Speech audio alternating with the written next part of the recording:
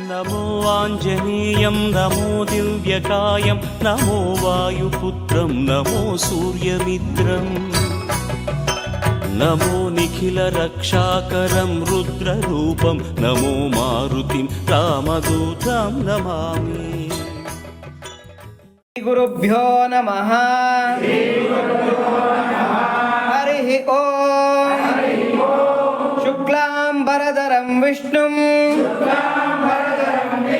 ಶಶಿವರ್ಣಂ ಚತುರ್ಭುಜಂ ಪ್ರಸನ್ನವದನಂ ಧ್ಯಾಯೇತ್ ಸರ್ವವಿಘ್ನೋಪಶಾಂತಯೇ. ಕೂಜಂತಂ ರಾಮ ರಾಮೇತಿ ಮಧುರಂ ಮಧುರಾಕ್ಷರಂ ಆರುಹ್ಯ ಕವಿತಾ ಶಾಖಾಂ ವಂದೇ ವಾಲ್ಮೀಕಿ ಕೋಕಿಲಂ. ಶ್ರೀರಾಘವಂ ದಶರಥಾತ್ಮಜಮಪ್ರಮೇಯಂ ಸೀತಾಪತಿಂ ರಘುಕುಲಾನ್ವಯರತ್ನದೀಪಂ ಆಜಾನುಬಾಹುಂ ಅರವಿಂದದಳಾಯತಾಕ್ಷಂ ರಾಮಂ ನಿಶಾಚರ ವಿನಾಶಕರಂ ನಮಾಮಿ. ಪೂರ್ವಂ ರಾಮ ತಪೋವನಾದಿಗಮನಂ ಹತ್ವಾ ಮೃಗಾಃ ಕಾಂಚನಂ ವೈದೇಹೀ ಹರಣಂ ಸಮುದ್ರತರಣಂ ಲಂಕಾಪುರೀ ದಾಹನಂ ಪಶ್ಚಾದ್ ರಾವಣ ಕುಂಭಕರ್ಣ ಹನನಂ ಏತದ್ಧಿ ರಾಮಾಯಣಂ. ಬುದ್ಧಿರ್ಬಲಂ ಯಶೋಧೈರ್ಯಂ ನಿರ್ಭಯತ್ವಂ ಅರೋಗತಾಂ ಅಜಾಢ್ಯಂ ವಾಕ್ಪಟುತ್ವಂ ಚ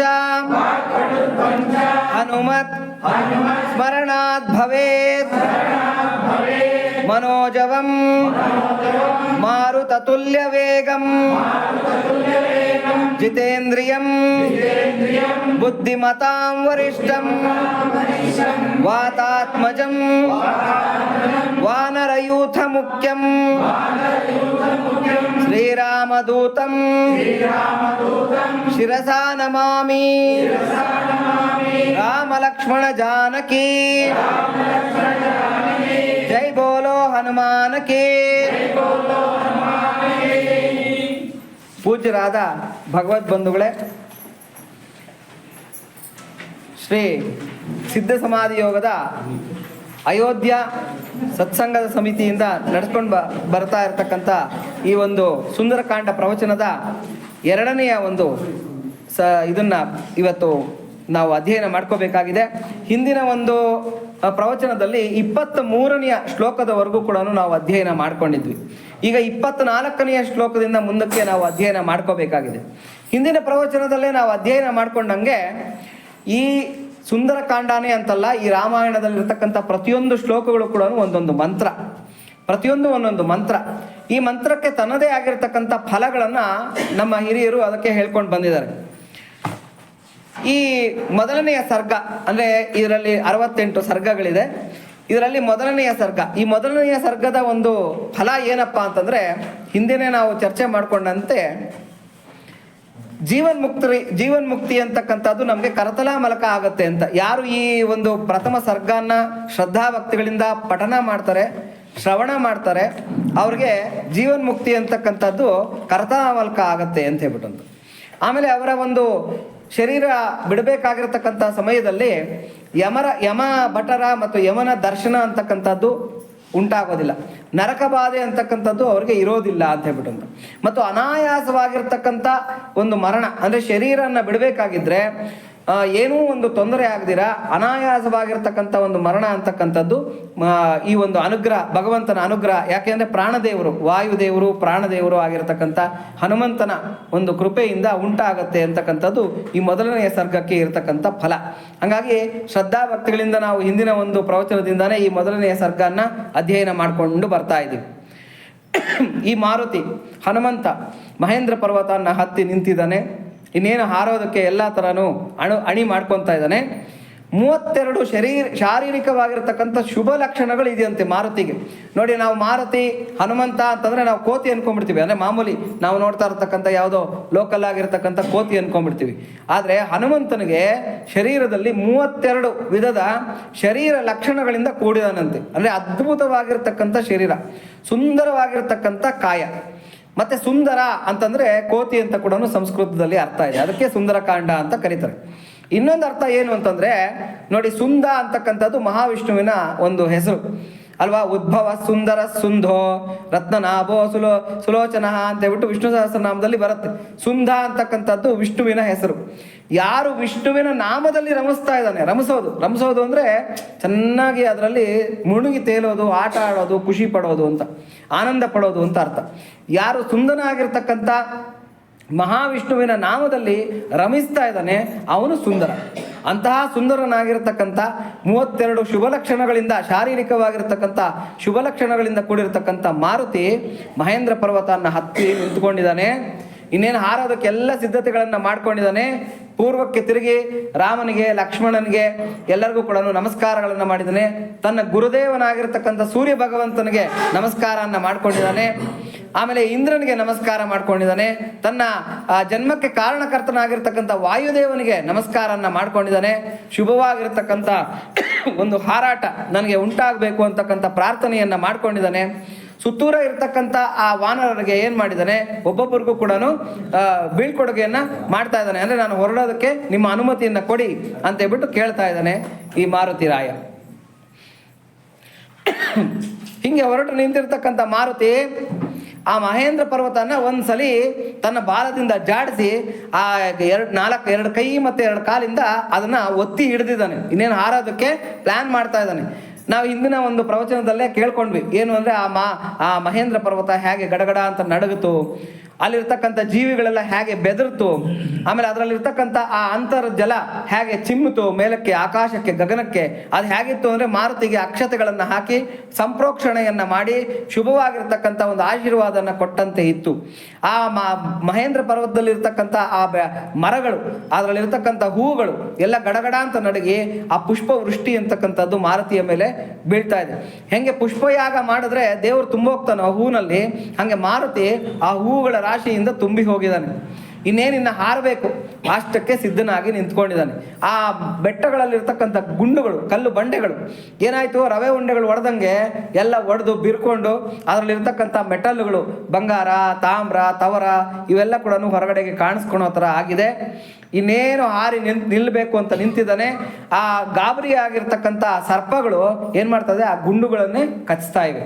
ಆದ್ದರಿಂದ ಆ ದಿವ್ಯವಾಗಿರ್ತಕ್ಕಂಥ ಆ ಸರ್ಪಗಳ ತಾಡನದಿಂದ ಆ ಗುಂಡುಗಳಲ್ಲಿ ಜ್ವಾಲೆಗಳು ಅಂತಕ್ಕಂಥದ್ದು ಕಾಣಿಸ್ಕೊತಾ ಇದೆ. ಇಷ್ಟು ನಾವು ಹಿಂದಿನ ಒಂದು ಪ್ರವಚನದಲ್ಲಿ ನಾವು ಅಧ್ಯಯನ ಮಾಡ್ಕೊಂಡಿದ್ವಿ. ಈಗ 24ನೇ ಶ್ಲೋಕದಿಂದ ನಾವು ಮುಂದಕ್ಕೆ ಅಧ್ಯಯನ ಮಾಡ್ಕೋಬೇಕಾಗಿದೆ. ಇಲ್ಲೊಂದು ಮನವಿ ಇದೆ ನೋಡಿ, ಇಲ್ಲಿ ನಮ್ಮ ಹಿರಿಯರು ಇಟ್ಕೊಂಡಿರ್ತಕ್ಕಂಥ ಒಂದು ಪುಸ್ತಕ ಎಷ್ಟು ಸರ್, 150 ರೂಪಾಯಿ ಇರ್ತಕ್ಕಂಥ ಪುಸ್ತಕ ಇದು, ಸುಂದರಕಾಂಡ. ಅದ್ಭುತವಾಗಿರ್ತಕ್ಕಂಥ ಚಿತ್ರಗಳು, ಅದ್ಭುತವಾಗಿರ್ತಕ್ಕಂಥ ಶ್ಲೋಕ ಮತ್ತು ಅದಕ್ಕೆ ತಾತ್ಪರ್ಯ ಎಲ್ಲದನ್ನು ಮಾಡಿದ್ದಾರೆ ಗೋರಖ್ಪುರ ಅವ್ರದ್ದು. ಅದ್ಭುತವಾಗಿರ್ತಕ್ಕಂಥ ಪುಸ್ತಕ. ನಮಗೆ ತುಂಬ ಕಡಿಮೆ ಬೆಲೆಗೆ ಸಿಗ್ತಕ್ಕಂಥ ಪುಸ್ತಕಗಳಲ್ಲಿ ಗೋರಖ್ಪುರ ಅವ್ರದ್ದು ಒಂದು. ನಮಗೆ ಬೇರೆ ಪುಸ್ತಕಗಳು ತಗೋಬೇಕು ಅಂತಂದರೆ ತುಂಬ ಬೆಲೆ ಅಂತಕ್ಕಂಥದ್ದು ಆಗುತ್ತೆ. ಆದರೆ ನಮಗೆ ಕಡಿಮೆ ಬೆಲೆಗೆ ನಮಗೆ ಪ್ರತಿಯೊಬ್ಬರಿಗೂ ತಲುಪಬೇಕು ಅಂತಕ್ಕಂಥ ಉದ್ದೇಶದಿಂದ ಗೋರಖ್ಪುರ ಅವ್ರದ್ದು ಇದನ್ನು ಮಾಡಿದ್ದಾರೆ. ಇದರಲ್ಲಿ ಇಡೀ ಸುಂದರಕಾಂಡ ಎಲ್ಲ ಸರ್ಗಗಳು ಮತ್ತು ಎಲ್ಲ ಶ್ಲೋಕಗಳು, ಅದಕ್ಕೆ ತಾತ್ಪರ್ಯಗಳು ಎಲ್ಲ ಇದೆ. ಹಾಗಾಗಿ ಅದ್ಭುತವಾಗಿರ್ತಕ್ಕಂಥ ಪುಸ್ತಕ ಇದು. ಯಾರಿಗಾದ್ರೂ ಬೇಕಾಗಿದ್ರೆ ಹಿರಿಯರ ಹತ್ರ ಒಂದು ಹೆಸರನ್ನು ನಮೂದಿಸಿ ನೀವು ಅದಕ್ಕೆ ಪೇ ಮಾಡಿದ್ರೆ ಅವ್ರು ಅದನ್ನು ತರಿಸ್ಕೊಡೋ ವ್ಯವಸ್ಥೆಯನ್ನು ಮಾಡ್ತಾರೆ. ಈ ಪುಸ್ತಕನ ಇಟ್ಕೊಂಡ್ರೆ ನಿಮಗೆ ಅಧ್ಯಯನಕ್ಕೆ ಇನ್ನೂ ತುಂಬ ಚೆನ್ನಾಗಿರುತ್ತೆ. ತುಂಬ ಈಸಿ ಆಗುತ್ತೆ. ಅದನ್ನು ಏನು ಪ್ರತಿದಿನ ನೀವು ಮನೆಯಲ್ಲೂ ಅದನ್ನು ಅಧ್ಯಯನ ಮಾಡ್ಕೋಬೋದು. ಇಲ್ಲಿ ಬಂದಾಗಲೂ ಕೂಡ ನೀವು ಅದನ್ನು ನೋಡಿಕೊಂಡು ಹೇಳೋದಕ್ಕೆ ಅನುಕೂಲವಾಗಿರುತ್ತೆ. ಹಾಗಾಗಿ ಇದು ಯಾರ್ಯಾರು ತಗೋಬೇಕು ಅಂತಿದ್ದೀರೋ ಹೆಸರನ್ನು ನಮೂದಿಸಿ ನೀವು ಹಣವನ್ನು ಪಾವತಿಸಿದಲ್ಲಿ ಅವರು ತರಿಸ್ಕೊಡೋ ವ್ಯವಸ್ಥೆಯನ್ನು ಮಾಡ್ತಾರೆ. ಅದೊಂದು ಸೇವೆ ನೋಡಿ. ಹಾಗಾಗಿ ಇದನ್ನು ತಾವು ತಗೋಬೋದು. ಈಗ 24ನೇ ಒಂದು ಶ್ಲೋಕದಿಂದ ನಾವು ಇದನ್ನು ಅಧ್ಯಯನ ಮಾಡ್ಕೊಳ್ಳೋಣ. ಪುಸ್ತಕಗಳು ಇಲ್ಲದೆ ಇರ್ತಕ್ಕಂಥವ್ರು ಏನು ಯೋಚನೆ ಮಾಡಬೇಕಾದಿಲ್ಲ, ಹೇಳ್ಕೊಡ್ತೀನಿ ಶ್ಲೋಕಗಳನ್ನು, ಅದನ್ನು ನೀವು ರಿಪೀಟ್ ಮಾಡಿದ್ರೆ ಸಾಕು. ಒಂದೊಂದು ಶ್ಲೋಕನೂ ಕೂಡ ಒಂದೊಂದು ಮಂತ್ರ. ಈ ಒಂದೊಂದು ಶ್ಲೋಕದಲ್ಲಿ ಒಂದೊಂದು ಶ್ಲೋಕದ ಒಂದೊಂದು ಪಾದ ಹೇಳಿದ್ರೂ ಸಾಕು ನಮ್ಮ ಜೀವನ ಅಂತಕ್ಕಂಥದ್ದು ಉದ್ಧಾರ ಆಗಿಬಿಡುತ್ತೆ. ಯಾಕಂದರೆ ವಾಲ್ಮೀಕಿ ಮಹರ್ಷಿಗಳು ಗೂಢವಾಗಿರ್ತಕ್ಕಂಥ ಮಂತ್ರಗಳನ್ನು, ಬೀಜ ಮಂತ್ರಗಳನ್ನೆಲ್ಲ ಉಪಯೋಗಿಸಿ ಈ ಒಂದು ರಾಮಾಯಣನ ಮತ್ತು ಸುಂದರಕಾಂಡನ ರಚಿಸಿದ್ದಾರೆ. ಹಾಗಾಗಿ ಈ ಶ್ಲೋಕ ಹೇಳ್ತಾ ಇದ್ದೀವಿ ಅಂತಂದರೆ ಇದರಲ್ಲಿ ಗೂಢವಾಗಿರ್ತಕ್ಕಂಥ ಬೀಜ ಮಂತ್ರಗಳನ್ನು ನಾವು ಅಧ್ಯಯನ ಮಾಡ್ತಾ ಇದ್ದೀವಿ ಅಂತ. ಒಂದೊಂದು ಬೀಜ ಮಂತ್ರ ಹೇಳಿದ್ರೇನೆ ಅದ್ಭುತವಾಗಿರ್ತಕ್ಕಂಥ ಫಲಿತ. ಯಾಕೆಂದ್ರೆ ಹಿಂದೆ ಹೇಳಿದ್ದೆ ಐಂ ಅಂತಕ್ಕಂಥ ಯಾವುದೋ ಹಂದಿ ಕೂಗ್ತು ಅಂತ ಹೇಳ್ಬಿಟ್ಟು ಐಂ ಅಂತ ಅವನು ಅಧ್ಯಯನ ಮಾಡಿದ್ದಕ್ಕೆ ಸರಸ್ವತಿ ಕಟಾಕ್ಷ ಆಗ್ಬಿಡ್ತು. ಒಂದು ಬೀಜ ಮಂತ್ರಕ್ಕೆ ಅಷ್ಟು ಕೃಪೆ ಇರಬೇಕಾಗಿದ್ರೆ ಇನ್ನು ಶ್ಲೋಕಗಳನ್ನೇ ನಾವು ಭಕ್ತಿಯಿಂದ ಶ್ರವಣ ಪಠನ ಮಾಡಿದಾಗ ನಮ್ಗೆ ಎಂಥ ಒಂದು ಫಲ ಸಿಗುತ್ತೆ ಅಂತಕ್ಕಂಥದ್ದು ಇದರಿಂದ ಗೊತ್ತಾಗುತ್ತೆ. ಈಗ ಎಲ್ಲರೂ ಜೋರಾಗಿ ಹೇಳೋಣ. ಯಾನಿ ಔಷಧ ಜಾಲಾನಿ ತಸ್ಮಿನ್ ಜಾತಾನಿ ಪರ್ವತೆ ವಿಷಜ್ಞಾನ್ಯಪಿ ನಾಗಾನಾಂ ನ ಶೇಕುಃ ಶಮಿತುಂ ವಿಷಂ ಅಪರೇತೋ ಮಹಾಕಾಯ ವಮಂತೋಗ್ನಿಂ ಸ್ವತೇಜಸಾ ಕಂದರೇಭ್ಯೋ ವಿನಿಷ್ಟೇತುಃ ಕಪಿಪಾದ ನಿಪೀಡಿತಾಃ ಗಿರೇರಾಕ್ರಮ್ಯ ಮಾನಸ್ಯ ತರವಸ್ತರುಣಾಂ ಕುರಾಃ ಮುಮೋಚುಃ ಪುಷ್ಪವರ್ಷಾಣಿ ವ್ಯಕ್ತಮುತ್ಪಲ ಗಂಧಿನಃ ಗೈರಿಕಾಂಜನ ಸಂಜುಷ್ಠಾ ಹರಿತಾಲ ಸಮಾವೃತಾಃ ವ್ಯದೀರ್ಯಂತ ಗಿರೇಸ್ತಸ್ಯ ಶಿಲಾಸ್ತಾಃ ಸಮನಃ ಶಿಲಾಃ ಸಚಂದನಾರುಣ ತಾಮ್ರಶ್ಚಿತ್ರಃ ಕಾನನಧಾತುಭಿಃ ಕ್ಷಿಪ್ತಃ ಶಿಖಿನಿರ್ಭೈರ್ ದೀಪ್ತ ಗೈರಿಕಧಾತುಭಿಃ ಭಿದ್ಯತೇಯಂ ಗಿರಿರ್ಭೂತೈರ್ ಇತಿ ಮತ್ವಾ ತಪಸ್ವಿನಃ ತ್ರಸ್ತಾ ವಿದ್ಯಾಧರ ತಸ್ಮಾತ್ ಉತ್ಪೇತುಃ ಸ್ತ್ರೀಗಣೈಃ ಸಹ. ಈಗ ಈ ಶ್ಲೋಕಗಳಿಗೆ ಅರ್ಥನ ನಾವು ಅಧ್ಯಯನ ಮಾಡ್ಕೊತಾ ಹೋಗೋಣ. ಆ ಪರ್ವತದಲ್ಲಿದ್ದ ಔಷಧೀಯ ಗುಣ ಇರುವ ಅನೇಕ ಗಿಡಮೂಲಿಕೆಗಳು, ವಿಶೇಷವಾಗಿ ವಿಷವನ್ನು ಪರಿಹರಿಸುವ ಮೂಲಿಕೆಗಳು ಭೀಕರ ಸರ್ಪಗಳ ವಿಷವನ್ನು ಶಮನಗೊಳಿಸಲು ಸಮರ್ಥವಾಗಲಿಲ್ಲ. ನಾವೆಲ್ಲ ಕೇಳಿರ್ತೀವಿ, ಈ ಚಕ್ರ ಇರ್ತಕ್ಕಂಥದ್ದು ಒಂದು ಬೇರು ಬರುತ್ತೆ, ಅದರ ಚಕ್ರದ ಬೇರು ಅಂತ ಕರೀತಾರೆ. ಅದನ್ನು ಈ ಹಾವು ಚೇಳು ಎಲ್ಲ ಕಡ್ದಿರ್ತಕ್ಕಂಥದ್ದಕ್ಕೆ ಔಷಧಿಯಾಗಿ ಬಳಸ್ತಾರೆ. ಆಮೇಲೆ ನಾವು ಈ ಮಲೆನಾಡು ಕಡೆ ಎಲ್ಲ ಹೋದರೆ ನಂಜಿನ ಕೊರಡು ಅಂತ ಸಿಗುತ್ತೆ. ಅದೇನು ಅಂದರೆ ಎಂಥ ಇನ್ಫೆಕ್ಷನ್ ಆಗಿದ್ರು ಕೂಡ ಆ ನಂಜಿನ ಕೊರಡನ್ನು ಗಂಧ ತೆಗೆದುಬಿಟ್ಟು ಹಚ್ಚಿಬಿಟ್ರೆ ಆ ನಂಜು ಅಂತಕ್ಕಂಥದ್ದು, ಅಂದರೆ ಆ ಇನ್ಫೆಕ್ಷನ್ ಅಂತಕ್ಕಂಥದ್ದು ಹೊರಟೋಗ್ಬಿಡುತ್ತೆ. ಚರ್ಮ ವ್ಯಾಧಿಗಳಿಗೆ ನಮ್ಗೆ ನೋಡಿ ದತ್ತೂರಿ ಅಂತಕ್ಕಂಥದ್ದು ಸಿಗುತ್ತೆ, ನಾವೆಲ್ಲ ನೋಡಿದ್ದೀವಿ, ಹೊಲಗಳಲ್ಲಿ ಬಿಡುತ್ತೆ. ಈ ಎಲ್ಲೋ ಕಲರ್ದು ಅಂದರೆ ಹಳದಿ ಬಣ್ಣದ ಹೂವುಗಳನ್ನು ಬಿಟ್ಟಿರುತ್ತೆ. ಮುಳ್ಳಿರುತ್ತೆ, ಗಿಲ್ಕಿ ಇದ್ದಂಗೆ ಇರುತ್ತೆ, ಅದ್ರದ್ದು ಕಾಯಿಗಳು ಒಣಗಿರುತ್ತೆ, ಗಿಲ್ಕಿ ಇದ್ದಂಗೆ ಇರುತ್ತೆ, ಗಲಗಲ ಗಲಗಲ ಅನ್ನತ್ತೆ. ಹಿಂಗೆ ಬೊಗ್ಗಿಸ್ಕೊಂಡ್ರೆ ಸಾಸಿವೆ ಕಾಳು ಥರ ಅದರಲ್ಲಿ ಇರ್ತಕ್ಕಂಥ ಒಂದು ಬೀಜಗಳು ಅಂತಕ್ಕಂಥದ್ದು ಬರುತ್ತೆ. ಹೈಲಿ ಪಾಯ್ಸನಸ್, ಅತ್ಯಂತ ವಿಷಪೂರಿತವಾಗಿರತಕ್ಕಂಥ ಬೀಜಗಳು. ಆದರೆ ಅದು ಸ್ಕಿನ್ ಡಿಸೀಸಸ್ಗೆ ನೋಡಿ, ಈ ಗಜಕರ್ಣ ಕಜ್ಜಿ, ತುರ್ಕೆ ಅಂತಕ್ಕಂಥ ಸ್ಕಿನ್ ಡಿಸೀಸಸ್ಗೆ ಅದನ್ನು ಉಪಯೋಗಿಸ್ತಾರೆ. ಆ ಬೀಜಗಳನ್ನು ತಂದುಬಿಟ್ಟು ಒಂದು ಬಂಡೆ ಮೇಲೆ ಹಾಕ್ಬಿಟ್ಟು ಸ್ವಲ್ಪ ಹಸುವಿನ ಗಂಜಳ, ನಾಟಿ ಹಸುವಿನ ಗಂಜಳ, ಒಂದು ಚುಟ್ಕೆ ಅರಶಿನ, ಒಂದು ಕಲ್ಲುಪ್ಪು ಹಾಕ್ಬಿಟ್ಟು ಅದನ್ನು ಕಲ್ಲಲ್ಲಿ ನೂರ್ತಾರೆ. ನೂರಿದ್ರೆ ಅದು ಒಂದು ಆಯಿಂಟ್ಮೆಂಟ್ ಥರ ಆಗುತ್ತೆ, ಯೆಲ್ಲೋ ಕಲರ್ ಆಯಿಂಟ್ಮೆಂಟ್ ಥರ ಆಗುತ್ತೆ.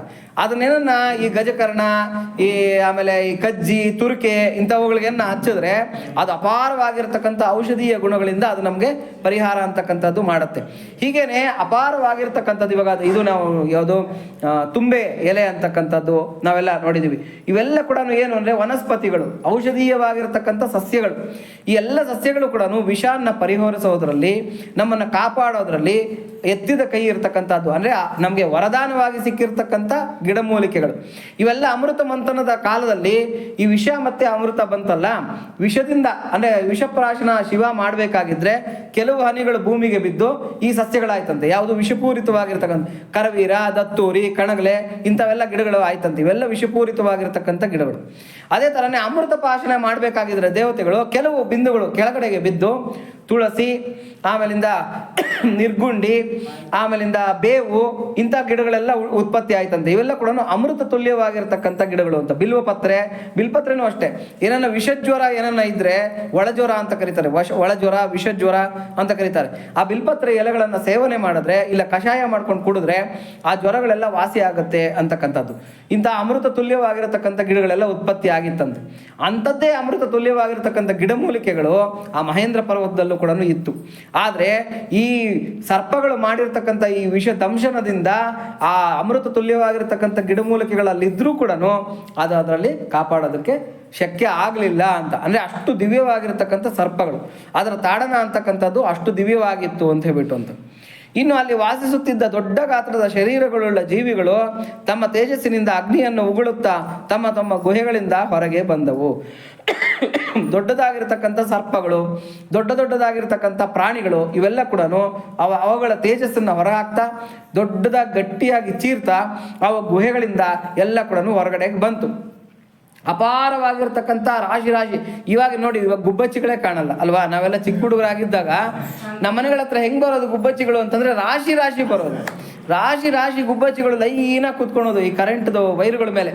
ಇವತ್ತು ಗುಬ್ಬಚ್ಚಿಗಳು ನಮಗೆ ನೋಡೋಕ್ಕೂ ಸಿಗೋದಿಲ್ಲ. ಕಾಗೆಗಳು ಎಷ್ಟು ಸಿಗೋದು? ಒಂದು ಕಡೆ ಎಲ್ಲ ಕಾಗೆ ಸತ್ತಿದೆ ಅಂತಂದರೆ ಗುಂಪು ಕಾಗೆಗಳು, 50-100 ಕಾಗೆಗಳು ಅಲ್ಲೆಲ್ಲ ಕಿರ್ಚ್ಕೊಂಡು ತಿರುಗಾಡ್ತಾ ಇದ್ದಿದ್ದನ್ನು ನಾವು ಚಿಕ್ಕ ವಯಸ್ಸಿನಲ್ಲಿ ನೋಡ್ತಾ ಇದ್ವಿ. ಆದರೆ ಇವತ್ತು ನಾವು ನೋಡ್ತಾ ಇದ್ದೀವ? ಇಲ್ಲ. ಸಾಕಷ್ಟು ಪ್ರಾಣಿಗಳು ಲುಪ್ತ ಆಗೋಗ್ಬಿಡ್ತಾ ಇದೆ. ಹಿಂದಿನ ಕಾಲದಲ್ಲಿ ಸಂಜೆ 6 ಗಂಟೆ ಆಯಿತು ಅಂತಂದರೆ ದೀಪದ ಮಿಣುಕು ಹುಳುಗಳು ಅಂತ, ದೀಪದ ಹುಳುಗಳು ಏನು ಮಾಡೋದು ನಮಗೆಲ್ಲ ಕೂಡ ಕಾಣಿಸ್ಕೊತಾ ಇತ್ತು. ಆ ದೀಪದ ಹುಳುಗಳು ನಮಗೆ ನೋಡಿ ಮಿಣುಕು ಹುಳುಗಳು ಅಂತ ಹೇಳ್ಬಿಟ್ಟು ಅಂತ ಅದ್ಭುತವಾಗಿ ನಕ್ಷತ್ರಗಳೆಲ್ಲ ಕೂಡ ಭೂಮಿಗೆ ಇಳಿದು ಬಂದಿದೆಯೇನೋ ಅನ್ನೋ ಥರದಲ್ಲಿ ಆ ಮಿಣುಕು ಹುಳುಗಳು ಎಲ್ಲ ಕಾಣಿಸ್ತಾ ಇತ್ತು. ಅವೆಲ್ಲ ಎಲ್ಲಿ ಹೋಯ್ತು? ಇವತ್ತು ಯಾಕೆ ನಮಗೆ ಕಾಣಿಸ್ತಾ ಇಲ್ಲ ಅಂದರೆ ಎಷ್ಟೋ ಜೀವಿಗಳು ಇವತ್ತು ಲುಪ್ತ ಆಗೋಗಿದೆ, ಅಂದರೆ ಎಕ್ಸ್ಟಿಂಕ್ಷನ್ ಆಗಿಬಿಟ್ಟಿದೆ. ಅಂದರೆ ಇವತ್ತು ಅದು ನಮಗೆ ಅಳಿವಿನ ಅಂಚಿಗೆ ಬಂದುಬಿಟ್ಟಿದೆ. ಅದೇ ಥರನೇ ಆ ರಾಮಾಯಣದ ಕಾಲಕ್ಕೆ, ತ್ರೇತಾಯುಗಕ್ಕೆ ಎಂಥ ದಿವ್ಯವಾಗಿರತಕ್ಕಂಥ ಪ್ರಾಣಿಗಳಿತ್ತೋ, ಎಂಥ ದಿವ್ಯವಾಗಿರ್ತಕ್ಕಂಥ ಪಕ್ಷಿಗಳಿತ್ತೋ, ಅವು ದೊಡ್ಡ ಗುಂಪುಗಳಲ್ಲಿ ಕಿರ್ಚುತ್ತಾ ಅರಚುತ್ತಾ ಗಲಾಟೆ ಮಾಡ್ತಾ ಆ ಗುಹೆಗಳಿಂದ ಹೊರಗೆ ಬಂದು ಆ ಆಕಾಶದೆಲ್ಲ ಕಡೆ ಸುತ್ತಕೊಂಡು ಆ ಮಹೇಂದ್ರ ಪರ್ವತಕ್ಕೆ ಸುತ್ತಾಗ್ತಾ ಇದ್ದಂತೆ ಗಾಬರಿಗೆ, ಏನೋ ಆಗೋಯ್ತು ಅಂತಕ್ಕಂಥ ಗಾಬರಿಗೆ ಅಂತ ಒಂದು ಚೀರಾಟ ಕಿರ್ಚಾಟ ಅಂತಕ್ಕಂಥದ್ದು ಅಲ್ಲಿ ಉಂಟಾಗ್ತಾ ಇದೆ ಅಂತ ಹೇಳ್ಬಿಟ್ಟು ಅಂತ. ಕಪಿಯ ಪಾದಾಘಾತದಿಂದ ಪೀಡಿತವಾದ ಪರ್ವತ, ಆತನ ಆಕ್ರಮಣದಿಂದ ಮರಗಳಲ್ಲಿದ್ದ ಚಿಗುರುಗಳನ್ನು, ಉತ್ಪಲ ಪುಷ್ಪದ ಮಕರಂದದ ಪರಿಮಳದಿಂದ ಕೂಡಿದ ಪುಷ್ಪಗಳನ್ನು ಮಳೆಯಾಗಿ ಸುರಿಸಿದವು. ಆ ಮಹೇಂದ್ರ ಪರ್ವತದಲ್ಲಿರ್ತಕ್ಕಂಥ ಆ ಮರಗಳು, ದಿವ್ಯವಾಗಿರ್ತಕ್ಕಂಥ ಆ ಪುಷ್ಪಗಳು ಎಲ್ಲ ಕೂಡ ಮಕರಂದಗಳಿಂದ ಸುವಾಸನಾ ಭರಿತವಾಗಿರ್ತಕ್ಕಂಥದ್ದು ಮತ್ತು ಮಕರಂದದಿಂದ ಕೂಡಿರ್ತಕ್ಕಂಥ ಆ ಪುಷ್ಪಗಳು ಹನುಮಂತನಿಗೆ ಜೈಕಾರ ಹಾಕ್ತಾ ಗೋ ಅಹೆಡ್ ಅಂತ ಹೇಳ್ತಾ ಹೋಗು ನೀನು, ಪರವಾಗಿಲ್ಲ, ಜಯ ಅಂತಕ್ಕಂಥದ್ದು ನಿಂಗೆ ಸಿಗಲಿ ಅಂತ ಹೇಳ್ಬಿಟ್ಟು ಎಲ್ಲ ದಿಗ್ವಿಜಯನ ಅಪೇಕ್ಷಿಸ್ತಾ ಆಶೀರ್ವದಿಸಿ ಕಳಿಸ್ದಂಗೆ ಆ ಪುಷ್ಪ ವೃಷ್ಟಿ ಅಂತಕ್ಕಂಥದ್ದು ಹನುಮಂತನ ಮೇಲೆ ಸುರಿತಾ ಇತ್ತಂತೆ. ಕಾಂತಿಯುಕ್ತವಾದ ಗೈರಿಕಾದಿ ಧಾತುಗಳಿಂದ, ಚಂದನದ ಕೆಂಪು ಕಾಂತಿಯಿಂದ ಆ ಪರ್ವತ ವಿವಿಧ ಬಣ್ಣಗಳ ಜ್ವಾಲೆಗಳಿಂದ ಬೆಳಗುತ್ತಿರುವಂತೆ ಭಾಸವಾಗುತ್ತಿತ್ತು. ಗೈರಿಕಾದಿ ಧಾತುಗಳು ಅಂತಂದರೆ ಮೆಟಲ್ಸ್ ಅಂತ ಹೇಳ್ಬಿಟ್ಟು ಅಂತ. ಇವಾಗ ನೋಡಿ, ನಾವು ಬಳಸ್ತಾ ಇರತಕ್ಕಂಥ ಲೋಹಗಳೇನಾಗಿರುತ್ತೆ ಅಂದರೆ ಶುದ್ಧವಾಗಿರುತ್ತೆ. ಅಂದರೆ ಅದನ್ನೇನು ಮಾಡಿರ್ತಾರೆ, ಶುದ್ಧೀಕರಣ ಮಾಡಿ ತಂದಿರತಕ್ಕಂಥದ್ದು. ಧಾತುಗಳು ಅಂತಂದರೆ ಏನು ಅಂದರೆ ಶುದ್ಧೀಕರಣ ಆಗಿರಲ್ಲ. ಕಲ್ಲು ಬಂಡೆಗಳ ಮಧ್ಯದಲ್ಲಿ ಉದ್ದುದ್ದಕ್ಕೆ ಈ ಥರ ಸಾರಿಗೆಗಳು ಬಂದಿರುತ್ತೆ. ಬಂಗಾರ, ತಾಮ್ರ, ಬೆಳ್ಳಿ, ತವರ, ಸೀಸ ಇವೆಲ್ಲ ಕೂಡ ಸಾರಿಗೆಗಳು ಬಂದಿರುತ್ತೆ ಆ ಬೆಟ್ಟಕ್ಕೆ ಗುಂಡುಗಳಿಗೆ ಸಾರಿಗೆಗಳು ಬಂದಿರುತ್ತೆ. ಅದಿನ್ನು ಸಂಸ್ಕರಿಸದೇ ಇರತಕ್ಕಂಥ ಮೆಟಲ್ಸ್, ಅದನ್ನು ಗೈರಿಕಾದಿ ಧಾತುಗಳು ಅಂತ ಕರೀತಾರೆ ಸಂಸ್ಕೃತದಲ್ಲಿ. ಆ ಗೈರಿಕಾದಿ ಧಾತುಗಳು ಆ ಪರ್ವತದ ಆ ಶಿಲೆಗಳು ಒಡ್ಕೊಂಡಿದ್ರಿಂದ ಕೆಂಪಗೆ, ಹಳದಿಯಾಗಿ ಬೇರೆ ಬೇರೆ ಬಣ್ಣಗಳಲ್ಲಿ ಆ ಮೆಟಲ್ಗಳೆಲ್ಲ ಹೊರಗಡೆಗೆ ತೋರ್ಕೊಂತ ಇತ್ತು ಅಂತ ಹೇಳ್ಬಿಟ್ಟು. ಈ ಎಲ್ಲ ಹಾವಳಿಗಳನ್ನು ಗಮನಿಸಿ ಭೂತಗಳು ನೋಡಿ, ಇಲ್ಲಿ ಭೂತಗಳು ಅಂದ ತಕ್ಷಣ ಮತ್ತೆ ಪಿಶಾಚಿಗಳು ಅಂತ ಅರ್ಥ ಮಾಡ್ಕೋಬಾರ್ದು, ಜೀವಿಗಳು ಅಂತ. ಸಂಸ್ಕೃತದಲ್ಲಿ ಭೂತಗಳು ಅಂದರೆ ಜೀವಿಗಳು ಅಂತ ಹೇಳ್ಬಿಟ್ಟು ಅಂತ. ಏಕೋ ವಿಷ್ಣುರ್ ಮಹದ್ಭೂತಂ ಅಂತ ಹೇಳ್ತಾರೆ. ಅಂದರೆ ಮಹಾವಿಷ್ಣು ಅಂದರೆ ದೊಡ್ಡ ಭೂತ ಅಂತಲ್ಲ, ಭೂತ ಅಂದರೆ ಜೀವ ಅಂತ. ಹಾಗಾಗಿ ಈ ಎಲ್ಲ ಹಾವಳಿಗಳನ್ನು ಗಮನಿಸಿ ಭೂತಗಳು ಈ ಪರ್ವತವನ್ನು ಒಡೆದು ಹಾಕುತ್ತಿವೆ ಎಂದು ತಿಳಿದ ತಪಸ್ವಿಗಳು ವಿದ್ಯಾಧರರು ಹೆದರಿ ಸ್ತ್ರೀ ಸಮೂಹದೊಡನೆ ಆಕಾಶಕ್ಕೆ ಹಾರಿದರು. ವಿದ್ಯಾಧರರು ಅಂತಕ್ಕಂಥ ಅವರ ಒಂದು ಪಂಗಡ, ಗಂಧರ್ವರು, ವಿದ್ಯಾಧರರು, ಚಾರಣರು ಇವರೆಲ್ಲ ಕೂಡ ಗಗನ ಸಂಚಾರಿಗಳು. ಆಕಾಶವನ್ನೇ ತಮ್ಮ ಒಂದು ರಸ್ತೆಯನ್ನಾಗಿ ಮಾಡಿಕೊಂಡು ಓಡಾಡ್ತಾ ಇರ್ತಕ್ಕಂಥವ್ರು. ಇವರೆಲ್ಲ ಕೂಡ ಅಲ್ಲಿ ತಪಸ್ವಿಗಳೆಲ್ಲ ಇದ್ರು, ತಪಸ್ಸುಗಳನ್ನು ಮಾಡಿಕೊಂಡು ದೇವತೆಗಳೆಲ್ಲ ಆಶ್ರಯ ಮಾಡ್ಕೊಂಡಿದ್ರು. ದೊಡ್ಡ ಪರ್ವತ ಅದು. ಆ ಪರ್ವತವನ್ನು ಆಶ್ರಯಿಸ್ಕೊಂಡಿರ್ತಕ್ಕಂಥ ಈ ದೇವತೆಗಳೆಲ್ಲ ಕೂಡ ಏನು ಮಾಡಿದ್ರು, ಅವರು ಅದ್ಭುತವಾಗಿರ್ತಕ್ಕಂಥ ಒಂದು ಚೀತ್ಕಾರವನ್ನು ಮಾಡ್ತಾ ಎಲ್ಲ ಆಕಾಶಕ್ಕೆ ಹಾರಿದ್ರು. ಏನೋ ಆಗ್ತಾ ಇದೆ, ಅವಘಡ ಆಗ್ತಾ ಇದೆ, ಏನೋ ಭೂಕಂಪನ ಅಂತಕ್ಕಂಥದ್ದು ನಡೀತಾ ಇದೆ ಅಂತಕ್ಕಂಥ ಒಂದು ಗಾಬರಿಯಿಂದ ಮೇಲಕ್ಕೆ ಹಾರದ್ರಂತೆ. ಯೂಶುವಲ್ ಆಗಿ ಈ ಅನಿಮಲ್ಸ್ಗೆ ಈ ಭೂಕಂಪ ಇಂಥದ್ದು ಬೇಗ ಗೊತ್ತಾಗುತ್ತೆ. ವಿಕೋಪಗಳು, ಇರುವೆಗಳು, ಹಾವುಗಳು ಇವಕ್ಕೆಲ್ಲ ಕೂಡ ಬೇಗ ಗೊತ್ತಾಗ್ಬಿಡುತ್ತೆ. ನಾಯಿಗಳು.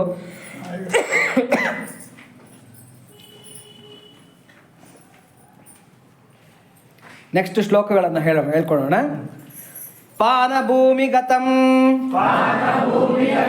ಹಿತ್ವಾ ಹೈಮಮಾನಸ ಭಾಜನಂ ಪಾತ್ರಾಣಿ ಚ ಮಹಾರ್ಹಾಣಿ ಕರಕಾಂಶ್ಚ ಹಿರಣ್ಮಯಾನ್ ಲೇಹ್ಯಾನುಚ್ಚಾವ ಚಾನ್ಭಕ್ಷಾನ್ ಮಾಂಸಾನಿ ವಿವಿಧಾನಿ ಚ ಆರ್ಷಭಾಣಿ ಚ ಚರ್ಮಾಣಿ ಖಡ್ಗಾಂಶ್ಚ ಕನಕಸ್ತರೂನ್ ಕೃತಕಂಠ ಗುಣಾಕ್ಷೀಭಾ ರಕ್ತಮಾಲ್ಯಾನುಲೇಪನಾ ರಕ್ತಾಕ್ಷಾಃ ಪುಷ್ಕರಾಕ್ಷಾಶ್ಚ ಗಗನಂ ಪ್ರತಿಪೇದಿರೆ ಹಾರನೂಪುರಕೇಯೂರ ಪಾರಿಹಾರ್ಯಧರಾ ಸ್ತ್ರಿಯಃ ವಿಸ್ಮಿತಾಃ ಸಸ್ಮಿತಾಸ್ತಸ್ತೋ ರಾಕಾಶೇ ರಮಣೈಃ ಸಹ ದರ್ಶಯಂತೋ ಮಹಾವಿದ್ಯಾಂ ವಿದ್ಯಾಧರ ಮಹರ್ಷಯಃ ಸಹಿತಾಸ್ತು ರಾಕಾಶೇ ವೀಕ್ಷಾಂಚ ಕೃಚ್ಛ ಪರ್ವತಂ ಶುಶ್ರೂಶ್ಚ ತದಾ ಶಬ್ದ ಋಷೀಣಾಂ ಭಾವಿತಾತ್ಮನಾಂ ಚಾರಣಾನಾಂ ಚ ಸಿದ್ಧಾನಾಂ ಸ್ಥಿತಾನಾಂ ವಿಮಲೇಂಬರೇ. ಇದರ ಅರ್ಥ ಏನು ಅಂದರೆ, ಪಾನಶಾಲೆಗಳಲ್ಲಿದ್ದ ಚಿನ್ನದ ಪಾನ ಪಾತ್ರೆಗಳನ್ನು, ಸುವರ್ಣಮಯವಾದ ಕಮಂಡಲುಗಳನ್ನು ಅಲ್ಲಿಯೇ ಬಿಟ್ಟು ಪರ್ವತದಿಂದ ಹೊರಬಂದರು. ಅಂದರೆ ಈ ಪರ್ವತಕ್ಕೆ ಭೂಗತವಾಗಿರತಕ್ಕಂಥದ್ದು ಒಂದು ಪಾತಾಳ ಲೋಕ ಅಂತ ಇರುತ್ತೆ. ಆ ಪಾತಾಳ ಲೋಕದಲ್ಲಿ ಕೆಲವು ರಾಕ್ಷಸರು, ಈ ವಿದ್ಯಾಧರರು, ಗಂಧರ್ವರು ಕೆಲವರೆಲ್ಲ ಅಲ್ಲಿ ಆಶ್ರಯವನ್ನು ಪಡ್ಕೊಂಡಿರ್ತಾರೆ. ಯಾಕೆಂದ್ರೆ ನಮ್ಮಲ್ಲೂ ಹೇಳ್ತಾರೆ ಏನು ಅಂತಂದರೆ, ಕೆಲವು ಅಂದರೆ ಭೂಮಿನಲ್ಲಿ ಎಲ್ಲೋ ಅಗಿತಾ ಇದ್ದಾಗ ದಿವ್ಯವಾಗಿರ್ತಕ್ಕಂಥದ್ದು ಮತ್ತು ಚೀತ್ಕಾರಗಳಿಂದ ಕೂಡಿರ್ತಕ್ಕಂಥ ಶಬ್ದಗಳು ಕೇಳಿಸುತ್ತೆ. ಅಲ್ಲಿಗೆ ಭೂತಳದಲ್ಲಿ, ಭೂಪದರಗಳ ಕೆಳಗಡೆ ಬೇರೆ ಯಾವುದೋ ಜೀವಿಗಳು ವಾಸವಾಗಿದೆ ಅಂತಕ್ಕಂಥ ಕೆಲವು ಕುರುಹುಗಳು ನಮ್ಮ ವಿಜ್ಞಾನಿಗಳಿಗೂ ಕೂಡ ಸಿಗ್ತಾ ಇದೆ ಇವತ್ತಿನ ಕಾಲಕ್ಕೆ. ಅಂದರೆ ಆಗಿನ ಕಾಲಕ್ಕೂ ಕೂಡ ಆ ಬೆಟ್ಟದ ತಳಭಾಗದಲ್ಲಿ ಆ ಪಾತಾಳ ಲೋಕವನ್ನು ಆಶ್ರಯಿಸಿಕೊಂಡಿರ್ತಕ್ಕಂಥ ಕೆಲವು ದೇವತಾ ಶಕ್ತಿಗಳು ಅಂತಕ್ಕಂಥದ್ದು, ರಾಕ್ಷಸ ಶಕ್ತಿಗಳು ಅಂತಕ್ಕಂಥದ್ದು ಅಲ್ಲಿ ಇತ್ತಂತೆ. ಅವರೇನು ಮಾಡ್ತಾ ಇದ್ರಂತೆ ಅಂದರೆ ಪಾನಪಾತ್ರೆಗಳು ಅಂತಂದರೆ ವಾರುಣಿ ಮದ್ಯ ಅಂತ, ಇವತ್ತಿನ ಮದ್ಯ ಅಲ್ಲ, ಅದೆಲ್ಲ ದಿವ್ಯವಾಗಿರ್ತಕ್ಕಂಥ ಮದ್ಯ. ಇದೆಲ್ಲ ಏನು ಅಂದರೆ ಇದನ್ನು ಸುರ ಅಂತ ಕರೀತಾರೆ. ಅಂದರೆ ಇದು ಹೆಂಡ ಕಲ್ಲು ಅಂತ ನಮ್ಮ ಲೋಕಲ್ ಲ್ಯಾಂಗ್ವೇಜ್ನಲ್ಲಿ ಕರೀತಾರೆ. ದೇವತೆಗಳು ಕುಡಿತಕ್ಕಂಥ ಮದ್ಯ ಯಾವುದು ಅಂತಂದರೆ ವಾರುಣಿ ಮದ್ಯ ಅಂತ. ಆ ವಾರುಣಿ ಮದ್ಯನ ಪಾನಪಾತ್ರೆಗಳಿಗೆ ಹಾಕ್ಕೊಂಡು ಎಲ್ಲ ಕುಡಿಯೋದಕ್ಕೆ ಎಲ್ಲ ರೆಡಿ ಮಾಡ್ಕೊಂಡಿದ್ದಾರಂತೆ. ಆಮೇಲೆ ಪಾನ ಅಂದಾಕ್ಷಣಕ್ಕೆ ನಾವು ವೈನ್ ಅಂತಾನೆ ತಿಳ್ಕೊಬಾರ್ದು, ಬೇರೆ ಬೇರೆ ಪಾನೀಯಗಳು ಪೇಯಗಳು ಕುಡಿತಾ ಇದ್ರು ಅಂತ ಹೇಳ್ಬಿಟ್ಟು ಅಂತ ಅದನ್ನೆಲ್ಲ ಕುಡಿಯೋದಕ್ಕೆ ಅವರು ಸಿದ್ಧರಾಗಿದ್ರಂತೆ. ಅವರೆಲ್ಲ ಆ ಪಾನಪಾತ್ರೆಗಳನ್ನು ಅಲ್ಲಲ್ಲೇ ಬಿಟ್ಟು ಗಾಬರಿ ಬಿಟ್ಟು ಎಲ್ಲ ಕೂಡ ಎಲ್ಲ ಗಗನಕ್ಕೆ ಹಾರ್ಬಿಟ್ರಂತೆ, ಚೀತ್ಕಾರ ಮಾಡ್ಕೊಂತ. ಎಲ್ಲರಿಗೂ ಗಾಬರಿ, ಏನೋ ನಡೀತಾ ಇದೆ ಅಂತ ಹೇಳ್ಬಿಟ್ಟು. ಯಾಕೆಂದ್ರೆ ಅಷ್ಟು ತಾಡನ, ಅಷ್ಟು ಒಂದು ಆರ್ಭಟ ಅಂತಕ್ಕಂಥದ್ದು ಈ ಮಾರುತಿ ಅಂತಕ್ಕಂಥವನು ಮಾಡ್ತಾ ಇದ್ದಾನೆ. ನಾನಾ ವಿಧವಾದ ಲೇಹ್ಯಗಳನ್ನು, ಭಕ್ಷ್ಯಗಳನ್ನು, ಮಾಂಸಗಳನ್ನು, ಚಿನ್ನದ ಹಿಡಿ ಇರುವ ಖಡ್ಗಗಳನ್ನು, ಗುರಾಣಿಗಳನ್ನು ಅಲ್ಲಿಯೇ ಬಿಟ್ಟು ಹಾರಿದರು. ಕೆಲವರೆಲ್ಲ ಊಟ ಮಾಡ್ತಾ ಇದ್ರಂತೆ, ಎಲ್ಲ ನಾನಾ ವಿಧವಾದ ಭಕ್ಷ್ಯಗಳು, ಭೋಜ್ಯಗಳು ಇವನ್ನೆಲ್ಲ ಊಟ ಮಾಡ್ತಾ ಇದ್ದವರು, ಮಾಂಸಾಹಾರ ತಿಂತಾ ಇರ್ತಕ್ಕಂಥ ಅವರು ಕೆಲವರು. ಆಮೇಲೆ ಅವರ ಹತ್ರ ಎಲ್ಲ ಕೂಡ ಚಿನ್ನದ ಹಿಡಿ ಇರ್ತಕ್ಕಂಥ ಖಡ್ಗಗಳು, ಬೇರೆ ಬೇರೆ ಗುರಾಣಿಗಳು, ಈ ಥರದ್ದೆಲ್ಲ ವಸ್ತುಗಳಿತ್ತಂತೆ. ಅವನ್ನೆಲ್ಲ ಅಂದರೆ ವ್ಯಾಲ್ಯೂಬಲ್ ಥಿಂಗ್ಸ್ ಅಂತ, ಆ ವ್ಯಾಲ್ಯೂಬಲ್ ಥಿಂಗ್ಸ್ನೆಲ್ಲ ಅಲ್ಲೇ ಬಿಟ್ಟು ಗಾಬರಿಯಿಂದ ಎಲ್ಲರೂ ಕೂಡ ಹಾರಿ ಹೋಗ್ತಾ ಇದ್ದಾರೆ. ಇದ್ದಕ್ಕಿದ್ದಂಗೆ ಇಲ್ಲಿ ಗಡಗಡ ಅಂತ ಬಿಲ್ಡಿಂಗ್ ನಡ್ಗೋಕೆ ಶುರು ಮಾಡಿದ್ರೆ ನಾವೇನು ಮಾಡ್ತೀವಿ, ಯಾವ್ದು ಎಲ್ಲಿದೆಯೋ ಏನಾಗಿದೆಯೋ ಫಸ್ಟ್ ಆಚೆ ಕಡೆ ಓಡೋಗ್ಬಿಡ್ತೀವಿ, ನಮ್ಮ ಪ್ರಾಣ ಉಳಿಸ್ಕೋಬೇಕು ಅಂತ ಹೇಳ್ಬಿಟ್ಟು ಅಂತ. ಹಾಗಾಗಿ ಆ ಗಾಬರಿ ಅಂತಕ್ಕಂಥದ್ದು ಆದಾಗ ಆ ಹೊರಗಡೆಗೆ ಅಂತಕ್ಕಂಥದ್ದು ಓಡೋಗ್ಬಿಡ್ತೀವಂತೆ. ನೋಡಿ, ಎಂಥ ಪ್ರಾಣಾಪಾಯ ಸ್ಥಿತಿ ಬಂದರೂ ಕೂಡ ತಾಯಿ ಮಾತ್ರ ಮಕ್ಕಳ ಬಗ್ಗೆ ಯೋಚನೆ ಮಾಡ್ತಾಳಂತೆ. ಇರೋ ವಿಚಾರ ಏನು ಅಂದರೆ, ಇವಾಗ ಯಾವುದೋ ಒಂದು ಮನೆ ಇದೆ ಅಂತ ಇಟ್ಕೊಳ್ಳಿ, ಆ ಮನೆಯಲ್ಲಿ ಏನೇನೋ ಒಂದು ಉತ್ಪಾತ ಅಂತಕ್ಕಂಥದ್ದು ನಡೆದಾಗ ಬೇರೆಯವರೆಲ್ಲರೂ ಕೂಡ ಆಚೆಗೆ ಓಡೋಗ್ಬಿಡ್ತಾರಂತೆ. ಯಾಕೆಂದ್ರೆ ತಾನು ಫಸ್ಟ್ ಬದುಕಬೇಕು, ಆಮೇಲೆ ಬೇರೆಯವ್ರ ಕತೆ ನೋಡ್ಕೊಳ್ಳೋಣ ಅಂತ ಹೇಳ್ಬಿಟ್ಟು ಅಂತ. ಯಾಕೆಂದರೆ ನಮ್ಮಲ್ಲಿ ಮಂತ್ರಗಳಲ್ಲಿ ಏನು ಹೇಳ್ತಾರೆ ಅಂದರೆ, ಮಾಗುಂ ರಕ್ಷಂತಾಂ ಯಜಮಾನಗುಂ ರಕ್ಷಂತಾಂ ಅಂತ ಹೇಳ್ಬಿಟ್ಟು. ಫಸ್ಟ್ ನಾನು ಭದ್ರವಾಗಿರಬೇಕು, ನೋಡಿ ಮಂತ್ರನೇ ಹೇಳುತ್ತೆ ಏನಂತ, ಫಸ್ಟ್ ನಾನು ಭದ್ರವಾಗಿರಬೇಕು, ಆಮೇಲೆ ನನಗೆ ಸಂಬಂಧಪಟ್ಟಿರ್ತಕ್ಕಂಥ ಅವ್ರು ಭದ್ರವಾಗಿರಬೇಕು ಅಂತ ಹೇಳ್ಬಿಟ್ಟು ಅಂತ. ಫಸ್ಟ್ ನಾವೇನು ಮಾಡ್ತೀವಿ, ನಮ್ಮ ಪ್ರಾಣ ಉಳಿಸ್ಕೊಳ್ಳೋದಕ್ಕೆ ನೋಡ್ತೀವಿ. ಆದರೆ ತಾಯಿ ಅಂತಕ್ಕಂಥ ಪ್ರಾಣ ಮಾತ್ರ ತನ್ನ ಪ್ರಾಣ ಕೊಟ್ಟಾದ್ರೂ ತನ್ನ ಮಕ್ಕಳನ್ನು ಉಳಿಸೋದಕ್ಕೆ ಅಂತ ನೋಡ್ತಾಳಂತೆ. ಹಾಗಾಗಿ ಇವರೆಲ್ಲ ಏನು ಪ್ರಾಣಗಳ ಮೇಲೆ ಆಸೆಯನ್ನು ಇರೋದ್ರಿಂದ ಎಲ್ಲರೂ ಗಾಬರಿಯಾಗಿ ಹಾರ್ತಾ ಇದ್ದಾರಂತೆ. ಹಾಗಾಗಿ ಈ ಒಂದು ಅದ್ಭುತ ಅಂತಕ್ಕಂಥದ್ದು ನಡೀತಾ ಇದೆ. ಕುತ್ತಿಗೆಗಳಲ್ಲಿ ಮಾಲೆಯನ್ನು ಧರಿಸಿದ್ದ, ಕಮಲದಂತಹ ಕೆಂಪಾದ ಕಣ್ಣುಗಳಿಂದ ಕೂಡಿದ್ದ, ಮದಿಸಿದ್ದ ಕೆಂಪು ಹಾರಗಳನ್ನು ಧರಿಸಿ ಕೆಂಪು ಚಂದನಗಳನ್ನು ಲೇಪಿಸಿಕೊಂಡಿದ್ದ ವಿದ್ಯಾಧರರು ಆಕಾಶ ಸೇರಿದರು. ಒಂದೊಂದು ದೇವತೆಗೆ ಒಂದೊಂದು ಇಷ್ಟ ಇರುತ್ತೆ. ಕೆಲವು ದೇವತೆಗಳಿಗೆ ಹಳದಿ ಚಂದನ, ಹಳದಿ ಮಾಲೆ, ಹಳದಿಯಾಗಿರ್ತಕ್ಕಂಥ ಸುವರ್ಣಯುಕ್ತವಾಗಿರ್ತಕ್ಕಂಥ ಆಭರಣಗಳು ಇವು ಇಷ್ಟ. ಕೆಲವು ದೇವತೆಗಳಿಗೆ ಬಿಳಿ ಚಂದನ, ಇದು ಏನು ಎಕ್ಕ ಅಂತ ಕರೀತಾರೆ, ಎಕ್ಕದ ಹೂವುಗಳು, ಆಮೇಲೆ ಬಿಳಿ ವಸ್ತ್ರಗಳು, ಈ ಥರ ಒಂದೊಂದು ದೇವತೆಗಳಿಗೆ ಒಂದೊಂದು ಇದಿರುತ್ತೆ. ಅದೇ ಥರನೇ ಇಲ್ಲಿ ವಿದ್ಯಾಧರರಿಗೆ ಏನು ಅಂತಂದರೆ ಕೆಂಪು ಚಂದನ, ಕೆಂಪು ಚಂದನದಿಂದ ತೆಗೆದಿರ್ತಕ್ಕಂಥ ಪೇಸ್ಟನ್ನು ಅವರು ಪೂಸ್ಕೊಂಡಿದ್ದಾರಂತೆ. ಕೆಂಪು ಮಾಲೆಗಳನ್ನು ಧರಿಸಿದಾರಂತೆ, ಕೆಂಪಾಗಿರ್ತಕ್ಕಂಥ ಕಣ್ಣುಗಳಿಂದ ಕೂಡಿದಾರಂತೆ. ಈ ವಿದ್ಯಾಧರರು ಗಾಬರಿಯಿಂದ ನಡುಗ್ತಾ ಇದ್ದಾರಂತೆ, ತರ ಅಂತ ನಡುಗ್ತಾ ಇದ್ದಾರಂತೆ. ಏನೋ ಉತ್ಪಾತ ನಡೀತಾ ಇದೆ ಅಂತಕ್ಕಂಥ ಒಂದು ಸೂಚನೆ ಅಂತ ಹೇಳ್ಬಿಟ್ಟು ಅಂತ. ಹನುಮಂತನ ಬೃಹದಾಕಾರ ಪರ್ವತದಲ್ಲಿ ಅವನ ಲೀಲೆಯಿಂದಾದ ಪರಿಣಾಮ. ಹನುಮಂತನ ಬೃಹದಾಕಾರ ಏನು ಸಾಮಾನ್ಯವಾಗಿ ಬೆಳೆದಿದ್ದಾನೆ ಹನುಮಂತ ಅಂತಂದರೆ 100 ಯೋಜನಂತೆ ಬೆಳೆದಿರೋದು. ಅಂದರೆ ಹೆಚ್ಚು ಕಡಿಮೆ ಇವನು ಹಾರಬೇಕಾಗಿರೋದು 100 ಯೋಜನ. ಅಂದರೆ ಎಷ್ಟು ಹಾರಬೇಕೋ ಅಷ್ಟು ಎತ್ತರಕ್ಕೆ ಬೆಳೆದ್ಬಿಟ್ಟಿದ್ದಾನೆ. ಅಷ್ಟು ಉದ್ದವಾಗಿರ್ತಕ್ಕಂಥ ಒಂದು ಶರೀರನ ತಳ್ಕೊಂಡಿದ್ದಾನೆ. ಅಷ್ಟು ತೂಕ. ಮೊದಲೇ ವಾಯುಪುತ್ರ, ಪ್ರಭಂಜನ ಪುತ್ರ ಅಂತ ಕರೀತಾರೆ. ನೋಡಿ, ವಾಯು ಎಂಥ ವಸ್ತುಗಳನ್ನು ಬೇಕಾದ್ರೂ ಎತ್ತಿ ಬಿಸಾಕ್ಬಿಡುತ್ತೆ. ಗಾಳಿ ಬಂತು ಅಂತಂದರೆ ಎಂಥ ವಸ್ತುವನ್ನು ಬೇಕಾದ್ರೂ ತಳ್ಕಳಕ್ಕೆ ಮಾಡಿಬಿಡುತ್ತೆ. ಎಂಥ ದೊಡ್ಡ ಮರಗಳನ್ನಾದರೂ ಕೂಡ ಬುಡಮೇಲೆ ಮಾಡಿಬಿಡುತ್ತೆ.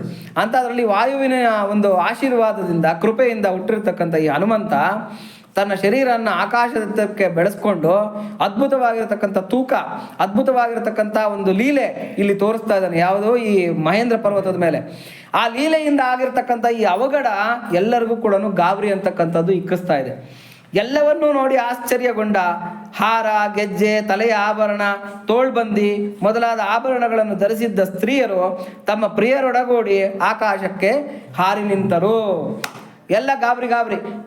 ಅಯ್ಯೋ ನಾನು ಬಂದೆ ಅಂತ. ಹೆಂಡತಿ ಓಡೋಗ್ತದಾಳೆ, ಗಂಡ ಓಡೋಗ್ತದಾನೆ ಹಿಂದೆ, ನಾನು ಬರ್ತಾ ಇದ್ದೀನಿ ಅಂತ. ಗಂಡ ಓಡೋಗ್ತಾ ಇದ್ದಾನೆ, ಹೆಂಡತಿ ಓಡೋಗ್ತದಾಳೆ, ನಾನು ಬಂದೆ ಅಂತ. ಅವ್ರ ಆಭರಣಗಳನ್ನೆಲ್ಲ ಅಲ್ಲಲ್ಲೇ ಮರೆತು ಓಡೋಗ್ತಾ ಇದ್ದಾರಂತೆ. ಯಾಕೆಂದ್ರೆ ಏನೋ ಅವಘಡ ಅಂತಕ್ಕಂಥದ್ದು ನಡೀತಾ ಇದೆ ಅಂತ. ಅವ್ರು ಹಾರೋಗ್ತಾ ಇದ್ದಿದ್ರೆ ಅಪ್ಪಚ್ಚಿ ಆಗೋದಂತೂ ನಿಜಾನೇ. ಯಾಕೆಂದ್ರೆ ಇವತ್ತು ಹೋಗಿ ನೋಡ್ರಿ ಆ ಮಹೇಂದ್ರ ಪರ್ವತದ ಗತಿ ಏನಾಗಿದೆ ಅಂತ ಹೇಳ್ಬಿಟ್ಟು ಅಂತ. ಹನುಮಂತ ಹಾರದ್ಮೇಲೆ ಪುಟ್ಟು ಗುಡ್ಡ ಆಗೋಗಿದೆ ಅದು. ಅಂದ್ರೆ ಚೆನ್ನಾಗಿ ತುಳಿದು ಅಪ್ಪಚ್ಚಿ ಮಾಡಾಕ್ಬಿಟ್ಟಿದ್ದಾನೆ, ನೆಲಸಮ ಮಾಡಾಕ್ಬಿಟ್ಟಿದ್ದಾನೆ ಆ ಮಹೇಂದ್ರ ಪರ್ವತನ. ಹಂಗಾಗಿ ಇವರೆಲ್ಲ ಕೂಡ ಗಾಬರಿಯಿಂದ ಆಕಾಶಕ್ಕೆ ಹಾರಿ ಹಾರಿ ನಿಂತ್ಕೊತಾ ಇದ್ದಾರಂತೆ. ವಿದ್ಯಾಧರರು ಮಹರ್ಷಿಗಳು ತಮ್ಮ ವಿದ್ಯೆಯನ್ನು ತೋರಿಸುತ್ತಾ ಒಟ್ಟಾಗಿ ಆಕಾಶದಲ್ಲಿ ನೆರೆದು ಪರ್ವತವನ್ನು ನೋಡಿದರು. ಎಲ್ಲ ಸುತ್ತೂರ ಹಿಂಗೆ ಸುತ್ತುವರೆದು ಪರ್ವತದ ಕಡೆನೇ ನೋಡ್ತಾ ಇದ್ದಾರೆ. ಏನೋ ಅವಘಡ ಅಂತಕ್ಕಂಥದ್ದು ನಡೀತಾ ಇದೆ ಅಂತ ಹೇಳ್ಬಿಟ್ಟು ಅಂತ. ನಿರ್ಮಲವಾದ ಆಕಾಶದಲ್ಲಿ ನೆರೆದಿದ್ದ ಆತ್ಮಭಾವದೊಡಗೂಡಿದ್ದ ಋಷಿಗಳ, ಸಿದ್ಧರ, ಚಾರಣರ ಮಾತುಗಳನ್ನು ಕೇಳಿದರು. ಎಲ್ಲರೂ ಕೂಡ ಗಾಬರಿಯಲ್ಲಿ ಮಾತಾಡ್ಕೊತಾ ಇದ್ದಾರೆ. ಓ ಹೀಗಂತೆ ಹಾಗಂತೆ ಅಂತ ಹೇಳ್ಬಿಟ್ಟು. ಕೆಲವರು ತಿಳಿದಿರ್ತಕ್ಕಂಥವ್ರು ತಿಳಿದೇ ಇರ್ತಕ್ಕಂಥವ್ರಿಗೆ ಹೇಳ್ತಾ ಇದ್ದಾರೆ, ಈತ ಹನುಮಂತ ಅಂತ ಹೇಳ್ಬಿಟ್ಟು ಈತ ರಾಮಕಾರ್ಯಾರ್ಥವಾಗಿ ಹೀಗೆ ಹೊರಡ್ತಾ ಇದ್ದಾನೆ, ಹಾಗಾಗಿ ಇವಾಗ ಸೀತಾನ್ವೇಷಣೆಗೆ ಹೊರಟು ನಿಂತಿದ್ದಾನೆ ಅಂತ ತಿಳಿದಿರ್ತಕ್ಕಂಥವ್ರು ತಿಳಿದೇ ಇರ್ತಕ್ಕಂಥವ್ರಿಗೆ ಹೇಳ್ತಾ ಇದ್ದಾರೆ. ಓ ಹೌದಾ ಅಂತ ಹೇಳ್ಬಿಟ್ಟು ನಮ್ಗೆ ಗೊತ್ತಲ್ವಾ, ಏನನ್ನ ಒಂದು ಗಾಬರಿ ಆದರೆ ಹೆಂಗೆ ಗುಸುಗುಸ ಪಿಸ ಅಂತ ಮಾತಾಡ್ಕೊತೀವಿ ಅಂತ.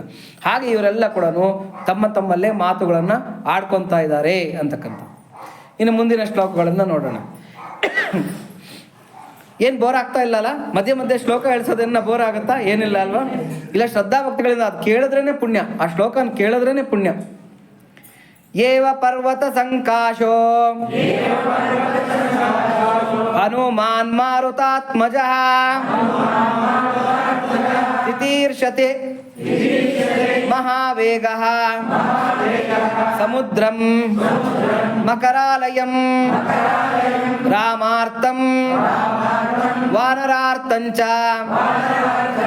ಚಿಕೀರ್ಷನ್ ಕರ್ಮ ದುಷ್ಕರಂ ಸಮುದ್ರಸ್ಯ ಪರಂಪಾರಂ ದುಷ್ಪ್ರಾಪಂ ಪ್ರಾಪ್ತುಮಿಚ್ಛತಿ ಇತಿ ವಿದ್ಯಾಧರಾಃ ಶ್ರುತ್ವಾ ವಚಸ್ತೇಷಾಂ ತಪಸ್ವಿನಾಂ ತಮ ಪ್ರಮೇಯಂ ದದೃಶುಃ ಪರ್ವತೆ ವಾನರರ್ಷಭಂ ದದುವೇಚ ಸರೋಮಾಣಿ ಚಕಂಪೆ ಚಾಚಲೋಪಮಃ ನನಾದ ಸುಮಹಾನಾದಂ ಸುಮಹಾನಿವ ತೋಯದಃ ಆನುಪೂರ್ವೇಣ ವೃತ್ತಶ್ಚ ಲಾಂಗೂಲಂ ರೋಮಭಿಶ್ಚಿತಂ ಉತ್ಪತಿಷ್ಯನ್ ವಿಚಿಕ್ಷೇಪ ಪಕ್ಷಿರಾಜ ಇವೋರಗಂ ತಸ್ಯ ಲಾಂಗೂಲ ಮಾ ವಿದ್ದ ಅತಿವೇಗಸ್ಯ ಪೃಷ್ಠತಃ ದದೃಶೇ ಗರುಡೇನೇವ ಪ್ರಿಯಮಾಣೋ ಮಹೋರಗಃ. ಪರ್ವತಕ್ಕೆ ಸಮಾನವಾದ ಶರೀರವನ್ನು ಹೊಂದಿರುವ ವಾಯುಪುತ್ರ ಹನುಮಂತನು ಮಹಾವೇಗದಿಂದ ಮೊಸಳೆಗಳ ನೆಲವೀಡಾದ ಈ ಸಮುದ್ರವನ್ನು ದಾಟುವ ಸಂಕಲ್ಪ ಮಾಡಿದನು.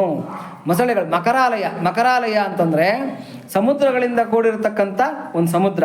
ನಾವೆಲ್ಲ ಈ ಯಾವುದೋ ಈ ಶಂಕರ ಭಗವತ್ಪಾದರು ಒಂದು ಶ್ಲೋಕ ಬರೆದಿದ್ದಾರೆ, ಏನು ಕನಕವೃಷ್ಟಿ ಸುರಿತು ಅಂತ ಹೇಳ್ತಾರದು, ಕನಕದಾರ ಸ್ತೋತ್ರ.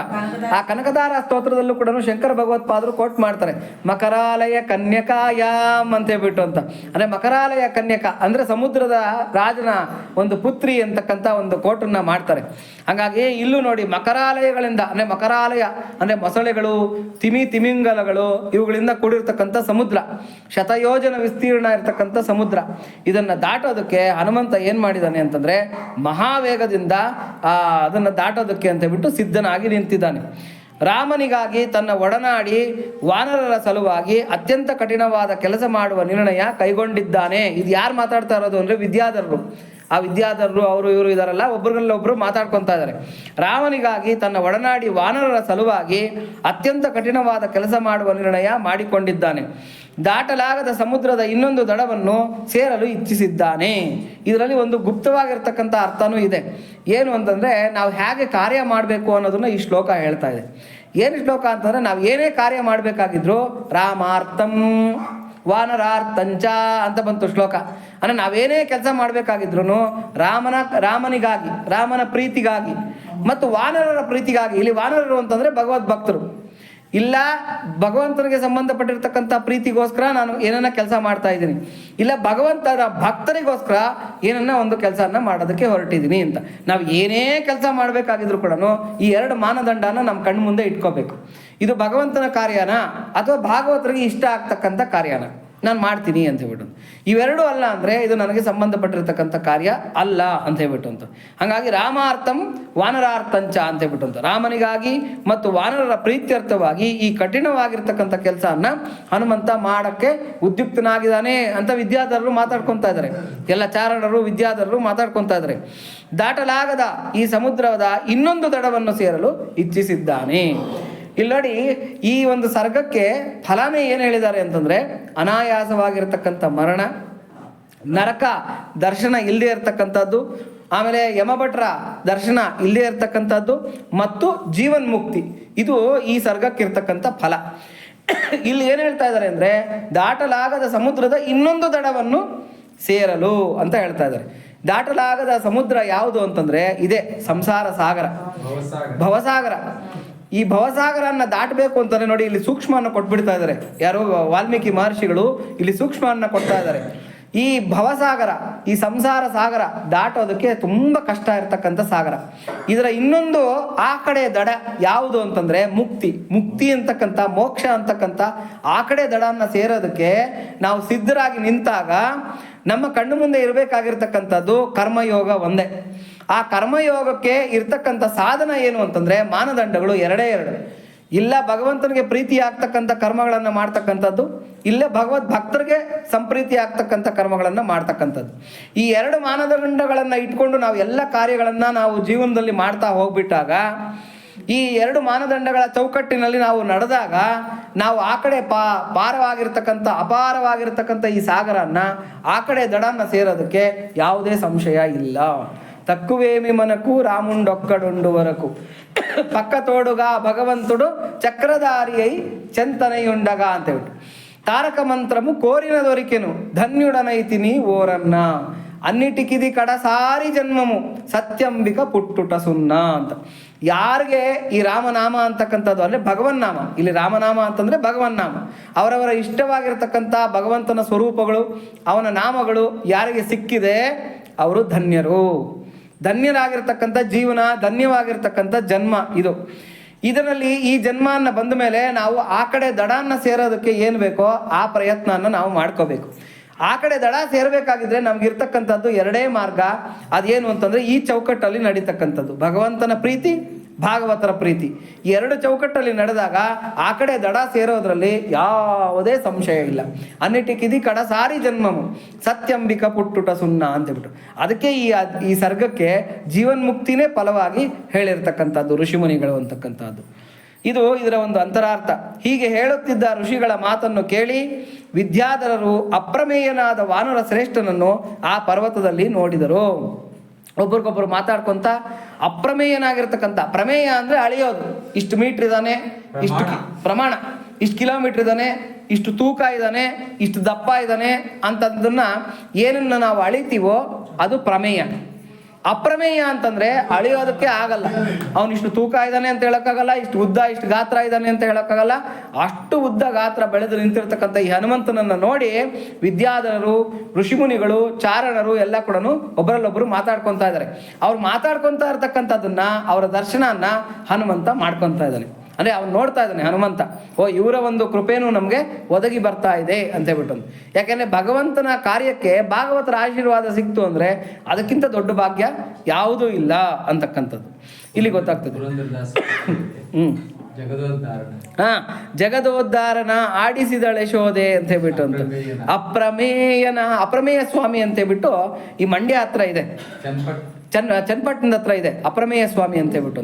ಬಾಲಮುಕುಂದ ಅಂದರೆ ಕೃಷ್ಣ ಈ ಅಂಬೆಗಾಲನ್ನ ಹಿಡ್ತಾ ಬೆಣ್ಣೆಯನ್ನು ಮೇಯ್ತಾ ಇರ್ತಕ್ಕಂಥ ಆ ಒಂದು ಇದು ದೇವಸ್ಥಾನ ವಿಜಯನಗರ ಸಾಮ್ರಾಜ್ಯದ ಕಾಲಕ್ಕೆ ಸೇರಿರ್ತಕ್ಕಂಥ ದೇವಸ್ಥಾನ ಅಂತ ಹೇಳ್ತಾರೆ, ತುಂಬ ಹಳೆ. ಆ ದೇವರಿಗೆ ಹೆಸರೇ ಅಪ್ರಮೇಯ ಅಂತ ಹೇಳ್ಬಿಟ್ಟು ಅಂತ. ಅಲ್ಲಿಗೆ ಪುರಂದ್ರದಾಸರು ಹೋದ್ರಂತೆ. ಪುರಂದ್ರದಾಸರು ಹೋದಾಗ ಅಲ್ಲಿ ಅವರು ಬರೆದಿರ್ತಕ್ಕಂಥ ಕೀರ್ತನೆ ಏನು ಅಂದರೆ, ಆಡಿಸಿದಳೆ ಶೋಧ ಜಗದೋದ್ಧಾರನ ಮಗುವೆಂದು ತಿಳಿಯೂತ. ಆ ಜಗದೋದ್ಧಾರ ಅಂತಕ್ಕಂಥದ್ದು ಯಶೋದೆಗೆ ಗೊತ್ತೇ ಇರಲಿಲ್ಲ. ಅವಳು ತನ್ನ ಮಗು ಅಂತಲೇ ತಿಳ್ಕೊಂಡು ಆ ಮಗುವನ್ನ ತೊಟ್ಲು ಆಡಿಸ್ತಾ ಇದ್ಲಂತೆ. ಎಂಥ ಅದ್ಭುತ ಅಂದರೆ ಭಾಗವತದಲ್ಲಿ ಬರುತ್ತೆ, ಆ ದೃಷ್ಟಿ ತಗಲುತ್ತೆ ಅಂತ ಹೇಳ್ಬಿಟ್ಟು ಎಲ್ಲ ದೇವತೆಗಳು 3 ಕೋಟಿ ದೇವತೆಗಳು ಕೂಡ ಎಲ್ಲ ಬಂದು ಈ ಯಶೋದೆಗೆ ಕಾಣ್ದಿರ ಆ ಯಶೋದೆ ಮಂದಿರದಲ್ಲಿ ಎಲ್ಲ ದೇವತೆಗಳು ನೆರೆದಿದಾರಂತೆ. ತೊಟ್ಲಲ್ಲಿ ಬಾಲ ಮುಕುಂದ ಏನು ಮಾಡ್ತಾ ಇದ್ದಾನೆ, ಲೀಲೆ ಮಾಡ್ತಾ ಕಣ್ಣು ಮುಚ್ಕೊಂಡು ನಿದ್ದೆ ಮಾಡ್ದಂಗೆ ನಟನೆ ಮಾಡ್ತಾ ಇದ್ದಾನಂತೆ. ನಟನೆ ಮಾಡ್ತಾ ಇರಬೇಕಾದ್ರೆ ಯಶೋದೆ ಬಂದ್ಲಂತೆ. ಯಾರ ಬಂದು ನೋಡ್ಕೊಂಡು ಹೋಗಿದಾರೆ ಆವಾಗ ತಾನೆ ಅಂತ ಹೇಳ್ಬಿಟ್ಟು ಮಗಂಗೆ ದೃಷ್ಟಿ ಆಗುತ್ತೆ ಅಂತ ಹೇಳ್ಬಿಟ್ಟು ಆ ತೊಟ್ಲು ಸುತ್ತೂರ ತೂ ತೂ ತೂ ತೂ ತೂ ಅಂತ ಉಗಿತಾಳಂತೆ. ನಾವು ನೋಡಿದ್ವಲ್ಲ ತಾಯಿಯರು ಮಾಡ್ತಕ್ಕಂಥ ಕೆಲಸ, ಅದು ತೂ ತೂ ತೂ ತೂ ತೂ ತೂ ಅಂತ ಹೇಳ್ಬಿಟ್ಟು ಉಗಿದ್ಲಂತೆ. ಅಂದರೆ ಅದರ ಅರ್ಥ ಏನು ಅಂದರೆ ನಿಂಗೆ ದೃಷ್ಟಿ ಆಗಬಾರ್ದು, ಯಾರೋ ನೋಡ್ಕೊಂಡಿದ್ದಾರೆ ಅಂತ. ಅದನ್ನು ನೋಡಿ 3 ಕೋಟಿ ದೇವತೆಗಳು ಬೆಬ್ಬರು ಬಿದ್ದೋದ್ರಂತೆ. ಇದೇನಿದು, ಅಖಿಲಾಂಡ ಕೋಟಿ ಬ್ರಹ್ಮಾಂಡ ನಾಯಕ ಮಲ್ಕೊಂಡಿದ್ದಾನೆ, ಪರಮ ಪಾವನನಾಗಿರ್ತ ಪವಿತ್ರಾಣಾಂ ಪವಿತ್ರಮ್ಯೋ ಮಂಗಳಾನಾಂಚ ಮಂಗಳಂ ಅಂತ ಹೇಳ್ಬಿಟ್ಟು ಅಂತ. ಅಂತಹ ಮಂಗಳಮಯನಾಗಿರ್ತಕ್ಕಂಥ ಪವಿತ್ರನಾಗಿರ್ತಕ್ಕಂಥ ಪರಮಾತ್ಮ ಮಲಕ್ಕೊಂಡಿದ್ದಾನೆ. 3 ಕೋಟಿ ದೇವತೆಗಳು ಅವನ ದರ್ಶನಕ್ಕೆ ಅಂತ ಬಂದು ನಿಂತ್ಕೊಂಡಿದ್ದೀವಿ. ಇಲ್ಲಿ ನೋಡಿದ್ರೆ ಯಾರೋ ಒಬ್ಬ ಹೆಣ್ಣು, ಸಾಮಾನ್ಯವಾಗಿರ್ತಕ್ಕಂಥ ಗೊಲ್ಲ ಸ್ತ್ರೀ, ತನ್ನ ಒಂದು ಪೂತ್ಕಾರನ್ನ ಮಾಡ್ತಾ ಇದ್ದಾಳಲ್ಲ ಇದಕ್ಕೆ ತೊಟ್ಲು ಸುತ್ತೂರ ಅಂತ ಹೇಳ್ಬಿಟ್ಟು ಅಂತ. ನಮ್ಮಲ್ಲಿ ಏನು ಹೇಳ್ತಾರೆ ಅಂತಂದರೆ, ಇವಾಗ ದೇವರ ನೈವೇದ್ಯಕ್ಕೆ ಹಾಲನ್ನು ತೆಗಿಬೇಕಾದ್ರೆ ಕೆಲವ್ರ ಮನೆಗಳಲ್ಲಿ ಅದೊಂದು ರೂಢಿ ಏನಂದರೆ ಇದಿರುತ್ತೆ, ಏನೋ ಕೆನೆ ಬಂದಿರುತ್ತೆ, ಉಫ್ ಅಂತ ಊದ್ಬಿಟ್ಟು ಆ ಹಾಲನ್ನು ಬಗ್ಸ್ಕೊಂಡು ತಗೊಂಬಂದು ಇಟ್ಬಿಡ್ತಾರೆ ದೇವ್ರಿಗೆ. ಹಂಗೆ ಮಾಡಬಾರ್ದು ಅಂತ ಶಾಸ್ತ್ರ ಹೇಳುತ್ತೆ. ಅದು ಎಂಜಲಾಗ್ಬಿಡತ್ತೆ ಅಂತ. ಅದನ್ನು ಮಾಡಬಾರ್ದು, ಭಗವಂತನಿಗೆ ಅದು ಮಾಡ್ತಕ್ಕಂಥ ಅಪಚಾರ ಅಂತ ಹೇಳ್ಬಿಟ್ಟು. ಆಮೇಲೆ ಏನನ್ನ ಈ ಹೂವುಗಳು ಅದನ್ನೆಲ್ಲ ಇಡಬೇಕಾದ್ರೆ ಅಥವಾ ದೇವ್ರ ಮೇಲೆ ಏನ ಧೂಳಿದ್ರೆ ಉಫ್ ಅಂತ ಊದ್ಬಿಟ್ಟು ಇದನ್ನೆಲ್ಲ ಉಫ್ ಅಂತ ಊದ್ಬಿಟ್ಟು ಹೂಗಳನ್ನೆಲ್ಲ ಇಡ್ತಾ ಇರ್ತೀವಿ. ಅದೆಲ್ಲ ಅಪಚಾರ ಅಂತ ಶಾಸ್ತ್ರದಲ್ಲಿ ಹೇಳುತ್ತೆ. ಅದು ಮಾಡ್ತಕ್ಕಂಥದ್ದು ತಪ್ಪು. ಭಾವನೆ ಇಂಪಾರ್ಟೆಂಟು, ಅದನ್ನೇ ಇಲ್ಲಿ ಹೇಳ್ತಾ ಇರ್ತಕ್ಕಂಥದ್ದು. ಭಾವನೆ ಇಂಪಾರ್ಟೆಂಟ್. ಶಾಸ್ತ್ರನ ಒಂದು ಪಕ್ಕಕ್ಕೆ ಇಟ್ಕೊಳ್ಳೋಣ, ಆದರೆ ಭಾವನೆ ಇಂಪಾರ್ಟೆಂಟು. ಯಾಕಂದ್ರೆ ನಾವು ರುದ್ರಭಾಷ್ಯದಲ್ಲೇ ಕೇಳ್ಕೊಂಡ್ವಿ, ಯಾರು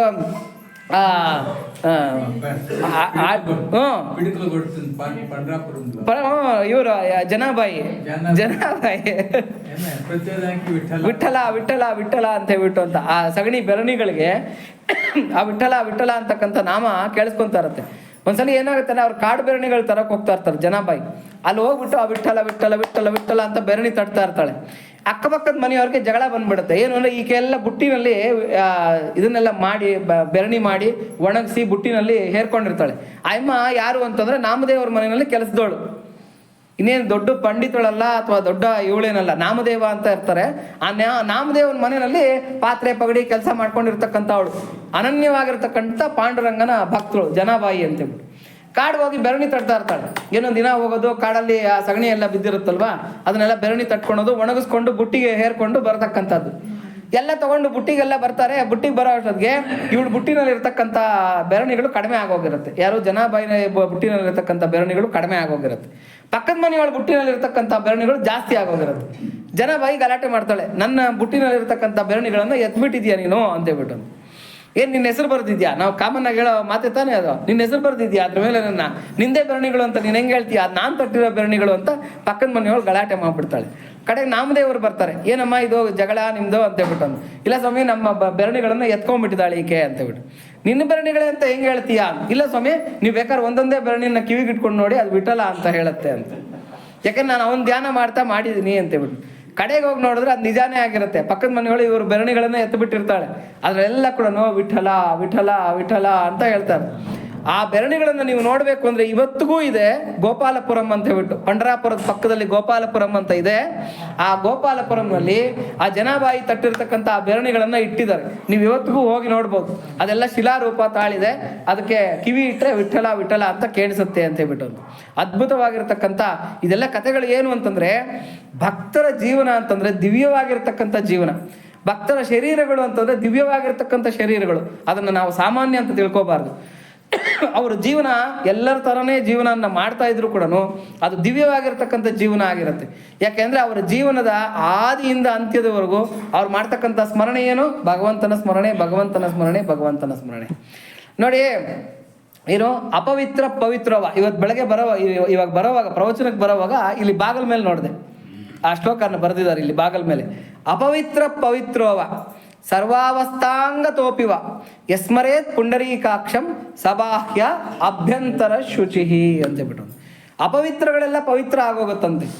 ಸರ್ವಾವಸ್ಥಾಂಗ ತೋಪಿವ ಅಂದರೆ ಒಳಗಿನ ಅಂಗಗಳು ಮತ್ತು ಹೊರಗಿನ ಅಂಗಗಳು ತೋಪಿವ ಅಂದರೆ ಪವಿತ್ರ ಆಗ್ಬಿಡುತ್ತೆ, ತೊಳೆಯಲ್ಪಡುತ್ತೆ ಅಂತ ಹೇಳ್ಬಿಟ್ಟು. ಯಾವಾಗ ಯಸ್ಮರೇತ್ ಪುಂಡರೀಕಾಕ್ಷಂ ಪುಂಡರೀಕಾಕ್ಷನಾಗಿರ್ತಕ್ಕಂಥ ಪರಮಾತ್ಮನನ್ನು ಸ್ಮರಣೆ ಮಾಡಿದ್ರೆ ಎಲ್ಲ ಪವಿತ್ರ ಆಗೋಗುತ್ತೆ ಅಂತ ಹೇಳ್ಬಿಟ್ಟು. ಹಂಗಾಗಿ ಸ್ನಾನನೇ ಮಾಡಬೇಕು ಅಂತೇಳಿ ಯೋಚನೆ ಇಟ್ಕೋಬೇಡ್ರಿ. ಒಂದು ವೇಳೆ ಸ್ನಾನ ಮಾಡೋಕ್ಕಾಗದೇ ಇದ್ದರೆ, ಇವಾಗ ಜ್ವರ ಬಂದಿರುತ್ತೆ, ಎಲ್ಲ ಬೆಡ್ ಮೇಲೆ ಮಲಗಿರ್ತೀವಿ, ಅಥವಾ ಚಳಿಗಾಲ ಸ್ನಾನ ಮಾಡೋದಕ್ಕಾಗೋದಿಲ್ಲ, ಆವಾಗ ಭಗವಂತನ ಸ್ಮರಣೆ ಮಾಡಿದ್ರೆ ನೀವು ಸ್ನಾನ ಮಾಡ್ದಂಗೆ. ಗೋವಿಂದೇತಿ ಸದಾ ಸ್ನಾನಂ, ಗೋವಿಂದೇತಿ ಸದಾ ಜಪಂ, ಗೋವಿಂದೇತಿ ಸದಾ ಧ್ಯಾನಂ, ಸದಾ ಗೋವಿಂದ ನಾಮ ಸಂಕೀರ್ತನಂ ಅಂತ ಹೇಳ್ಬಿಟ್ಟು ಸದಾ ಭಗವಂತನ ಸ್ಮರಣೆ ಅಂತಕ್ಕಂಥದ್ದನ್ನು ಮಾಡ್ತಾ ಇರ್ರಿ ಅಂತ ಹೇಳ್ಬಿಟ್ಟು. ಆಮೇಲೆ ಇನ್ನೊಂದು ಹೇಳ್ತೀವಿ, ಯಸ್ಯ ಸ್ಮರಣ ಮಾತ್ರೇಣ ತಪಃ ಪೂಜಾ ಕ್ರಿಯಾದಿಷು ನ್ಯೂನಂ ಸಂಪೂರ್ಣತಾಂ ಯಾತಿ ಸದ್ಯೋ ವಂದೇ ತಮಚ್ಯುತಂ ಮಂತ್ರಹೀನಂ ಕ್ರಿಯಾಹೀನಂ ಭಕ್ತಿಹೀನಂ ಜನಾರ್ದನ ಯತ್ ಕೃತಂತು ಮಯಾ ದೇವ ಪರಿಪೂರ್ಣಂ ತದಸ್ತು ಮೇ. ನೋಡಿ, ವೇದ ಮಂತ್ರ ಹೇಳ್ತಾ ಇರ್ತಕ್ಕಂಥದ್ದು ಏನು ಅಂದರೆ, ನಾನು ಏನೋ ಒಂದು ಪೂಜೆ ಮಾಡಿರ್ತೀನಿ, ಒಂದು ಕರ್ಮ ಮಾಡಿರ್ತೀನಿ, ಲೌಕಿಕವಾಗಿರ್ತಕ್ಕಂಥದ್ದು ಏನೋ ಒಂದು ಕೆಲಸ ಮಾಡಿರ್ತೀನಿ, ಸುಳ್ಳು ಹೇಳ್ಬಿಟ್ಟಿರ್ತೀನಿ, ಏನೋ ಒಂದು ತಾಪತ್ರಯ ಆಗಿರುತ್ತೆ, ಪ್ರಾಣನೋ ಮಾನವನ್ನು ಉಳಿಸ್ಕೊಳೋದಕ್ಕೆ ಸುಳ್ಳು ಹೇಳ್ಬಿಟ್ಟಿರ್ತೀನಿ, ಅಥವಾ ಏನೋ ಒಂದು ವ್ಯವಹಾರದಲ್ಲಿ ಏನೋ ತಪ್ಪು ಮಾಡಿಬಿಟ್ಟಿರ್ತೀನಿ, ಅಥವಾ ನ್ಯೂನತೆ ಆಗಿರುತ್ತೆ, ಯಾರನ್ನ ಮಾತಾಡ್ಸೋದ್ರಲ್ಲಿ ವಿಫಲನಾಗಿರ್ತೀನಿ. ಈ ಥರದ್ದೆಲ್ಲ ಜೀವನ ನಾನು ನಡೆಸ್ಕೊಂಡ್ಬಂದಿರ್ತೀನಿ. ಆದರೆ ನಾನು ಏನೇ ಮಂತ್ರಹೀನ, ಕ್ರಿಯಾಹೀನ, ಭಕ್ತಿಹೀನ, ಲೋಪ ಏನೇ ಲೋಪಗಳಾಗಿದ್ರು ಕೂಡ, ಹೇ ಜನಾರ್ದನ ನಿನ್ನ ಹೆಸರನ್ನು ಹೇಳ್ತಾ ಇದ್ದೀನಿ, ನಿನ್ನ ಹೆಸರನ್ನು ಹೇಳಿದ್ಮೇಲೆ ಏನಾಗೋಗುತ್ತೆ, ಅದೆಲ್ಲ ಸಂಪೂರ್ಣತಾಂ ಯಾತಿ, ಅದೆಲ್ಲ ಪರಿಪೂರ್ಣ ಆಗೋಗ್ಬಿಡತ್ತೆ. ಹಾಗಾಗಿ ನಿನಗೆ ನಮಸ್ಕರಿಸಿ ನಿನ್ನ ನಾಮವನ್ನು ಜಪಿಸ್ತಾ ಇದ್ದೀನಿ ಅಂತ ಹೇಳ್ಬಿಟ್ಟು ಅಂತ. ಆಮೇಲೆ ನೋಡಿ, ನಮ್ಗೇನು ಅಂತಾರೆ, ನಮ್ಗೊಂದು ದೊಡ್ಡ ಕಾಯಿಲೆ ಇದೆ. ಅದೇನು ಅಂದರೆ ರಾಹು ಕಾಲ, ಯಮಗಂಡ ಕಾಲ, ಗುಳಿಕ ಕಾಲ, ಆಮೇಲೆ ಆ ಕಾಲ ಈ ಕಾಲ, ಅಯ್ಯೋ ಹಂಗಂತೆ, ಅಮಾವಾಸ್ಯೆನಂತೆ, ಇವತ್ತು ಅಷ್ಟಮಿನಂತೆ, ಆ ಥರ ಈ ಥರ ಅಂತ ಹೇಳ್ಬಿಟ್ಟು ಅಂತ. ಆದರೆ ಭಗವದ್ ಭಕ್ತರಿಗೆ ಯಾವುದೂ ಇಲ್ಲ, ಅದ್ರದ್ದು ಯಾವ ದೋಷನೂ ಇಲ್ಲ. ಯಾಕಂದ್ರೆ ಅವ್ರು ಯಾವಾಗಲೂ ಸದಾಕಾಲ ಭಗವಂತನ ಸ್ಮರಣೆ ಮಾಡ್ತಾ ಇರೋದ್ರಿಂದ ಅದು ಯಾವುದೂ ಇರಲ್ಲ. ಒಂದ್ಸಲಿ ಇದೇ ಹನುಮಂತನ ಯಾರ ಬಂದು ಕೇಳಿದ್ರಂತೆ, ಇವತ್ತು ಏನಪ್ಪ ದಿನ ಅಂತ ಹೇಳ್ಬಿಟ್ಟು ಅಂತ. ಅಂದರೆ ಯಾವ ದಿನ, ಪಂಚಾಂಗದ ಪ್ರಕಾರ ಯಾವ ದಿನ, ಯಾವ ಗಳಿಗೆ ಅಂತ ಹೇಳ್ಬಿಟ್ಟು ಅಂತ. ಈತ ಹೇಳದಂತೆ, ನಾನು ಯಾವಾಗಲೂ ರಾಮನ ಸ್ಮರಣೆ ಮಾಡ್ತಾ ಇರ್ತೀನಿ ಸ್ವಾಮಿ, ನನಗೆ ಗೊತ್ತಿರೋದು ಇವತ್ತು ರಾಮನ ದಿನ, ಆಯ್ತಾ, ರಾಮನ ವಾರ, ರಾಮನ ನಕ್ಷತ್ರ, ರಾಮನ ಯೋಗ, ರಾಮನ ಕರ್ಣ, ರಾಮನ ಸಂವತ್ಸರ, ಇಷ್ಟು ಬಿಟ್ರೆ ನಂಗೆ ಇನ್ನೇನು ಗೊತ್ತಿಲ್ಲ ಅಂತ ಹೇಳದಂತೆ. ಅಂದರೆ ಭಗವದ್ ಭಕ್ತರಿಗೆ ಬೇರೆ ಏನೂ ಇಲ್ಲ, ಎಲ್ಲ ಶುಭನೇ. ಶುಭ ಬಿಟ್ಟರೆ ಅಶುಭ ಅಂತಕ್ಕಂಥದ್ದು ಸಾಧ್ಯವೇ ಇಲ್ಲ ಅವ್ರಿಗೆ ಬರೋದಕ್ಕೆ ಅಂತ ಹೇಳ್ಬಿಟ್ಟು ಅಂತ. ಅದಕ್ಕೆ ನಮ್ಮಲ್ಲಿ ಏನು ಹೇಳ್ತೀವಿ, ಮದುವೆ ನಡೆಸ್ತಾ ಇರಬೇಕಾದ್ರೆ ಪುರೋಹಿತರು ಹೇಳ್ತಾರೆ, ಇನ್ನೇನು ವಧುವರರನ್ನ ಕರೀತಾರೆ, ಅಪ್ಪ ಬಲಗಾಲಿಟ್ಟು ಆ ಹಸೆ ಮೇಲೆ ಹತ್ತಿ ಅಂತ ಹೇಳ್ಬಿಟ್ಟು ಅಂತ. ವಧುವರ್ರು ಇನ್ನೇನು ಬಲಗಾಲಿಟ್ಟು ಹತ್ತುತ್ತಾ ಇರ್ತಾರೆ ಹಸೆ ಮೇಣ ಮೇಲೆ. ಆವಾಗ ಒಂದು ಮಂತ್ರ ಹೇಳ್ತಾರೆ, ತದೇವ ಲಗ್ನಂ ಸುದಿನಂ ತದೇವ ತಾರಾಬಲಂ ಚಂದ್ರಬಲಂ ತದೇವ ವಿದ್ಯಾಬಲಂ ದೈವಬಲಂ ತದೇವ ಲಕ್ಷ್ಮೀಪತೆ ತೇಂದ್ರಯುಗಂ ಸ್ಮರಾಮಿ ಅಂತ ಹೇಳ್ಬಿಟ್ಟಂತ.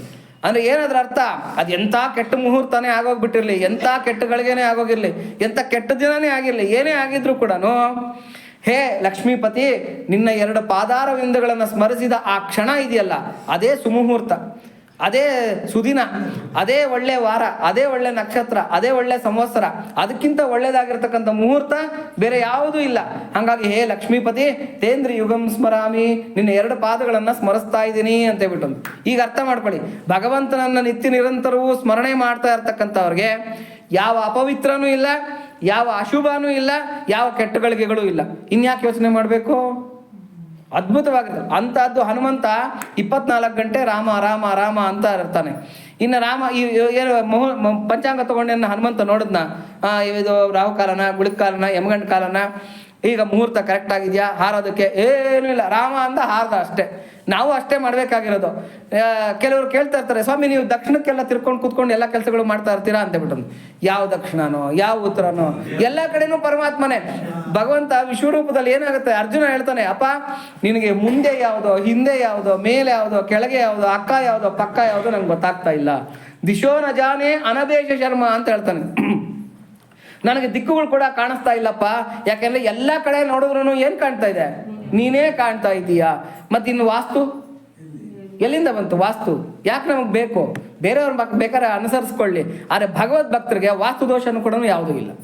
ಯಾಕೆಂದರೆ ಅವ್ರಿಗೆ ಸದಾಕಾಲ ಭಗವಂತನ ಸ್ಮರಣೆ ಮಾಡ್ತಾ ಇರೋದ್ರಿಂದ ಯಾವ ದೋಷ ಯಾವ ಇದು ಕೂಡ ಇಲ್ಲ. ಹಾಗಾಗಿ ಯಾರೇ ಮನಸ್ಸಿನಲ್ಲಿ ಇದ್ರೂ ಕೂಡ ಅದನ್ನು ಕಿತ್ತು ಒಗೆದು ಬಿಡಿ. ಯಾಕೆಂದರೆ 2ನೇ ಸರ್ಗ ಇದೆಯಲ್ಲ, ಈ ಸುಂದರಕಾಂಡದ 2ನೇ ಸರ್ಗಕ್ಕೆ ಫಲ ಏನು ಅಂತಂದರೆ ದೈಹಿಕವಾಗಿರ್ತಕ್ಕಂಥ ಮಾನಸಿಕವಾಗಿರ್ತಕ್ಕಂಥ ರೋಗಗಳನ್ನು ತೊಡೆದಾಕತ್ತಂತ. ಯಾರು ಈ 2ನೇ ಸರ್ಗನ್ನ ಕೇಳ್ತಾರೆ ಹೇಳ್ತಾರೆ ಅವ್ರಿಗೆ ದೈಹಿಕವಾಗಿರ್ತಕ್ಕಂಥ ಮಾನಸಿಕವಾಗಿರ್ತಕ್ಕಂಥ ಕಾಯಿಲೆಗಳನ್ನು ದೂರ ಮಾಡುತ್ತಂತೆ 2ನೇ ಸರ್ಗದ ಫಲ ಅದು. ಅದು ಬಂದಾಗ ಹೇಳ್ತೀನಿ. ಯಾಕೆ ಹೇಳ್ತಾ ಇದ್ದೀನಿ ಇವಾಗ ಅಂದರೆ ಇವೆಲ್ಲ ಮಾನಸಿಕವಾಗಿರ್ತಕ್ಕಂಥ ಕಾಯಿಲೆಗಳು. ನಾವು ಅದನ್ನೇ ಟೂ ಮಚ್ ಆಗಿ ಹಚ್ಕೊಂಡು ಜೀವನದಲ್ಲಿ ತೊಡಕುಗಳನ್ನು ಅನುಭವಿಸ್ತಾ ಅದೇ ನಾನೊಂದು ಯಾವಾಗಲೂ ತಮಾಷೆನಾಗಿ ಹೇಳ್ತಾ ಇರ್ತೀನಿ, ಏನೋ ಪ್ರವಚನದಲ್ಲಿ ಯಾರೋ ICUಗೆ ಅಡ್ಮಿಟ್ ಆಗಿಬಿಟ್ಟಿದ್ದಂತೆ. ICU ಪಾಪ ಇನ್ನೇನು ನಾಳೆ ನಾಡಿದ್ದು ಅವನು ಡಿಸ್ಚಾರ್ಜ್ ಆಗಿ ವಾರ್ಡ್ ಕೊಡಬೇಕಾಗಿತ್ತಂತೆ. ಯಾರೋ ಪಾಪ ಪೇಪರ್ ತಂದು ಕೊಟ್ರಂತೆ, ಪೇಪರ್ ಅಂದ್ರೆ ಓದಪ್ಪ ICUನಲ್ಲಿ ನಿಂಗೆ ಟೈಮ್ ಪಾಸ್ ಆಗೋದಿಲ್ಲ ಅಂತ. ಪೇಪರ್ ಹಿಂಗೆ ತೆಗೆದ್ರೆ ಅವ್ನಿಗೆ ಕಾಣಿಸಿದ್ದೆ ಏನು ಅಂದರೆ ದಿನಭವಿಷ್ಯ ಕಾಣಿಸ್ತಂತೆ. ದಿನಭವಿಷ್ಯ ಓದದಂತೆ, ನೋಡೋಣ ನನ್ನ ರಾಶಿಗೆ ಏನಿದೆಯೋ ಇವತ್ತು ದಿನಭವಿಷ್ಯ ಅಂತ. ಇನ್ನೇನು ಇವತ್ತು ಡಿಸ್ಚಾರ್ಜ್ ಆಗ್ತಾ ಇದ್ದಾನೆ, ಇನ್ನೇನು ವಾರ್ಡಿಗೆ ಬರಬೇಕು, ಮನೆಗೆ ಹೋಗ್ಬೇಕು, ರೆಡಿ ಆಗಿದ್ದಾನೆ. ಆ ದಿನಭವಿಷ್ಯದಲ್ಲಿ ಇತ್ತಂತೆ ಏನು ಅಂದರೆ ದೂರ ಪ್ರಯಾಣ, ನಿಮ್ಮ ಹಳೆಯ ಸಂಬಂಧಿಗಳನ್ನು ಸೇರಿಕೊಳ್ಳುವಿರಿ, ಭೇಟಿ ಮಾಡುವಿರಿ ಅಂತೇಳ್ಬಿಟ್ಟು ಅಂತ. ಇವ್ನು ನೋಡಿ ಗಾಬರಿ, ಮೊದಲೇ ICUನಲ್ಲಿ ಇದ್ದೀನಿ, ದೂರ ಪ್ರಯಾಣ, ಹಳೆ ಸಂಬಂಧಿಗಳನ್ನ ಬೇರೆ ಸೇರ್ಕೊಳ್ಳಿ ಅಂತ ಹೇಳ್ತಾ ಇದ್ದಾರೆ. ಅಯ್ಯೋ ನಾನು ಇವತ್ತು ನೆಗೆದು ಬಿದ್ದೋಗ್ತೀನಿ ಅಂತ ಹೇಳ್ಬಿಟ್ಟು ಭಯ ಬಿದ್ದೋಗ್ಬಿಟ್ನಂತ. ತಕ್ಷಣ ಏನಾಯ್ತಂತೆ, ಡಿಸ್ಚಾರ್ಜ್ ಆಗ್ಬೇಕಾಗಿರೋನು ಸೀರಿಯಸ್ ಆಗೋಗ್ಬಿಟ್ಟು ಗೊತ್ತಾಗ್ತಂದಂತೆ ಟೆನ್ಷನ್ಗೆ. ಹಂಗಾಗಿ ನಾವು ಅದನ್ನೆಲ್ಲ ಕಿತ್ತು ಒಗಿಬೇಕು. ಇದೆಲ್ಲ ಮಾನಸಿಕವಾಗಿರ್ತಕ್ಕಂಥ ಕಾಯಿಲೆಗಳು. ಅದಕ್ಕೆ ಈ 2ನೇ ಸರ್ಗಕ್ಕೆ ಅಂದರೆ ಈ ಸುಂದರಕಾಂಡದ 2ನೇ ಸರ್ಗಕ್ಕೆ ಫಲಿತಾನೇ ಮಾನಸಿಕವಾಗಿರ್ತಕ್ಕಂಥ ದೈಹಿಕವಾಗಿರ್ತಕ್ಕಂಥ ಕಾಯಿಲೆಗಳನ್ನು ಓಡಿಸುತ್ತೆ ಈ ಸರ್ಗದ ಒಂದು ಅಧ್ಯಯನ. ಅದು ಬಂದಾಗ ಹೇಳ್ತೀನಿ, ತುಂಬ ಚೆನ್ನಾಗಿದೆ. ಹಾಗಾಗಿ ಮುಂದಕ್ಕೆ ಅಧ್ಯಯನ ಮಾಡ್ಕೊಳ್ಳೋಣ. ದೊಡ್ಡ ಗಾತ್ರದ ಮೋಡದಂತೆ ಗುಡುಗಿನಂತೆ ಜೋರಾಗಿ ಗರ್ಜಿಸಿ ತನ್ನ ಮೈಯನ್ನು ಒಮ್ಮೆ ಕೊಡವಿದನು.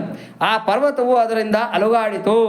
ದೊಡ್ಡ ಗಾತ್ರವಾಗಿ ಬೆಳೆದಿರ್ತಕ್ಕಂಥ ಮೋಡ ನಾವು ನೋಡ್ತೀವಲ್ಲ ಒಂದೊಂದ್ಸರಿ, ಈ ಬಿಳಿ ಮೋಡಗಳು ಈ ಕರಿ ಮೋಡಗಳು ದೊಡ್ಡದಾಗಿ ಪರ್ವತೋಪಮವಾಗಿ ಬೆಳೆದೋಗಿರುತ್ತೆ ಆಕಾಶದಲ್ಲಿ. ಆ ಥರ ದೊಡ್ಡದಾಗಿ ಬೆಳೆದು ಸುಮ್ಮನೆ ಬೆಳೆದಿದ್ದಾನ. ಈ ಮೋಡ ಗರ್ಜನೆ ಮಾಡತ್ತೆ, ಏನು ಜೋರಾಗಿ ಗುಡುಗುತ್ತೆ, ಗರ್ಜನೆ ಮಾಡತ್ತೆ. ಆ ಥರ ಹಾ ಅಂತ ರಾಮ ಅಂತ ಗರ್ಜನೆ ಮಾಡೋದಂತೆ. ಎಲ್ಲ ಕೂಡ ಆ ಪರ್ವತದ ಸಹಿತವಾಗಿರತಕ್ಕಂಥ ಅಲ್ಲಿ ನಿಂತಿರ್ತಕ್ಕಂಥ ವಿದ್ಯಾಧರರು ದೇವತೆಗಳು ಎಲ್ಲ ಗಡ ಗಡ ಗಡ ಗಡ ನಡಗುತ್ತಾ ಇದ್ದಾರಂತೆ. ಯಾಕೆ ಅಷ್ಟು ಅಪ್ರಮೇಯವಾಗಿರ್ತಕ್ಕಂಥ ಕಾರ್ಯನ ಮಾಡೋದಕ್ಕೆ ನಿಂತು ಬಿಟ್ಟಿದ್ದಾನೆ ಹನುಮಂತ. ಯಾರು ಮಾಡೋಕ್ಕಾಗಲ್ಲ, ಬೇರೆ ಯಾರಿಗೂ ಮಾಡೋಕ್ಕೆ ಆಗದೇ ಇರತಕ್ಕಂಥ ದುಷ್ಕರವಾಗಿರ್ತಕ್ಕಂಥ ಕಾರ್ಯ ಹನುಮಂತ ಮಾಡ್ತಾ ಇರ್ತಕ್ಕಂಥದ್ದು. ಗರುಡನು ಹಾವನ್ನು ನೆಲಕ್ಕೆ ಕುಕ್ಕುವಂತೆ ಆಂಜನೇಯನ ಕ್ರಮವನ್ನು ಅನುಸರಿಸಿ ಸುತ್ತಿಕೊಂಡಿದ್ದ ಕೂದಲುಗಳಿಂದ ತುಂಬಿದ್ದ ಬಾಲವನ್ನು ನೆಲಕ್ಕೆ ಬಡಿದಂತೆ. ಠಮ್ ಅಂತ ಬಡದಂತೆ ನೆಲಕ್ಕೆ ಒಂದ್ಸಲಿ. ಕೋತಿಗಳು ಮಾಡುತ್ತೆ, ಎಗರೋಕ್ಕೆ ಮುಂಚೆ ಒಂದ್ಸಲಿ ಹಿಂಗೆ ಬಡಿಯುತ್ತೆ ಅದನ್ನು ಬಾಲನ್ನ. ಆ ಕೂದಲುಗಳಿಂದ ಕೂಡಿರತಕ್ಕಂಥ ಆ ಬಾಲ, ಆ ಪುಚ್ಚ, ಲಾಂಗೂಲ ಅಂತ ಕರೀತಾರೆ ಸಂಸ್ಕೃತದಲ್ಲಿ. ನಾವು ಅವಾಗಲೇ ಶ್ಲೋಕ ಹೇಳ್ಕೊಂಡು ಹೋಗಿ ಬಂತದ್ದು. ಲಾಂಗೂಲ ಅಂತಂದರೆ ಬಾಲ ಅಂತ ಹೇಳ್ಬಿಟ್ಟು ಅಂತ. ಅದನ್ನು ದೊಡ್ಡದಾಗಿರ್ತಕ್ಕಂಥ ಬಾಲ ಹನುಮಂತ ಎಷ್ಟಿರ್ತಾನೋ ಅದ್ರ 2ರಷ್ಟು ಇರುತ್ತೆ ಬಾಲ. ಈ ಬಾಲ ಯಾರು? ಪಾರ್ವತಿ ದೇವಿ, ದುರ್ಗಾ ಪರಮೇಶ್ವರಿ. ಯಾಕೆಂದ್ರೆ ಗಂಡನನ್ನ ಯಾವತ್ತೂ ಕೂಡ ಎಡಬಿಡದೆ ಇರ್ತಕ್ಕಂಥವಳು, ಅರ್ಧನಾರೀಶ್ವರ ತತ್ವದಲ್ಲಿ ಇರ್ತಕ್ಕಂಥವಳು. ಎಲ್ಲಿ ಗಂಡನ ಇರ್ತಾನೋ ಅಲ್ಲಿ ಛಾಯಾರೂಪಿಣಿಯಾಗಿ ಅಂದರೆ ನೆರಳಿನಂತೆ ಹೆಂಡತಿ ಅಂತಕ್ಕಂಥವಳು ಇರಲೇಬೇಕು. ಹಾಗಾಗಿ ಪರಮೇಶ್ವರ ಏನು ಮಾಡ್ದ, ನಾನು ರಾಮ ಕಾರ್ಯಾರ್ಥವಾಗಿ ಅಂತ ಹೇಳ್ಬಿಟ್ಟು ಹನುಮಂತನ ಪಾತ್ರನ ಆರಿಸ್ಕೊಂಡ್ರೆ, ಪಾರ್ವತಿ ದೇವಿ ದುರ್ಗಾ ಪರಮೇಶ್ವರಿ ಏನು ಮಾಡಿದ್ಲು, ನಿನ್ನನ್ನು ಬಿಟ್ಟು ನಾನು ಇರೋದಕ್ಕಾಗಲ್ಲ ಅಂತ ಹೇಳ್ಬಿಟ್ಟು ಬಾಲದ ರೂಪನ ತಾಳಿ ಆ ಪಾತ್ರನ ಅನುಸರಿಸ್ತಾ ಇದ್ದಾಳೆ. ಇನ್ನು ಅವಳು ಮಹಾಶಕ್ತಿ, ಪರಾಶಕ್ತಿ ಕೇಳಬೇಕಾ? ಅವಳು ಬಾಲ, ಅದ್ರ ಬಾಲ ಎತ್ತಿ ಒಡೆದ ನೆಲಕ್ಕೆ ಅಂತಂದರೆ ಪರಾಶಕ್ತಿ ಗುಡುಗದಂಗೆ ಲೆಕ್ಕ ಅದು. ಆ ಲಾಂಗೂಲವಾಗಿರ್ತಕ್ಕಂಥ ಕೂದಲುಗಳಿಂದ ಕೂಡಿರ್ತಕ್ಕಂಥ ಆ ಬಾಲನ್ನ ಎತ್ತಿ ಒಂದ್ಸಲಿ ಜಾಡ್ಸದಂತೆ ಆ ಮಹೇಂದ್ರ ಪರ್ವತಕ್ಕೆ. ಗಡ ಗಡ ಗಡ ಗಡ ಗಡ ಅಂತ ನಡಗೋಯ್ತಂತೆ ಆ ಮಹೇಂದ್ರ ಪರ್ವತ, ಆ ಬರೀ ಬಾಲದ ತಾಡನದಿಂದಾನೆ. ಆಮೇಲೆ ನೋಡಿ, ಭಗವಂತನ ಅಂದರೆ ಹನುಮಂತನ ಮೈ ಮೇಲೆ ಇರ್ತಕ್ಕಂಥ ಕೂದಲುಗಳು ಅಂದರೆ ಸಾಮಾನ್ಯ ಅಂತ ತಿಳ್ಕೊಬೇಡಿ. ಈ ಗಂಧಮಾದನ ಪರ್ವತದಲ್ಲಿ ಈ ಯಾವುದು ಸೌಗಂಧಿಕ ಪುಷ್ಪನ ತರಬೇಕು ಅಂತ ಹೇಳ್ಬಿಟ್ಟು ಭೀಮ ಏನು ಮಾಡ್ತಾನೆ, ಮಹಾಭಾರತದಲ್ಲಿ ಹೊರಡ್ತಾನೆ.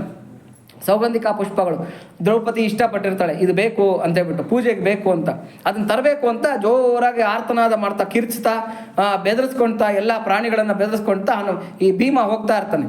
ಈ ಭೀಮ ಹೋಗ್ತಾ ಇರಬೇಕಾಗಿದ್ರೆ ಹನುಮಂತ ಏನು ಮಾಡ್ತಾನೆ, ತನ್ನ ತಮ್ಮನೇ ತಾನೆ, ಅವನು ವಾಯುಪುತ್ರನೇ, ಬರ್ತಾ ಇದ್ದಾನೆ, ಇವಾಗೇನೋ ಒಂಚೂರು ಕೀಟ್ಲೆ ಮಾಡೋಣ ಅಂತ ಬಿಟ್ಟು ಮುದಿ ಕೋತಿ ವೇಷ ಹಾಕ್ಕೊಂಡು ಬಾಲನ್ನ ಆ ದಾರಿಗಡ್ಡ ಹಾಕ್ಕೊಂಡು ಮಲಗಿರ್ತಾನೆ. ನಮ್ಮಲ್ಲಿ ಏನು ಅಂತಂದರೆ ನೋಡಿ, ಯಾರಾದರೂ ಮಲಗಿದ್ರೆ ಅವ್ರನ್ನ ನಾವು ದಾಟಲ್ಲ. ಯಾಕೆಂದರೆ ಒಳಗಡೆ ಪರಮಾತ್ಮ ನಖಶಿಖಾಂತ ವ್ಯಾಪಿಸ್ಕೊಂಡಿರ್ತಾನೆ ಪ್ರತಿ ಜೀವಿನಲ್ಲೂ ಕೂಡ. ದಾಟಲ್ಲ ಅಂತಕ್ಕಂಥದ್ದು ಒಂದಿದು. ಕೈ ಕಾಲು ಯಾವುದನ್ನು ದಾಟೋದು. ಇವತ್ತಿನ ಕಾಲದವ್ರಿಗೆ ಏನಿಲ್ಲ ಬಿಡಿ, ಜಂಪೇ ಮಾಡ್ಕೊಂಡು ಹೊರಟಾಗ್ತಾರೆ, ದಾಟೋದೇನು. ಹಂಗಾಗಿ ಈ ಭೀಮ ಬರ್ತಾನೆ ಪಾಪ, ಯಾಕೆಂದರೆ ಶಾಸ್ತ್ರ ಎಲ್ಲ ತಿಳಿದಿರ್ತಕ್ಕಂಥವನು. ಆತ ಬಂದು ಹೇಳ್ತಾನೆ, ಮುದಿ ಕೋತಿ ನಿನ್ನ ಬಾಲ ಪಕ್ಕಕ್ಕೆ ತೆಕ್ಕೋ, ದಾರಿ ಗಡ್ಡ ಹಾಕ್ಕೊಂಡಿದೀಯಾ, ಇದು ಮಾಡೋದಕ್ಕೆ ಆಗ್ತಾ ಇಲ್ಲ ಅಂತ. ಅವಾಗ ಆತ ಹೇಳ್ತಾನೆ, ನಾನು ಮುದಿ ಆಗ್ಬಿಟ್ಟಿದ್ದೀನಿ, ನಂಗೆ ಬಾಲ ಎತ್ತಕ್ಕೆ ಶಕ್ತಿ ಇಲ್ಲ, ನಿನ್ಗೇನೋ ಶಕ್ತಿ ಇದ್ರೆ ನನ್ನ ಬಾಲನ ಎತ್ತ ಪಕ್ಕಕ್ಕೆ ಇಟ್ಬಿಟ್ಟು ನೀನೇ ಹೋಗು ಅಂತ. ಆ ಬಾಲನ ಎತ್ತಕ್ಕಾಗಲ್ಲ ಹನುಮಂತ, ಆ ಬಾಲಕ್ಕೆ ಅಷ್ಟು ಶಕ್ತಿ ಇರುತ್ತೆ. ಭೀಮ ಆ ಬಾಲನ ಎತ್ತೋದಕ್ಕಾಗಲ್ಲ. ಫಸ್ಟು ಏನೋ ಕೇರ್ಲೆಸ್ ಆಗಿ ಹಿಂಗೆ ಕಿರುಬೆರಳಿನಲ್ಲಿ ಎತ್ತಾನೆ, ಆಗಲ್ಲ. ಕಡೆಗೆ ಎಡಗೈನಲ್ಲಿ ಎತ್ತಾನೆ, ಆಗಲ್ಲ. ಎರಡೂ ಕೈಯು ಉಪಯೋಗಿಸಿ ಎತ್ತಾನೆ. ತನ್ನ ಶತ ಪ್ರಯತ್ನ ಮಾಡಿದ್ರು ಕೂಡ ಆ ಬಾಲನ್ನ ಎತ್ತೋದಲ್ಲ, ಕದಲಿಸೋದಕ್ಕೆ ಕೂಡ ಆಗೋದಿಲ್ಲ. ಬಾಲ ಅಷ್ಟು ಭಯಂಕರವಾಗಿರ್ತಕ್ಕಂಥ ಬಾಲ. ಅಂದರೆ ಯಾಕೆಂದರೆ ಬಾಲದ ಮಹಾತ್ಮ ಹೇಳ್ತಾ ಇದ್ದೀನಿ. ಪರಾಶಕ್ತಿ ಅಂದರೆ ಆದಿ ಪರಾಶಕ್ತಿ ಆ ಬಾಲದ ರೂಪದಲ್ಲಿ ಇರ್ತಕ್ಕಂಥವಳು. ಕಡೆಗೆ ಎತ್ತೋದಕ್ಕಾಗೋದಿಲ್ಲ ಯಾರಿಗೆ? ಭೀಮನ್ಗೆ. ಆವಾಗ ಶರಣಾಗತಿ ಮಾಡ್ತಾನೆ. ಅಪ್ಪ ನೀನೇನೋ ಸಾಮಾನ್ಯ ಅಂತ ತಿಳ್ಕೊಂಡಿದ್ದೆ, ಸಾಮಾನ್ಯವಾಗಿರ್ತಕ್ಕಂಥ ವಾನರ ಅಲ್ಲ ನೀನು, ದಿವ್ಯವಾಗಿರ್ತಕ್ಕಂಥ ವಾನರ, ಹಾಗಾಗಿ ನಿನ್ನನ್ನು ಶರಣಾಗತಿ ಮಾಡ್ತಾ ಇದ್ದೀನಿ, ನೀನು ಯಾರು ಹೇಳು ಅಂತ. ಆವಾಗ ಹನುಮಂತನ ರೂಪವನ್ನು ತೋರಿಸಿ ಆ ಸಾಗರವನ್ನು ಲಂಘಿಸಿದ ಆ ರೂಪವನ್ನೆಲ್ಲ ಪ್ರದರ್ಶನ ಮಾಡಿ ಎಲ್ಲ ಮಾಡಿ ಭೀಮನ ಪ್ರೊಟೆಕ್ಷನ್ಗೆ ಅಂತ ಬಿಟ್ಟು ತನ್ನ ಬಾಲದಲ್ಲಿ ಈ ಸಾಮಾನ್ಯಗೆ ನೋಡಿ ಕೋತಿಗಳು ಏನು ಮಾಡುತ್ತೆ ಅಂದರೆ ಈ ಬಾಲನ ಹಿಂಗೆ ತೆಗೆದುಬಿಟ್ಟು ಅದನ್ನೇನೋ ಹಿಂಗೆ ಮಾಲಿಷ್ ಮಾಡ್ತಾರೆ. ಆ ಬಾಲನ ಹಿಂಗೆ ಮಾಲಿಷ್ ಮಾಡೋದು, ಅದನ್ನ ಹಿಂಗೆ ಇದು ಮಾಡೋದು ಏನೋ ಮಾಡ್ತಾ ಇರುತ್ತೆ. ಆ ಥರ ಮಾಡಿಬಿಟ್ಟು ಆಂಜನೇಯ ಏನು ಮಾಡ್ತಾನೆ, 3 ಕೂದಲನ್ನು ಕಿತ್ಕೊಡ್ತಾನೆ. ಯಾವುದರಿಂದ? ಬಾಲದಿಂದ. ತನ್ನ ಬಾಲದಿಂದ 3 ಕೂದಲನ್ನು ಕಿತ್ಕೊಡ್ತಾನೆ. ಇದು ನಿನಗೆ ಪ್ರೊಟೆಕ್ಷನ್ಗೆ ತಗೋ ಅಂತ ಹೇಳ್ಬಿಟ್ಟು ಅಂತ. ಭೀಮನ್ಗೆ 3 ಕೂದಲು, ಹನುಮಂತನ ಬಾಲದ 3 ಕೂದಲು ಭೀಮನ್ಗೆ ಪ್ರೊಟೆಕ್ಷನ್ನು. ಯಾಕೆಂದರೆ ಅಲ್ಲೆಲ್ಲ ಗಂಧರ್ವರು ಇರ್ತಾರೆ, ನಿನಗೆ ಯುದ್ಧ ಮಾಡೋದಕ್ಕೆ ಕಷ್ಟ ಆಗುತ್ತೆ, ತೊಗೊಂಡೋಗೊಂದು. ಅವನು ಅದನ್ನು ಜೋಪಾನವಾಗಿ ತರ್ತಾ ಇರ್ತಾನೆ. ಆದರೆ ಅದು ಬರೋ ದಾರಿನಲ್ಲಿ ಏನಾಗುತ್ತೆ ಅಂದರೆ 3 ಕೂದಲಿನಲ್ಲಿ 1 ಕೂದಲು ಕೆಳಗೆ ಬಿದ್ದೋಗುತ್ತೆ. ಕೆಳಗೆ ಬಿದ್ದ ತಕ್ಷಣ ಅಲ್ಲಿ ಕೋಟಿ ಶಿವಲಿಂಗಗಳು ಉದ್ಭವ ಆಗುತ್ತೆ. ಬಾಲ ಬಿದ್ದಿದ್ದ ಜಾಗದಲ್ಲಿ ಏನಾಗುತ್ತೆ, ಕೋಟಿ ಶಿವಲಿಂಗಗಳು ಉದ್ಭವ ಆಗುತ್ತೆ. ಇವತ್ತಿಗೂ ಕೂಡ ನೇಪಾಳ ಬಾರ್ಡರ್ನಲ್ಲಿ ಇದೆ ಅಂತ ಹೇಳ್ತಾರೆ. ನೇಪಾಳ ಮತ್ತು ಇದ್ರದ್ದು ಬಾರ್ಡರ್ನಲ್ಲಿ ಆ ಕೋಟಿ ಶಿವಲಿಂಗಗಳು ಉದ್ಭವ ಆಗಿದ್ದ ಜಾಗ ಅಂತ ಹೇಳ್ಬಿಟ್ಟು ತೋರಿಸ್ತಾರೆ. ಅಲ್ಲೆಲ್ಲ ಕೂಡ ಶಿವಲಿಂಗಗಳು ಉದ್ಭವ ಆಗಿದೆ ಅಂತ ಹೇಳ್ಬಿಟ್ಟು ಅಂತ, ನ್ಯಾಚುರಲ್ ಆಗಿರ್ತಕ್ಕಂಥ ಶಿವಲಿಂಗಗಳು ಅಂತ. ಯಾಕೆ ಹೇಳ್ತಾ ಇದ್ದೀನಿ ಅಂದರೆ ಶಿವಾಂಶ ಸಂಭೂತ ಸಾಕ್ಷಾತ್ ಶಂಕರ ಹನುಮಂತ ಅಂತ ಅವನು ಬಾಲ ಅಂತಂದರೆ ಅಷ್ಟು ವಿಶೇಷ.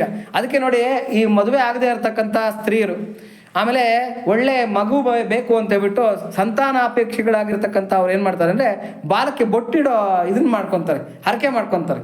ಅಂದರೆ ಯಾವುದಾದ್ರೂ ಹನುಮಂತ ದೇವಸ್ಥಾನಗಳಲ್ಲಿ ಆ ಬಾಲಕ್ಕೆ ಬೊಟ್ಟಿಡೋ ಹರಕೆಯನ್ನು ಮಾಡ್ಕೊತಾರೆ. ಏನು, ಮೂಲದಿಂದ ಪ್ರಾರಂಭ ಮಾಡಿ ಪುಚ್ಚದವರೆಗೂ ಕೂಡ ಬಟ್ಟುಗಳನ್ನು ಇಟ್ಕೊಂಡು ಬರೋದು. ದಿನಕ್ಕೊಂದು ಬಟ್ಟು.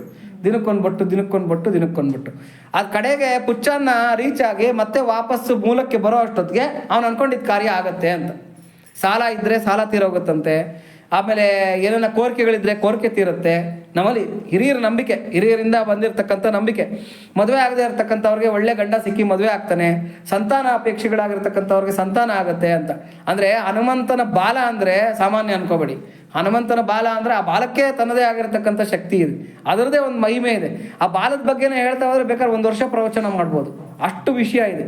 ಹಂಗಾಗಿ ಈ ಬಾಲ ಅಂತಕ್ಕಂಥದ್ದನ್ನು ಏನು ಮಾಡಿದಂತೆ, ಮಹೇಂದ್ರ ಪರ್ವತಕ್ಕೆ ಒಂದ್ಸಲಿ ಜಾಡ್ಸದ್ನಂತ. ಹಿಂಗೆ ಜಾಡ್ಸೋ ಅಷ್ಟೊತ್ತಿಗೆ ಆ ಮಹೇಂದ್ರ ಪರ್ವತ ಗಡ ಗಡ ಗಡ ಗಡ ಗಡ ಗಡ ನಡುಗುತ್ತಾ ಇದೆಯಂತೆ. ಅಂಥ ದಿವ್ಯವಾಗಿರ್ತಕ್ಕಂಥ ಬಾಲ ಹನುಮಂತನ ಬಾಲ. ಅತಿವೇಗವನ್ನು ಹೊಂದಿದ್ದ ಅವನ ಬಾಲವು ಗರುಡ ಎಳೆದುಕೊಂಡು ಹೋಗುತ್ತಿರುವ ಹೆಬ್ಬಾವಿನಂತೆ ಕಾಣುತ್ತಿತ್ತು. ಈ ಹನುಮಂತ ಏನನ್ನ ಎದ್ದ ಆ ಕಡೆ ಈ ಕಡೆ ಓಡಾಡ್ದ ಅಂತಂದರೆ ಆ ಬಾಲನೂ ಹಿಂದೆ ಬರ್ತಾ ಇತ್ತಂತೆ. ಏನಾಗ್ತಾ ಇತ್ತು, ಹನುಮಂತನ ಹಿಂದೆ ಬರ್ತಾ ಇತ್ತು.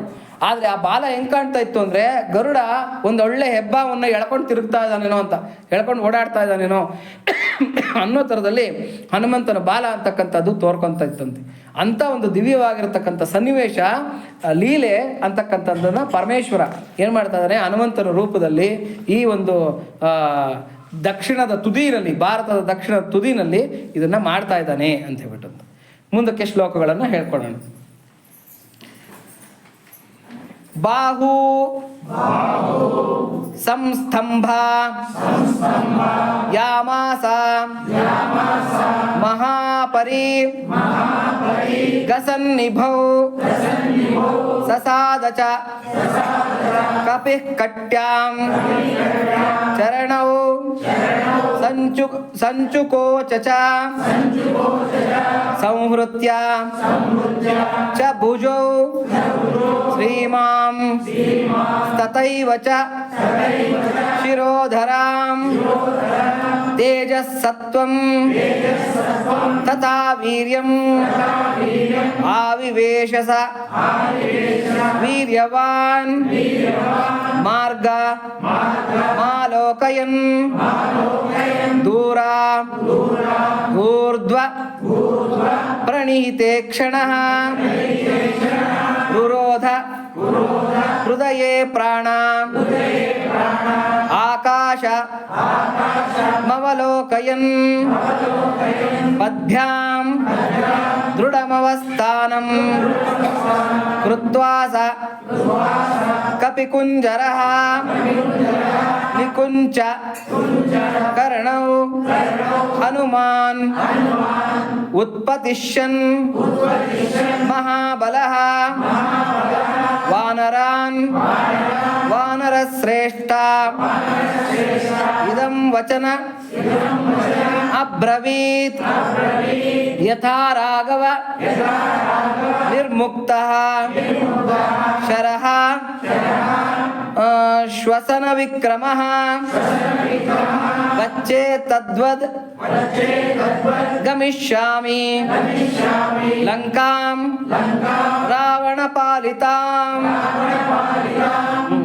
ಹಾರಲು ಸಿದ್ಧನಾದ ಹನುಮಂತನು ಪರಿಗ ಅಂದರೆ ಕಬ್ಬಿಣದ ಗದೆಯನ್ನು ಪರಿಗ ಅಂತ ಕರೀತಾರೆ. ಪರಿಗಾಯುಧದಂತೆ ಬಲಿಷ್ಠನಾಗಿದ್ದ ತನ್ನ ಎರಡೂ ತೋಳುಗಳನ್ನು ಬಿಗಿ ಮಾಡಿದನು. ಫಿಟ್ ಮಾಡ್ತಾರೆ ಅಲ್ವಾ, ಏನಾರ ಕೆಲಸ ಮಾಡಬೇಕಾದ್ರೆ ಅಂತ ಒಂದ್ಸಲಿ ಉಸಿರನ್ನು ಎಳ್ಕೊಂಡು ಫಿಟ್ ಮಾಡ್ಕೊತಾರೆ ಶರೀರನ್ನ. ಈ ಹನುಮಂತ ಏನು ಮಾಡ್ತಾ ಇದ್ದಾನೆ ಅಂತಂದರೆ ತನ್ನ ಎರಡೂ ತೋಳುಗಳನ್ನು ಒಳ್ಳೆ ಕಬ್ಬಿಣದ ಗದೆಗಳು ಅನ್ನೋ ಥರದಲ್ಲಿ ಫಿಟ್ ಆಗಿ ಟೈಟ್ ಮಾಡ್ಕೊತಾ ಇದ್ದಾನಂತ, ಇನ್ನೇನು ಹಾರಬೇಕು ಅಂತ ಹೇಳ್ಬಿಟ್ಟು ಅಂತ. ತನ್ನ ಎರಡೂ ತೋಳುಗಳನ್ನು ಬಿಗಿ ಮಾಡಿದನು, ಸೊಂಟದ ಮೇಲೆ ಭಾರವನ್ನು ಹಾಕಿದನು. ಅಂದರೆ ಹಿಂಗೆ ಸೊಂಟದ ಮೇಲೆ ಹಾಕ್ತಕ್ಕಂಥದ್ದು ಗೊತ್ತಲ್ವಾ, ಎಗರಬೇಕಾಗಿದ್ರೆ ಸ್ವಲ್ಪ ಬಗ್ಗಿ ಹಾಕಿದನು. ಎರಡೂ ಕಾಲುಗಳನ್ನು ಬಗ್ಗಿಸಿದನು. ಎರಡು ಕಾಲುಗಳನ್ನು ಬಗ್ಗಿಸ್ದ, ಸೊಂಟದ ಮೇಲೆ ಭಾರ ಹಾಕ್ದ, ಹಿಂಗೆ ಮುಂದೆ ತನ್ನ ಎರಡು ಕೈಗಳನ್ನು ಊರ್ಕೊಂಡು ಒಂದು ವ್ಯೂ ಹಾಕ್ತಾ ಇದ್ದಾನೆ, ಹಾರಬೇಕು ಅಂತ ಹೇಳ್ಬಿಟ್ಟು ಅಂತ. ಎರಡು ಕೈಗಳನ್ನು ಟೈಟಾಗಿ ಫಿಟ್ ಮಾಡ್ಕೊಂಡಿದ್ದಾನೆ ಹನುಮಂತ. ವೀರ್ಯವಂತನಾದ ಅಂದರೆ ವೀರ್ಯ ಅಂದರೆ ಸಂಸ್ಕೃತದಲ್ಲಿ ಶಕ್ತಿ ಅಂತ, ಶಕ್ತಿವಂತನಾಗಿರ್ತಕ್ಕಂಥ ಪರಮಾತ್ಮ ಅಂದರೆ ಈ ಆಂಜನೇಯ ತನ್ನ ಭುಜಗಳನ್ನು ಕುತ್ತಿಗೆಗಳನ್ನು ಬಿಗಿಗೊಳಿಸಿ, ಭುಜಾನ್ನ ಬಿಗಿಗೊಳಿಸಿದ್ದಾನೆ, ಕುತ್ತಿಗೆಯನ್ನು ಬಿಗಿಗೊಳಿಸಿದ್ದಾನೆ. ಒಳಗೆ ಅವ್ಯಕ್ತವಾಗಿದ್ದ ತೇಜಸ್ಸು ಸತ್ವ ವೀರ್ಯಗಳನ್ನು ಬಲಗೊಳಿಸಿ ಅವುಗಳೊಳಗೆ ಪ್ರವೇಶಿಸಿದನು. ಸತ್ವ ತೇಜ ವೀರ್ಯಗಳುಳ್ಳವನಾದನು. ಒಳಗಿರ್ತಕ್ಕಂಥ ಸತ್ವ ತೇಜಸ್ಸು ಈ ಶಕ್ತಿ ಇವೆಲ್ಲದನ್ನು ಒಗ್ಗೂಡಿಸ್ಕೊತಾ ಇದ್ದಾನೆ. ಹಾರಬೇಕು ಅಂದರೆ ತಮಾಷೆನ 1400 ಕಿಲೋಮೀಟರ್ ಈ ಸಮುದ್ರನ ಹಾರೋದು ಅಂದರೆ ತಮಾಷೆನ, ಶತಯೋಜನ ವಿಸ್ತೀರ್ಣ ಅಂತ ಹೇಳ್ತಾರೆ. ಹಾಗಾಗಿ ಶಕ್ತಿ ಎಲ್ಲ ತಂದುಕೊಂಡು ರೆಡಿ ಆಗ್ತಾ ಇದ್ದಾನೆ. ಮೇಲೆ ನೆಟ್ಟ ದೃಷ್ಟಿಯುಳ್ಳವನಾಗಿ ತಾನು ಕ್ರಮಿಸಬೇಕಾದ ಮಾರ್ಗದ ಉದ್ದವನ್ನು ಗಮನಿಸಿ ಆಕಾಶವನ್ನು ನೋಡುತ್ತಾ ಹೃದಯ ಭಾಗದಲ್ಲಿ ಪ್ರಾಣಗಳನ್ನು ಸೆಳೆದು ಹಿಡಿದನು. ಆಕಾಶ ಅನ್ನೋ ಒಂದ್ಸಲಿ ನೋಡ್ತಾನೆ, ಅಂದರೆ ಹಿಂಗೆ ಆಕಾಶಕ್ಕೆ ಹಾರಬೇಕು ಅಂತ ಬಿಟ್ಟು ಉದ್ದ ಎಷ್ಟಿದೆ, ನಾನು ನೆಗಿಬೇಕಾಗಿರ್ತಕ್ಕಂಥ ಪ್ರಮೇಯ ಎಷ್ಟಿದೆ ಅಂತಕ್ಕಂಥದ್ದನ್ನು ನೋಡ್ತಾ ಇದ್ದಾನೆ. ಆಮೇಲೆ ತನ್ನ ಎದೆ ಭಾಗದಲ್ಲಿ ಪ್ರಾಣಗಳನ್ನು ಹಿಡಿದಿಟ್ಕೊಂಡಂತೆ, ಅಂದರೆ ಏನು ಅಂತ ಉಸಿರನ್ನು ತಗೊಂಡು ಒಂದ್ಸಲಿ ಕುಂಭಕಾನ್ನ ಮಾಡ್ತಾ ಇದ್ದಾನೆ ಹಾರೋದಕ್ಕೆ ಅಂತ ಹೇಳ್ಬಿಟ್ಟು ಅಂತ. ಯಾಕೆಂತಂದರೆ ಕುಂಭಕಾನ್ನ ಮಾಡಿದ್ರೆ ಶಕ್ತಿ ಅಂತಕ್ಕಂಥದ್ದು ಇಮ್ಮಡಿ ಆಗುತ್ತೆ ಅಂತ. ಹಾಗಾಗಿ ಕುಂಭಕಾನ್ನ ಮಾಡೋದಕ್ಕೆ ಎಲ್ಲ ಸಿದ್ಧತೆಯನ್ನು ಮಾಡ್ಕೊಂಡಿದ್ದಾನೆ. ಆ ಕಪಿಶ್ರೇಷ್ಠನು ಕಾಲುಗಳನ್ನು ಬಲವಾಗಿ ಊರಿ ಕಿವಿಗಳನ್ನು ಬಾಗಿಸಿ ಒಳಸೆಳೆದು ಮೇಲೆ ಹಾರಲು ಸಿದ್ಧನಾದನು. ಏನು ಮಾಡ್ತಾ ಇದ್ದಾನಂತೆ ಅಂದರೆ ಕಾಲುಗಳನ್ನು ಬಲವಾಗಿ ಊರಿ ಕೆಳಗಡೆ ಹಿಂಗೆ ಗ್ರಿಪ್ ತೊಗೊತಾ ಇದ್ದಾನೆ ಹಾರೋದಕ್ಕೆ ಅಂತ ಹೇಳ್ಬಿಟ್ಟು ಅಂತ. ಈ ಕೋತಿ ಕಿವಿಗಳು ನೋಡಿದ್ದೀರಾ? ಕೋತಿ ಕಿವಿಗಳು ಹೆಂಗಿರುತ್ತೆ, ಮನುಷ್ಯರ ಕಿವಿ ಥರ ಇದ್ರೂ ಕೂಡ ಹಿಂಗೆ ಕದಲುತ್ತದು, ಹಿಂಗೆ ಅದನ್ನು ಹಿಂಗೆ ಒಳಕ್ಕೆ ಮಾಡ್ಕೊತಾ ಇದ್ದಾನೆ. ಅಂದರೆ ಹೀಗಿರೋ ಕಿವಿಗಳನ್ನು ಹೀಗೆ ಮಾಡ್ಕೊತಾನೆ, ಹಿಮ್ಮುಖವಾಗಿ ಹಿಂಗೆ ಮಾಡ್ಕೊತಾ ಇದ್ದಾನೆ. ಒಳಕ್ಕೆ ತಗೊಂಡು ನೆರೆದಿದ್ದ ಎಲ್ಲ ವಾನರರನ್ನು ಕುರಿತು ಹೀಗೆ ಹೇಳಿದನು. ಎಲ್ಲ ವಾನರರಿಗೆ, ಯಾಕೆಂದರೆ ಅವ್ರಿಗೆಲ್ಲ ತೇಜಸ್ ಬರಬೇಕು. ನೀವ್ಯಾರು ಹೆದರಬೇಡಿ, ನಾನು ಹೋಗ್ತಾ ಇದ್ದೀನಿ, ನಾನು ಲಂಕೆಗೆ ಹೋಗಿ ಸೀತಾನ್ವೇಷಣೆಯನ್ನು ರಾಮಕಾರ್ಯನ್ನು ಮಾಡ್ಕೊಂಡು ಬರ್ತೀನಿ, ನೀವೆಲ್ಲ ಧೈರ್ಯವಾಗಿರಿ ಅಂತಕ್ಕಂಥ ಧೈರ್ಯವನ್ನು ಕೊಡೋದಕ್ಕೋಸ್ಕರ ರಾಮನ ಬಿಲ್ಲಿನಿಂದ ಹೊರಟ ವಾಯುವೇಗದ ಬಾಣದಂತೆ ರಾವಣನು ರಕ್ಷಿಸುತ್ತಿರುವ ಲಂಕೆಗೆ ವೇಗವಾಗಿ ಹೋಗಿ ಸೇರುತ್ತೇನೆ. ನೀವ್ಯಾರು ಯೋಚನೆ ಮಾಡಬೇಡಿ, ಹಾರಕ್ಕಾಗತ್ತಾ ಇಲ್ವಾ ಹನುಮಂತನಿಗೆ ಅಂತೇಳ್ಬಿಟ್ಟು ಯಾವುದೇ ಯೋಚನೆ ನಿಮಗೆ ಬೇಡ. ಯಾಕೆಂದರೆ ರಾಮನ ಬಾಣದಿಂದ ಬಿಲ್ಲಿನಿಂದ ಬಿಟ್ಟಿರ್ತಕ್ಕಂಥ ಬಾಣ ಹೆಂಗೆ ನೇರವಾಗಿ ಹೋಗುತ್ತೋ ಹಾಗೆ ನಾನು ಸುಖವಾಗಿರ್ತಕ್ಕಂಥ ಪ್ರಯಾಣವನ್ನು ಮಾಡಿ ಲಂಕೆಗೆ ನಾನು ಸೇರ್ಕೊತೀನಿ. ನೀವು ಯಾವ ಭಯನೂ ಇಟ್ಕೋಬೇಡಿ, ಯಾವ ಟೆನ್ಷನ್ನು ಇಟ್ಕೋಬೇಡಿ ಅಂತ ವಾನರರಿಗೆ ಹೇಳ್ತಾ ಇದ್ದಾನೆ. ಒಕೆ ಬಾಣಮು ಒಕಟೇ ಮಾಟ ಒಕ್ಕ ಭಾಮತೋ ರಾಮುನಿ ಪ್ರೇಮ ಅಂತ ಹೇಳ್ಬಿಟ್ಟು ಅಂತ. ಯಾವತ್ತಿಗೂ ಕೂಡ ರಾಮನ ಬಾಣ ಒಂದೇ, ಒಂದು ಬಾಣ ಅಂತಂದರೆ ಆ ಬಾಣಕ್ಕೆ ಎಂಥ ರಾಕ್ಷಸರಾದರೂ ಕೂಡ ಹತರಾಗಿ ಬೀಳಬೇಕು. ಒಕ್ಕಟೇ ಮಾತ್ರ ಒಂದ್ಸಲಿ ಮಾತು ಹೇಳಿದಾನೆ ಅಂದರೆ ರಾಮ ಮುಗೀತು. ಅದೇ ಥರನೇ ಒಬ್ಬಳೇ ಸ್ತ್ರೀ ಜೊತೆಯಲ್ಲಿ ರಾಮನ ಒಂದು ಸಾಂಗತ್ಯ, ಅಂದರೆ ಧರ್ಮಪತ್ನಿ ಅಂತ ಇರತಕ್ಕಂಥದ್ದು ರಾಮನಿಗೆ ಒಬ್ಬಳೇ. 2-3 ಜನ ಇರತಕ್ಕಂಥದ್ದು ಅಧರ್ಮ ಅಂತ. ಇವತ್ತಿನ ಕಾಲಕ್ಕೆ ಯಾವುದೋ ಅಧರ್ಮ ಅಲ್ಲ ಅಂತ ಹೇಳ್ಬಿಟ್ಟು ಅಂತ ಏನೇನೋ ಮಾಡೋಕ್ಕೆ ಹೋಗ್ಬಿಡ್ತಾರೆ. ಗಂಡಸಾಗಲಿ ಹೆಂಗಸಾಗಲಿ ಒಂದೇ ಇದ್ರದ ಏನೋ ಒಂದು ಸಂಗಾತಿ ಜೊತೆನೇ ಜೀವನ ಪರ್ಯಂತ ಕಳೆಯೋದಿದೆಯಲ್ಲ, ಅದು ದಿವ್ಯವಾಗಿರ್ತಕ್ಕಂಥ ಒಂದು ಧರ್ಮ ಕಾರ್ಯ. ಅದು ಒಂದು ತಪಸ್ಸು. ಅದನ್ನು ಮಾಡ್ತಕ್ಕಂಥದ್ದು ಒಂದು ತಪಸ್ಸು. ನೋಡಿ, ಇನ್ನೊಂದು ಹೇಳಿರ್ತೀನಿ, ಈ ಲಂಕಾನ್ವೇಷಣೆ ಅಂತಕ್ಕಂಥದ್ದು 3ನೇ ಸರ್ಗ ಬರುತ್ತೆ. ಲಂಕಾನ್ವೇಷಣೆ ಅಂತ ಹೇಳ್ಬಿಟ್ಟು ಅಂತ ಏನೇನು ನೋಡ್ದ ಲಂಕೆನಲ್ಲಿ ಅಂತ ಹೇಳ್ಬಿಟ್ಟು ಅಂತ.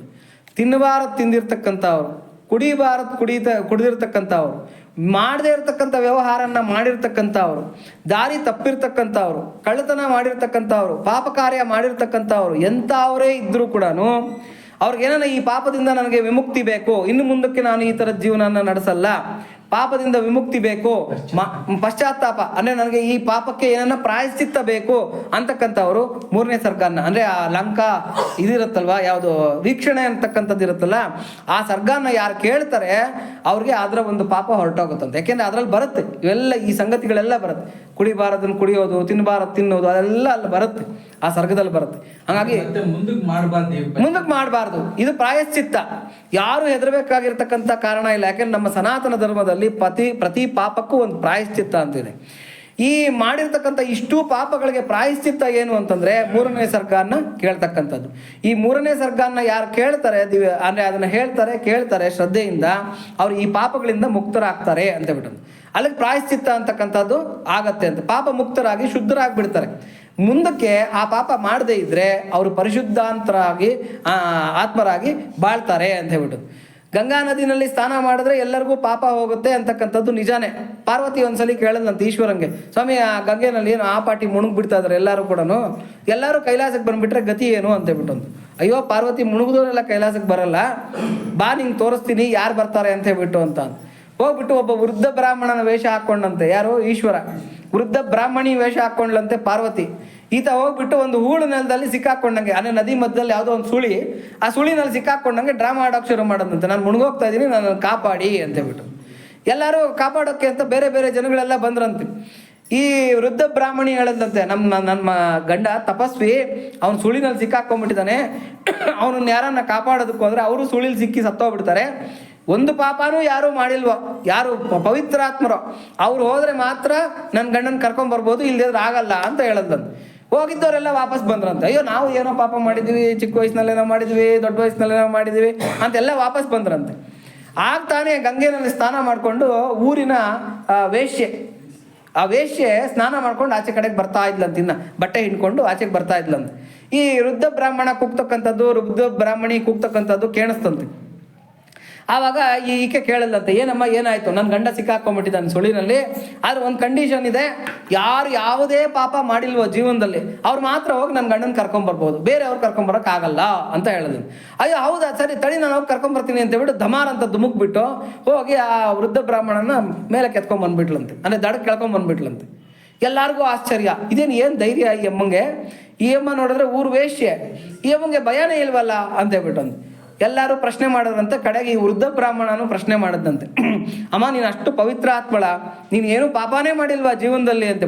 ಅಯ್ಯೋ ಸ್ವಾಮಿ, ನಾನು ಮಾಡದೇ ಇರೋಂಥ ಪಾಪನೇ ಇಲ್ಲ, ಬೇಕಾದಷ್ಟು ಪಾಪ ಮಾಡಾಕ್ಬಿಟ್ಟಿದ್ದೀನಿ ನಾನು ಊರು ವೇಶ್ಯೆ, ಆದ್ರೆ ಈಗ ತಾನೇ ಗಂಗೆನಲ್ಲಿ ಸ್ನಾನ ಮಾಡ್ಕೊಂಡು ಬರ್ತಾ ಇದ್ದೀನಿ. ಅಲ್ಲಿಗೇನಾಯ್ತು, ನನ್ನ ಪಾಪಗಳೆಲ್ಲ ತೊಳೆದೋಗಿದೆ, ನಾನು ಇವಾಗ ಪವಿತ್ರಾತ್ಮಳಾಗ್ಬಿಟ್ಟಿದ್ದೀನಿ, ಅಂದರೆ ಹುಟ್ಟಿರೋ ಮಗು ಇದ್ದಂಗೆ ನಾನು ಪವಿತ್ರಾತ್ಮಳಾಗಿದ್ದೀನಿ. ಆ ಧೈರ್ಯದ ಮೇಲೆ ನಿನ್ನ ಗಂಡನ ಕರ್ಕೊಂಬರೋದಕ್ಕೆ ಹೋದೆ ಅಂತ ಹೇಳ್ಬಿಟ್ಟು.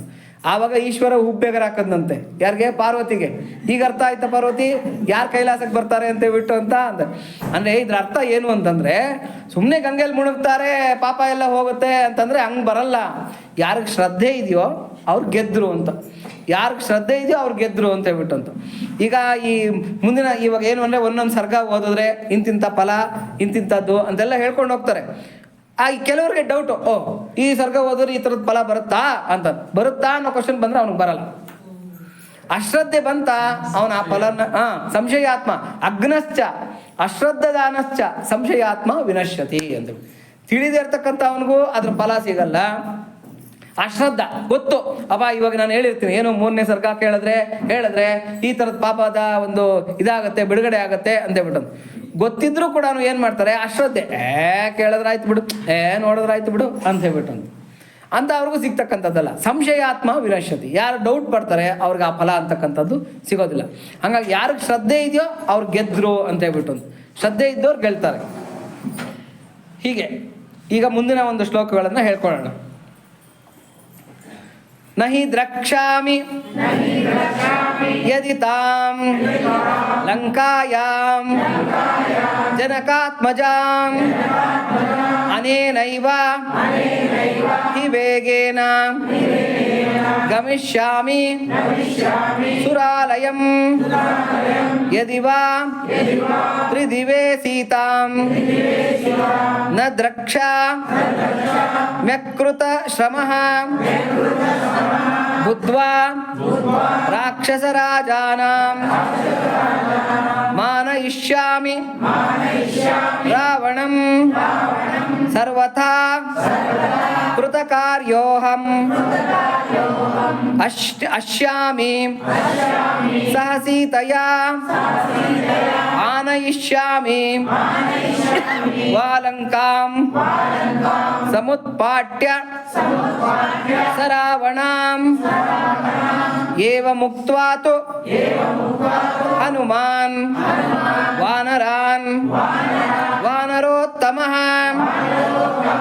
ಉತ್ಪಪಾತಾತ ವೇಗೇನ ವೇಗವಾನ್ ವಿಚಾರಯನ್ ಸುಪರ್ಣಮಿವ ಚಾತ್ಮಾನಂ ಮೇನೇಸ ಕಪಿಕುಂಜರಃ ಸಮುತ್ಪತತಿ ತಸ್ಮಿನ್ಸ್ತು ವೇಗಾತ್ತೇ ನಗರೋಹಿಣಃ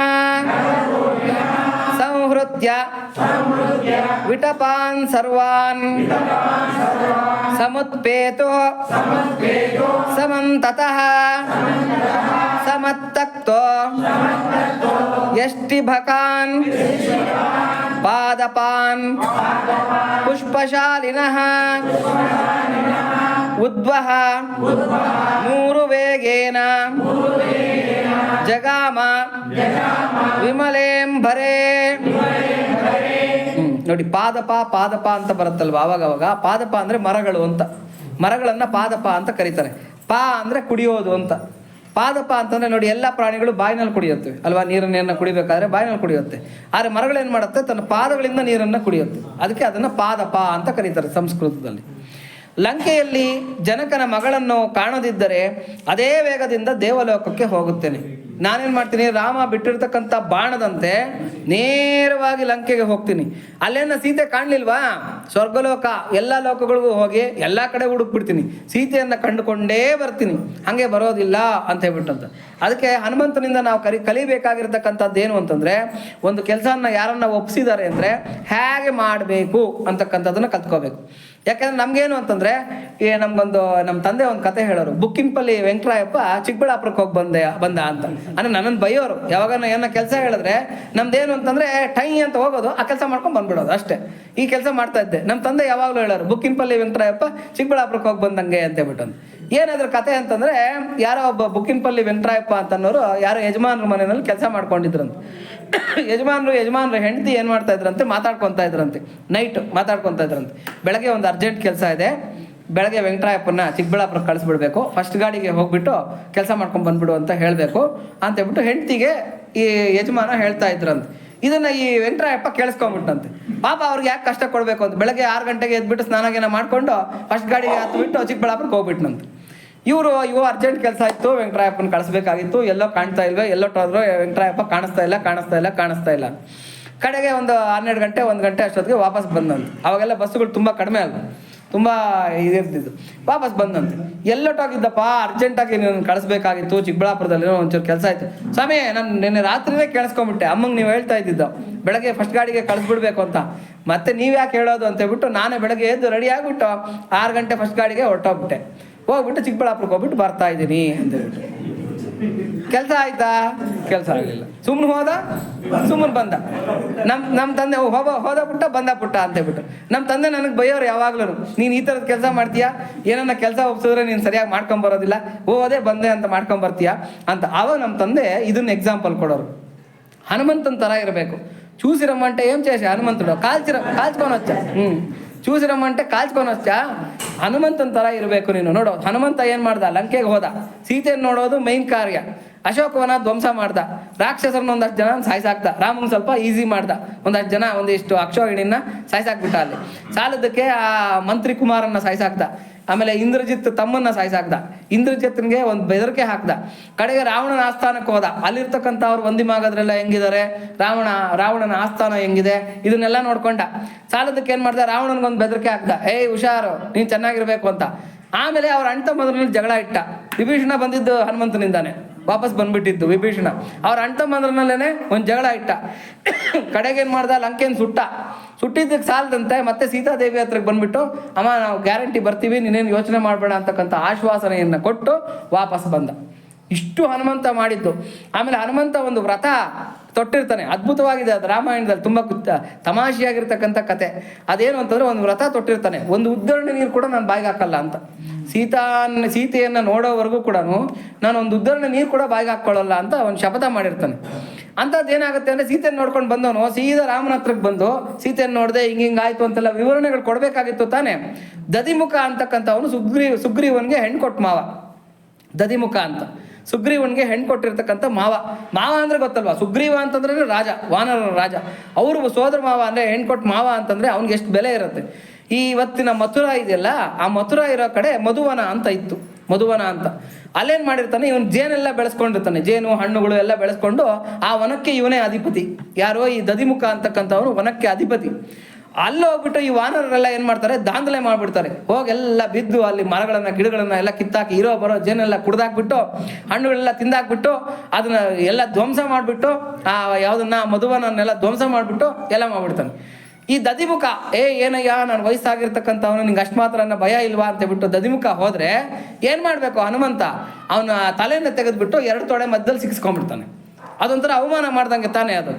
ಸಿಕ್ಕಿಸ್ಕೊಂಡು ಅವನನ್ನ ಎಲ್ಲ ಗೇಲಿ ಮಾಡಿ ಎಲ್ಲ ಇದು ಮಾಡ್ತಾನೆ.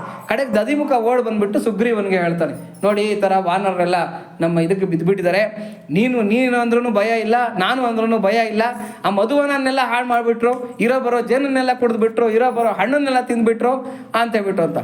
ತಕ್ಷಣ ಸುಗ್ರೀವ ಹೇಳ್ತಾನೆ, ಅವರನ್ನೆಲ್ಲ ಅತ್ಯಂತ ಗೌರವದಿಂದ ರಾಮನ ಮುಂದಕ್ಕೆ ಕರ್ಕೊಂಬನ್ರಿ ಅಂತ. ಅತ್ಯಂತ ಗೌರವ ಮರ್ಯಾದೆಯಿಂದ ರಾಮನ ಹತ್ರ ಕರ್ಕೊಂಬನ್ರಿ ಅಂತ ಸುಗ್ರೀವ ಆರ್ಡರ್ ಮಾಡ್ತಾನೆ. ಸುಗ್ರೀವಾಜ್ಞೆ ಅಂತ ಹೇಳ್ಬಿಟ್ಟು ಅಂತ. ಅದಕ್ಕೆ ಎದುರೇ ಇಲ್ಲ. ಯಾಕೆ ಸುಗ್ರೀವ ಹಂಗೆ ಹೇಳ್ತಾನೆ ಅಂತಂದ್ರೆ, ಆಂಜನೇಯ ಶಪಥ ಮಾಡಿರ್ತಾನೆ, ಒಂದು ಉದ್ದರಣೆ ನೀರು ಕೂಡ ನಾನು ಬಾಯಿಗೆ ಹಾಕಲ್ಲ ಅಂತ ಶಪಥ ಮಾಡಿ ಹೋಗಿರ್ತಾನೆ.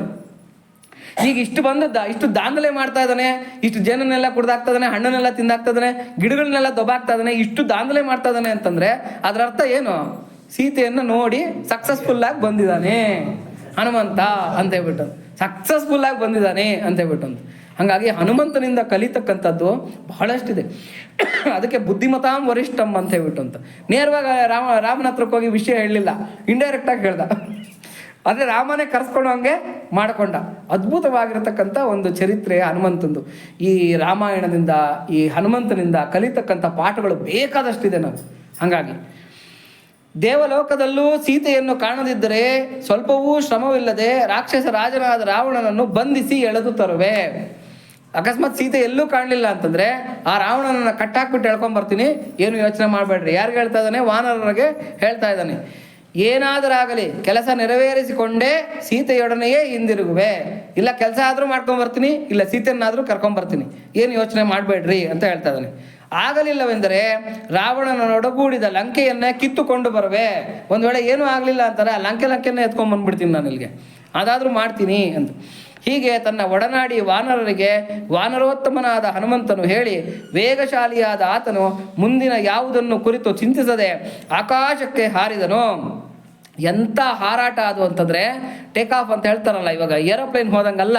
ಏರೋಪ್ಲೇನ್ ಏನು ಮಾಡುತ್ತೆ, ಒಂದಷ್ಟು ದೂರ ಹಿಂಗೆ ಬಂದು ನಿಧಾನಕ್ಕೆ ಹಿಂಗೆ ಟೇಕ್ ಆಫ್ ಆಗುತ್ತೆ ಏರೋಪ್ಲೇನ್. ಹನುಮಂತ ಹಂಗೋಗ್ಲಿಲ್ಲ, ರೈ ಅಂತ ಹಾರ್ಬಿಟ್ಟ ಅಷ್ಟೇ. ಆ ಇದರಿಂದ ಯಾವುದರಿಂದ, ಪರ್ವತದಿಂದ ರೈ ಅಂತ ಒಂದೇ ಸಲ ಆಕಾಶಕ್ಕೆ ಹಾರ್ಬಿಟ್ಟ. ಆ ಹಾರಿದ ಹಾರಾಟಕ್ಕೆ ಅದು ಪಾತಾಳ ಕೊಟ್ಟಾಯ್ತು.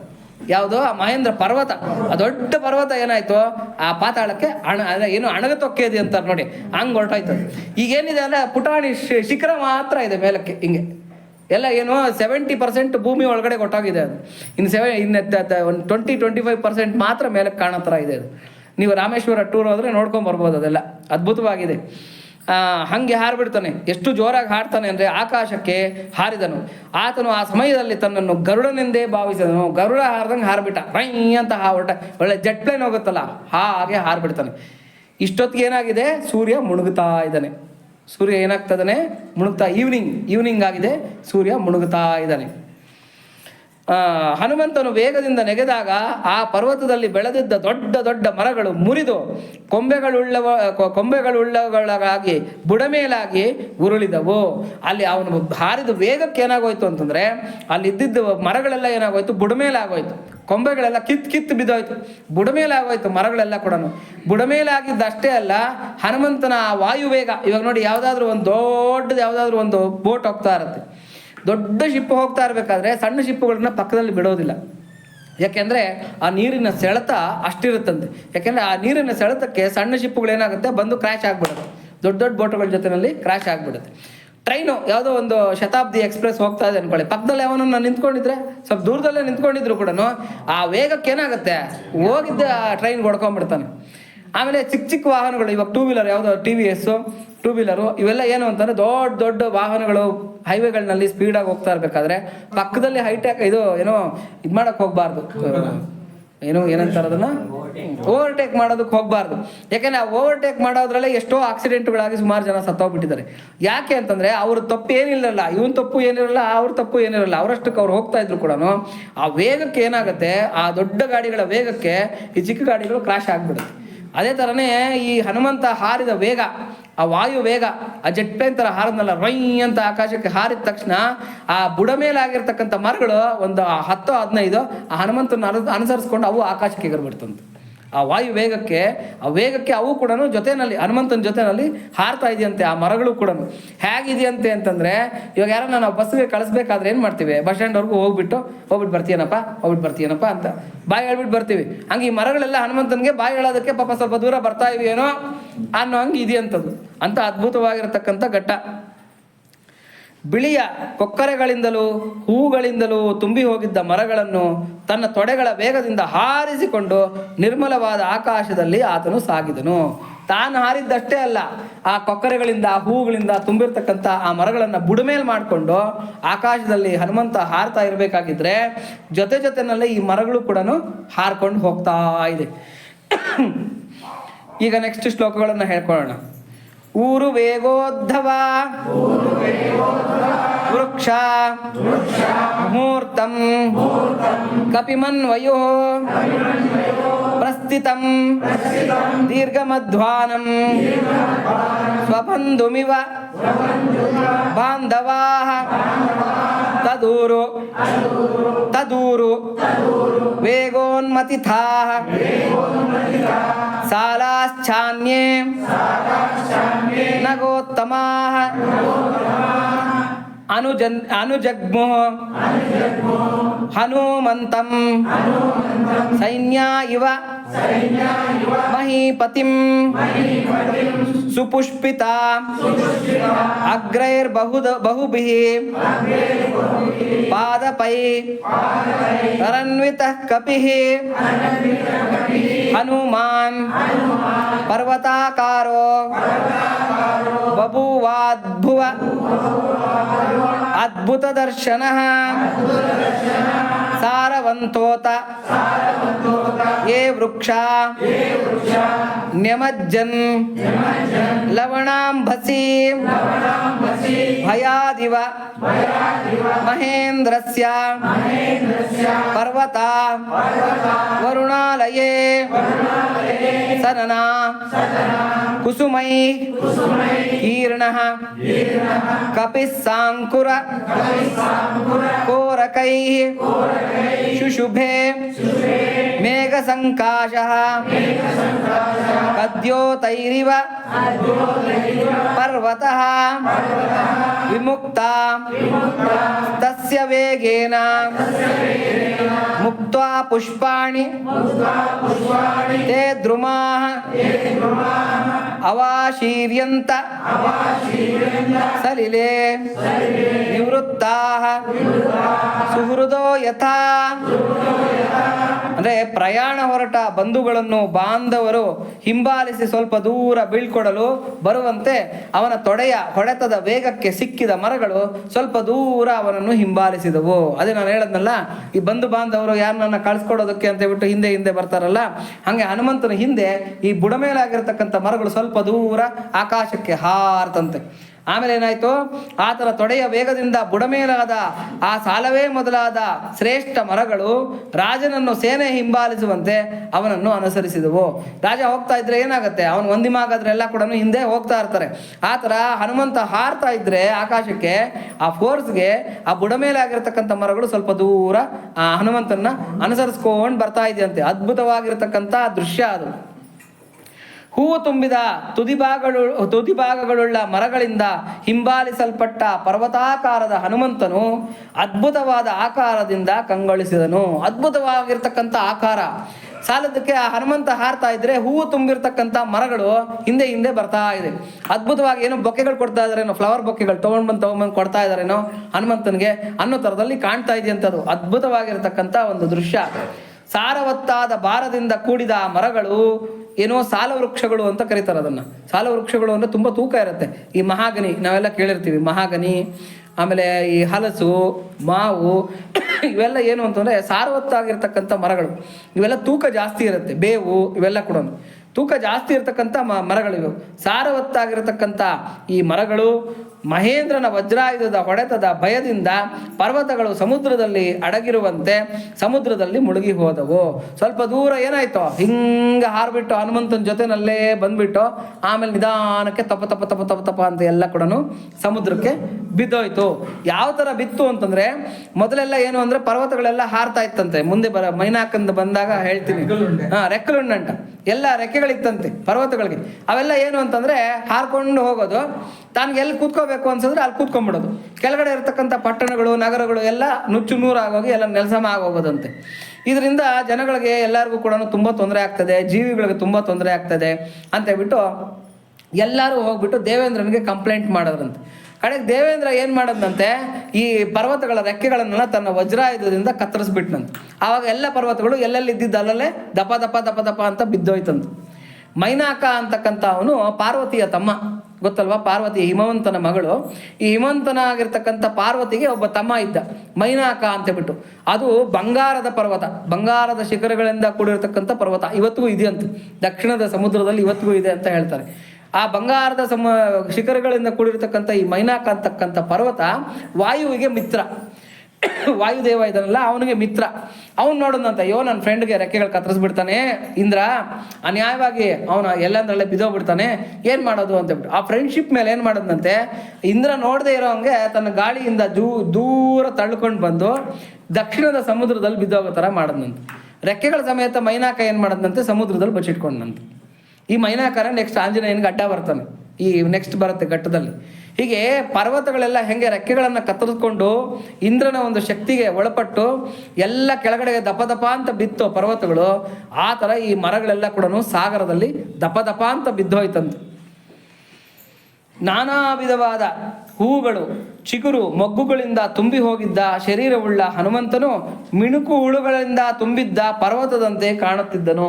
ಚಿಗುರುಗಳು, ಕೆಂಪು ಚಿಗುರು, ಈ ಎಳೆ ಚಿಗುರು, ಆಮೇಲೆ ಹೂವುಗಳು, ಇವುಗಳೆಲ್ಲ ಏನಾಗಿದೆ ಅಂದರೆ ಹನುಮಂತನ ಮೈಗೆಲ್ಲ ಅಲ್ಲಲ್ಲ ಬೆವರು ಇರುತ್ತಲ್ಲ, ಈ ಬೆವ್ರಿಗೆ ಏನಾಗಿದೆ ಅಂದರೆ ಆ ಎಲೆಗಳು, ಚಿಗುರುಗಳು, ಹೂವುಗಳು ಎಲ್ಲ ಹನುಮಂತನ ಮೈಗೆ ಮೆತ್ಕೊಂಡ್ಬಿಟ್ಟಿದೆ. ಮೆತ್ಕೊಂಡಿದ್ರೆ ಹೆಂಗೆ ಕಾಣ್ತಾ ಇದೆ ಅಂದರೆ ಈ ಮಿಣುಕು ಹುಳುಗಳೆಲ್ಲ ಇರತಕ್ಕಂಥ ಪರ್ವತದ ಥರ, ದೊಡ್ಡ ಪರ್ವತದ ಥರ ಹನುಮಂತ ಕಾಣ್ತಾ ಇದ್ದಾನಂತ. ಅಂಥ ಅದ್ಭುತವಾಗಿರ್ತಕ್ಕಂಥ ಶರೀರದವನು ಹನುಮಂತ. ಹನುಮಂತನ ವೇಗದಿಂದ ಬಿಡುಗಡೆ ಹೊಂದಿದ ತಮ್ಮಲ್ಲಿದ್ದ ಹೂಗಳನ್ನೆಲ್ಲ ಸುರಿಸಿದ್ದ ಆ ಮರಗಳು ಪ್ರಯಾಣಕ್ಕೆ ಮಿತ್ರರನ್ನು ಕಳುಹಿಸಿ ದುಃಖದಿಂದ ಹಿಂತಿರುಗಿ ಬರುವಂತೆ ಕಾಣುತ್ತಿದ್ದವು. ಪಾಪ ಯಾರೋ ಮಿತ್ರ ಹೋಗ್ತಾ ಇದ್ದಾನೆ ಪ್ರಯಾಣ ಅಂತ ಹೇಳ್ಬಿಟ್ಟು ಈ ಫ್ರೆಂಡ್ಸ್ ಎಲ್ಲ ಕೂಡ ಏನು ಪ್ರಯಾಣಕ್ಕೆ ಈ ಸಹಚರರಾಗಿ ಬರ್ತಾರೆ. ಎಲ್ಲ ಹೋದ್ಮೇಲೆ TB ಕ್ರಾಸ್ವರೆಗೂ ಹೋಗ್ಬೋದು. TB ಕ್ರಾಸ್ನಲ್ಲಿ ಏನು ಮಾಡ್ದೆ, ನಾನು ಹೋಗ್ತೀನಪ್ಪ ಯಾವುದೋ ಬಸ್ ಹಿಡ್ಕೊಂಡು, ನೀವು ಹೋಗ್ರಿ ಅಂತ ಹೇಳ್ತಾನೆ. ಹಂಗೆ ಪಾಪ ಅವರೆಲ್ಲ ದುಃಖ ಪಟ್ಕೊಂಡು ವಾಪಸ್ ಬಂದಂಗೆ ಏನಾಗ್ತದೆ ಅಂತೆ, ಹನುಮಂತ ಹೋಗ್ತಾ ಇದ್ದಾನೆ ಮುಂದಕ್ಕೆ, ಈ ಮರಗಳೆಲ್ಲ ಕೂಡ ದುಃಖದಿಂದ ಸಮುದ್ರದೊಳಗೆ ದಪ ದಪ ಅಂತ ಬೀಳ್ತಾ ಇದೆಯಂತೆ, ದುಃಖದಿಂದ ಬಿಡ್ದೋಗ್ತದೆ ಅಂತ ಬಿಟ್ಟು ಈ ವರ್ಣನೆಯನ್ನ ವಾಲ್ಮೀಕಿಗಳು ಮಾಡ್ತಾ ಇದ್ದಾರೆ. ಇನ್ನು 5 ಶ್ಲೋಕಗಳಿದೆ, ಅದನ್ನು ಹೇಳ್ಕೊಂಡು ಇವತ್ತಿನ ಪ್ರವಚನವನ್ನು ಮುಗಿಸೋಣ. ಲಘುತ್ವೇನೋಪ ಪನ್ನಂತ ವಿಚಿತ್ರಂ ಸಾಗರೇ ಪತತ ಧ್ರುಮಾಣಾಂ ವಿವಿಧಂ ಪುಷ್ಪಂ ಕಪಿವಾಯು ಸಮೀರಿತಂ ತಾರಾಚಿತ ಮಿವಾಕಾಶಂ ಪ್ರಬಭೌ ಸಮಹಾರ್ಣವಃ ಪುಷ್ಪೌಘೇಣ ಅನುಬದ್ಧೇನ ನಾನಾವರ್ಣೇನ ವಾನರಃ ಭಭೌ ಮೇಘ ಇವೋಧ್ಯನ್ ವೈವಿದ್ಯುದ್ಗಣ ವಿಭೂಷಿತಃ ತಸ್ಯ ವೇಗ ಸಮಾದೂತೈಃ ಪುಷ್ಪೈಸ್ತೋಯ ಮದೃಶ್ಯತ ತಾರಾಭಿರಭಿ ರಾಮಾಭಿ ರುದಿತಾಭಿ ರಿವಾಂಬರಂ ಪ್ರಚಕರ್ಷ ಮಹಾವೇಗಂ ಸಮುಪೋದ್ಘಾತ ವಿದ್ಯುತಂ ಪ್ರಬಲಃ ಕಪಿರಾಜಸ್ಯ ವಾಯುಮಾರ್ಗೇ ವಿನಿಸೃತಃ ಸಮುತ್ಪತಿತ ಮೇಘಸ್ಯ ಸಮುದ್ಭೂತ ಜಲಸ್ಯ ಚ ಸಮಮಾಸೀತ ತದಾ ರೂಪಂ ಸಾಗರಸ್ಯಾಂಬರಸ್ಯ ಚ ಸಾಗರಸ್ಯ ಅಂಬರಸ್ಯ ಚ. ಹಗುರವಾಗಿ ಗಾಳಿಯಲ್ಲಿ ಹಾರಿ ಬಂದಿದ್ದ ವಿವಿಧ ಬಣ್ಣದ ಹೂಗಳು ಸಮುದ್ರದಲ್ಲಿ ಎಲ್ಲೆಡೆ ಹರಡಿಕೊಂಡು ನಕ್ಷತ್ರಗಳಿಂದ ತುಂಬಿದ ಆಕಾಶದಂತೆ ಕಾಣುತ್ತಿತ್ತು. ಆ ಮೈ ಮೇಲೆ ಮೆತ್ಕೊಂಡಿರ್ತಕ್ಕಂಥ ಚಿಗುರುಗಳು ಹೂಗಳು ಎಲ್ಲ ಸ್ವಲ್ಪ ದೂರ ಹನುಮಂತ ಹಾರ್ಕೊಂಡು ಬಂದ್ಮೇಲೆ ಅವೆಲ್ಲ ಕೂಡ ಏನಾಯ್ತು, ಎಲ್ಲ ಸಮುದ್ರದ ಮೇಲೆ ಬಿದ್ದೋಯ್ತು. ಆ ಸಮುದ್ರದ ಮೇಲೆ ತೇಲ್ತಾ ಇದ್ದ ಆ ಚಿಗುರುಗಳು ಹೂಗಳು ಎಲ್ಲ ಹೆಂಗ್ ಕಾಣ್ತಾ ಇತ್ತು ಅಂದ್ರೆ ನೀಲಾಕಾಶ, ಆ ನೀಲಾಕಾಶದಲ್ಲಿ ಹೊಳಿತಾ ಇರ್ತಕ್ಕಂಥ ನಕ್ಷತ್ರಗಳ ತರ ಕಾಣ್ತಾ ಇತ್ತಂತೆ. ಬೇರೆ ಬೇರೆ ಬಣ್ಣದ ಹೂಗಳ ರಾಶಿಯಿಂದ ಹನುಮಂತನ ಶರೀರವು ತುಂಬಿ ಹೋಗಿ ಮಿಂಚಿನ ಸಮೂಹದಿಂದ ಕೂಡಿದ ಮೋಡದಂತೆ ಭಾಸವಾಗುತ್ತಿತ್ತು. ಇನ್ನೂ ಸಾಕಷ್ಟು ಹೂಗಳು ಹನುಮಂತನಿಗೆ ಮೆತ್ಕೊಂಡೇ ಇತ್ತು. ಹೆಂಗಿತ್ತು ಅಂತಂದ್ರೆ ಏನು ಮಿಂಚಿನಿಂದ ಕೂಡಿರತಕ್ಕಂಥ ಮೇಘದ ಥರ ಅವನ ಶರೀರ ಅಂತಕ್ಕಂಥದ್ದು ಹೊಳಪಿನಿಂದ ಕೂಡಿತ್ತಂತೆ. ಅವನ ವೇಗದ ಪರಿಣಾಮದಿಂದ ಉದುರಿದ ಹೂಗಳಿಂದ ಸುಂದರವಾದ ನಕ್ಷತ್ರಗಳ ರಾಶಿಯಿಂದ ಶೋಭಿಸುವ ಆಕಾಶದಂತೆ ಸಮುದ್ರವು ಕಾಣುತ್ತಿತ್ತು. ಕಪಿರಾಜ ಸಾಗುವ ದಾರಿಯಲ್ಲಿದ್ದ ಮಿಂಚಿನೊಡಗೂಡಿದ ದೊಡ್ಡ ದೊಡ್ಡ ಮೋಡಗಳು ಆತನ ವೇಗದಿಂದ ಉಂಟಾದ ಪ್ರಬಲವಾದ ವಾಯುವಿನ ಹೊಡೆತಕ್ಕೆ ಒಳಗಾಗಿ ಅವನನ್ನೇ ಅನುಸರಿಸಿದವು. ದೊಡ್ಡ ದೊಡ್ಡ ಮೇಘಗಳಿತ್ತಂತೆ. ಹನುಮಂತ ಹಾರ್ತಾ ಇರಬೇಕಾಗಿದ್ರೆ ಆಕಾಶ ಮಾರ್ಗದಲ್ಲಿ ಆ ಬಣ್ಣ ಬಣ್ಣದ ಮೇಘಗಳು ನಾವು ನೋಡಿದೀವಲ್ಲ, ಒಂದು ಏರೋಪ್ಲೇನ್ ಏನೋ ಹಿಂಗೆ ಹೋಗ್ಬಿಟ್ರೆ ಆ ಮಧ್ಯದಲ್ಲಿ ಕಟ್ ಬರುತ್ತೆ. ಅಂದರೆ ಒಂದು ಮೋಡ ಹಿಂಗಿದೆ ಅಂತಂದರೆ ಮಧ್ಯದಲ್ಲಿ ಹಿಂಗೆ ಏರೋಪ್ಲೇನ್ ಹೋದರೆ, ಜೆಟ್ ಪ್ಲೇನ್ ಹೋದರೆ ಆ ಮೋಡ 2 ಭಾಗಗಳಾಗಿ ಸೀಳ್ಕೊಂಡಂಗೆ ಕಾಣುತ್ತೆ. ಅದೇ ಥರನೇ ಮೇಘಗಳು ಏನು ಮಾಡ್ತಾ ಇದೆ ಅಂತಂದರೆ ಹನುಮಂತನ ಸ್ವಲ್ಪ ದೂರ ಅನುಸರಿಸ್ತಂತೆ. ಆ ವಾಯು ವೇಗ ಸಮಾನವಾಗಿರ್ತಕ್ಕಂಥ ವೇಗದಿಂದ ಹನುಮಂತ ಹಾರ್ತಾ ಇದ್ದಾನೆ. ಆ ಮೋಡಗಳನ್ನು ಕೂಡ ಚದರಿಸ್ಕೊಂಡು ಹಾರ್ತಾ ಇದ್ದಾನೆ. ಅಂಥ ಒಂದು ವೇಗ ಹನುಮಂತಂದು.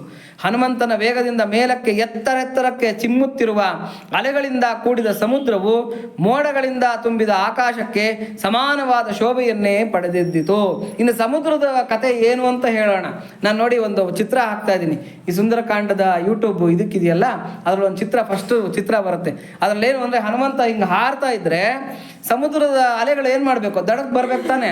ಆ ದಡಕ್ಕೆ ಬರ್ತಾ ಇರ್ತಕ್ಕಂಥ ಅಲೆಗಳು ಮತ್ತೆ ರಿವರ್ಸ್ ಹೋಗುತ್ತೆ ಹಿಂಗೆ.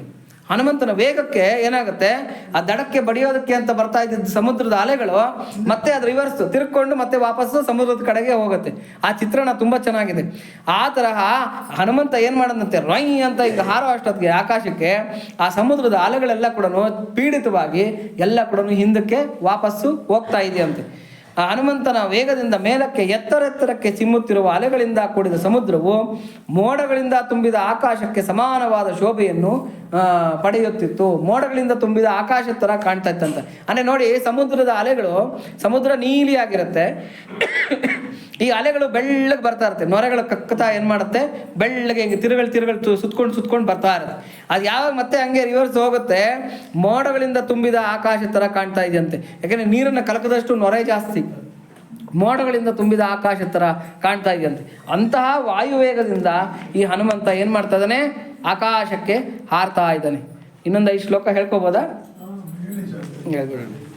70 ಶ್ಲೋಕ ಆಗತ್ತೆ, 70 ಶ್ಲೋಕಕ್ಕೆ ನಿಲ್ಲಿಸ್ಕೊಳ್ಳೋಣ. ತಸ್ಯಾಂ ಬರಗತೌ ಬಾಹು ದದೃಶಾತೆ ಪ್ರಸಾರಿತೌ ಪರ್ವತಾಗ್ರಾತ್ ವಿನಿಷ್ಕ್ರಾಂತೌ ಪಂಚಾಸ್ಯ ವಿವಪನ್ನಗೌ ಪಿಬನ್ನಿವ ಬಭೌ ಚಾಪಿ ಸೋರ್ಮಿಮಾಲಂ ಮಹಾರ್ಣವಂ ಪಿಪಾಸುರಿವ ಚಾಕಾಶಂ ದದೃಶೇ ಸ ಮಹಾಕಪಿಃ ತಸ್ಯ ವಿದ್ಯುತ್ ಪ್ರಭಾಕಾರೇ ವಾಯುಮಾರ್ಗಾನು ಸಾರಿಣಃ ನಯನೆ ವಿಪ್ರಕಾಶೇತೆ ಪರ್ವತಸ್ಥಾ ವಿವಾನವಲೌ ಪಿಂಗೇ ಪಿಂಗಾಕ್ಷ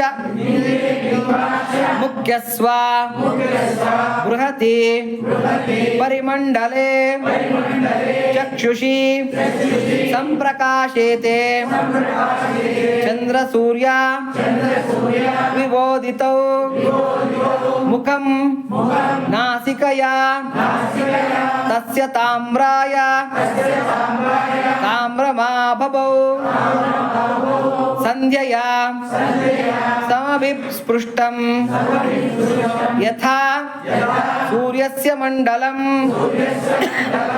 ಲಾಂಗೂಲಂ ಚ ಸಮಾವಿದ್ಧಂ ಲವಂ ಆನಸ್ಯ ಶೋಭಿತೆ ಅಂಬರೆ ವಾಯುಪುತ್ರಸ್ಯ ಶಕ್ರಧ್ವಜ ಇವೋಚ್ಛ್ರಿತಃ.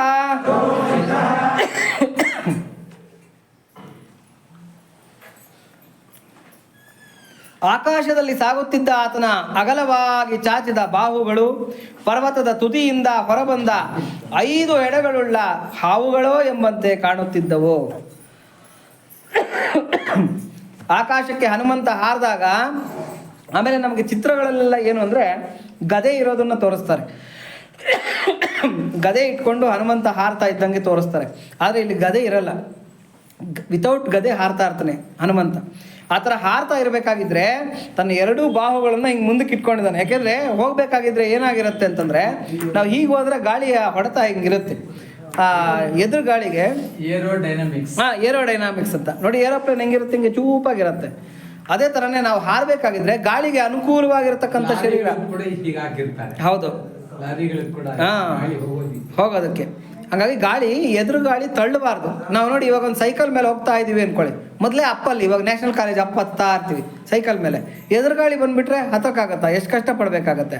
ಅದೇ ಆ ಕಡೆ ಡೌನ್ ಜಕ್ನಪಲ್ಲಿ ಡೌನ್ ಇಳಿತಾ ಇರ್ತೀವಿ, ಆವಾಗ ಏನಾಗುತ್ತೆ, ಹಿಂದ್ಗಡೆಯಿಂದ ಗಾಳಿ ಬೀಸಿದ್ರೆ ಅನುಕೂಲವಾಗಿ ಇರುತ್ತೆ. ಅದೇ ಥರನೇ ಹನುಮಂತ ಏನು ಮಾಡಿದ್ದಾನೆ, ಎದುರುಗಾಳಿ ಬೀಸಬಾರ್ದು, ತೊಂದರೆ ಆಗಬಾರ್ದು ಅಂತ ಹೇಳ್ಬಿಟ್ಟು ತನ್ನ ಶರೀರನ ಏನು ಮಾಡಿದ್ದಾನೆ, ನೆಟ್ಟಗೆ ಮಾಡ್ಕೊಂಡಿದ್ದಾನೆ ಹಿಂಗೆ ಹಾರೋದಕ್ಕೆ ಅಂತ ಹೇಳ್ಬಿಟ್ಟು ಅಂತ. 2 ಕೈಗಳನ್ನು ಹಿಂಗೆ ಇಟ್ಕೊಂಡು ಹಾರ್ತಾ ಇದ್ರೆ ಆ ಒಂದೊಂದು ಕೈಗಳಲ್ಲಿ ಇರ್ತಕ್ಕಂಥ ವಿಶಾಲವಾಗಿರ್ತಕ್ಕಂಥ ಬೆರಳುಗಳು, 2 ಕೈಗಳಲ್ಲಿ ಏನಾಗುತ್ತೆ, ಇದರಲ್ಲ ಇದು ವಿಶಾಲವಾಗಿರ್ತಕ್ಕಂಥ ಆ ಬೆರಳುಗಳು, ಆ ನೀಳವಾಗಿರ್ತಕ್ಕಂಥ ಬಾಹುಗಳು, ದೃಢವಾಗಿರ್ತಕ್ಕಂಥ ಬಾಹುಗಳು ನೋಡ್ತಾ ಇರ್ತಕ್ಕಂಥ ಈ ಸಿದ್ಧರಿಗೆ, ಚಾರಣರಿಗೆ, ಈ ದೇವತೆಗಳ ಗಣಗಳಿಗೆ ಹೆಂಗೆ ಕಾಣ್ತಾ ಇದೆಯಂತೆ ಅಂದರೆ ಎರಡು ದೊಡ್ಡ ದೊಡ್ಡ 5 ಹೆಡೆ ಸರ್ಪಗಳು ಹಾರ್ತಾ ಇದೆಯೇನೋ ಆಕಾಶದಲ್ಲಿ ಅನ್ನೋ ಥರದ ಒಂದು ಭಾವನೆ ಮೂಡ್ತಾ ಇದೆ ಅಂತ. 2 ಸರ್ಪಗಳು, ಒಂದೊಂದು ಸರ್ಪಕ್ಕೆ 5 ಹೆಡೆ, ಆ ಥರದ ಸರ್ಪಗಳಿಂದ ಆಕಾಶದಲ್ಲಿ ಹಾರ್ತಾ ಇದ್ದಾನೇನೋ ಅನ್ನೋ ಥರದಲ್ಲಿ ಅದು ಕಾಣ್ತಾ ಇದೆಯಂತೆ. ಆಕಾಶದಲ್ಲಿ ಸಾಗುತ್ತಿದ್ದ ಆತ ಕೆಳಮುಖವಾದಾಗ ಅಲೆಗಳ ಮಾಲೆಯುಳ್ಳ ಮಹಾಸಾಗರವನ್ನೇ ಕುಡಿಯುತ್ತಿರುವನೋ ಎಂಬಂತೆ, ಮೇಲ್ಮುಖ ಮಾಡಿದಾಗ ಆಕಾಶವನ್ನೇ ಕಬಳಿಸಲು ಬಯಸುತ್ತಿರುವನೋ ಎಂಬಂತೆ ಕಾಣುತ್ತಿದ್ದನು. ಏರೋಪ್ಲೇನ್ ನೋಡಿ, ಒಂದೊಂದ್ಸರಿ ಹಿಂಗೆ ಹೋಗುತ್ತೆ, ಒಂದೊಂದ್ಸರಿ ಹಿಂಗೆ ಬರುತ್ತೆ, ಒಂದೊಂದ್ಸರಿ ಹಿಂಗೆ ನೆಟ್ಟಿಗೆ ಹೋಗುತ್ತೆ ಅಲ್ವಾ? ಅದೇ ಥರನೇ ಹನುಮಂತ ಏನು ಮಾಡ್ತದಾನೆ, ಕೆಲವು ಸಲ ಹಿಂಗೆ ಆಕಾಶಕ್ಕೆ ನೋಡ್ಕೊಂಡು ಹಾರಿದಾಗ, ಮೇಲ್ಮುಖವಾಗಿ ಹಾರಿದಾಗ ಆಕಾಶನ್ನೇ ಇವನು ನುಂಗ್ಬಿಡ್ತಾ ಇದ್ದಾನೇನೋ ಅನ್ನೋ ಥರದಲ್ಲಿ ಕಾಣ್ತಾ ಇದೆಯಂತೆ. ಸಾಗರದ ಕಡೆಗೆ ಹಿಂಗೆಲ್ಲ ಡೌನ್ ಮಾಡ್ಕೊಂಡು ಹಾರ್ತಾ ಇದ್ದರೆ ಆ ಸಾಗರದ ನೀರನ್ನೆಲ್ಲ ಕುಡಿದು ಬಿಡ್ತಾ ಇದ್ದಾನೇನೋ ಅನ್ನೋ ಥರದಲ್ಲಿ ಕಾಣ್ತಾ ಇದೆಯಂತೆ. ಅಂಥ ಅದ್ಭುತವಾಗಿರ್ತಕ್ಕಂಥ ಹಾರಾಟ ಹನುಮಂತಂದು. ಎಂಥ ಅದ್ಭುತವಾಗಿರತಕ್ಕಂಥ ಹಾರಾಟ ನೋಡಿ. ಅಂಥ ಹಾರಾಟನ ಹನುಮಂತ ಮಾಡ್ಕೊಂಡು ಹೋಗ್ತಾ ಇದ್ದಾನೆ. ವಾಯು ಮಾರ್ಗವನ್ನು ಅನುಸರಿಸಿ ಹೋಗುತ್ತಿದ್ದ, ಅಂದರೆ ವಾಯುವಿಗೆ ಅನುಕೂಲವಾಗಿ ವಾಯು ಓಡಾಡ್ತಾ ಇರ್ತಕ್ಕಂಥ ಈ ಆಕಾಶ ಮಾರ್ಗ, ಇದರಲ್ಲಿ ಹೋಗ್ತಾ ಇದ್ದಾನೆ ಹನುಮಂತ. ವಾಯು ಮಾರ್ಗವನ್ನು ಅನುಸರಿಸಿ ಹೋಗುತ್ತಿದ್ದ. ಮಿಂಚಿನ ಬೆಳಕಿನ ಪ್ರಕಾಶದಿಂದ ಕೂಡಿದ ಆತನ 2 ಕಣ್ಣುಗಳು ಪರ್ವತ ಶಿಖರಗಳಲ್ಲಿ ಮೇಲೆದ್ದ ಕಾಳ್ಗಿಚ್ಚಿನಂತೆ ಕಾಣುತ್ತಿದ್ದವು. ಈ ಕೋತಿಯ ಕಣ್ಣುಗಳು ನೋಡಿ ಒಂದು ಸ್ವಲ್ಪ ಏನಾಗಿರುತ್ತೆ ಅಂದರೆ ಹಳದಿ ಬಣ್ಣದಿಂದ ಕೂಡಿರುತ್ತೆ, ಗುಂಡಗಿರುತ್ತೆ ಕಣ್ಣುಗಳು, ಒಂದು ಸ್ವಲ್ಪ ಯೆಲ್ಲೋಯಿಶ್ ಆಗಿರುತ್ತೆ. ಹಾಗಾಗಿ ಆ ಪಿಂಗಾಕ್ಷ ಅಂತ ಅದಕ್ಕೆ ಕರೆಯೋದು. ಆ ಯೆಲ್ಲೋ ಕಲರ್ ಇರತಕ್ಕಂಥ ಕಣ್ಣುಗಳು ಅದ್ಭುತವಾಗಿರ್ತಕ್ಕಂಥ ಹೊಳಪು. ಆ 2 ಸೂರ್ಯರು ಹೊಳಿತಾ ಇದ್ದಾರೇನೋ, ಪರ್ವತದಲ್ಲಿರ್ತಕ್ಕಂಥ 2 ದೊಡ್ಡ ದೊಡ್ಡ ದೀಪಗಳನ್ನು ಫ್ಲ್ಯಾಶ್ ಲೈಟ್ಗಳು ಹಾಕಿದಾರೇನೋ ಅನ್ನೋ ಥರದಲ್ಲಿ ಆತನ ಕಣ್ಣುಗಳು ಕಾಣ್ತಾ ಇದೆಯಂತೆ. ಕಂದು ಹಳದಿ ಬಣ್ಣಗಳಿಂದ ಕೂಡಿದ ಕಪಿಮುಖ್ಯನಾದ ಆತನ 2 ಕಣ್ಣುಗಳು ಉದಯಿಸುತ್ತಿರುವ ಚಂದ್ರ ಸೂರ್ಯರಂತೆ ಪ್ರಕಾಶಿಸುತ್ತಿದ್ದವು. ಕಂದು ಹಳದಿ ಬಣ್ಣದಿಂದ ಕೂಡಿರತಕ್ಕಂಥ, ಅಂದರೆ ಮೆಂತ್ಯದ ಕಲರಿಂದ ಕೂಡಿರತಕ್ಕಂಥ ಆತನ 2 ಕಣ್ಣುಗಳು ಹ್ಯಾಕ್ ಕಾಣ್ತಾ ಇದೆಯಂತೆ ಅಂದರೆ, ಇನ್ನು ಆಗ್ತಾನೆ ಹುಟ್ಟುತ್ತಾ ಇರ್ತಕ್ಕಂಥ ಸೂರ್ಯ ಮತ್ತು ಚಂದ್ರರು ಥರ ಇದೆಯೇನೋ ಅನ್ನೋ ಥರದಲ್ಲಿ ಆತನ 2 ಕಣ್ಣುಗಳು ಕಾಣ್ತಾ ಇದೆಯಂತೆ. ಅಂಥ ಅದ್ಭುತವಾಗಿರ್ತಕ್ಕಂಥ ರೂಪ ಹನುಮಂತನದ್ದು. ನಾವು ಏನು ಮಾಡಬೇಕು ಅಂದರೆ ಮನೆಗೆ ಹೋಗಿ ಒಂದ್ಸಲಿ ಭಾವಿಸ್ಕೋಬೇಕು, ಕೂತ್ಕೊಂಡು ಒಂದು 10 ನಿಮಿಷ ಎಲ್ಲನ ಕೂತ್ಕೊಂಡು ಆ ಹನುಮಂತನ ಹಾರಾಟ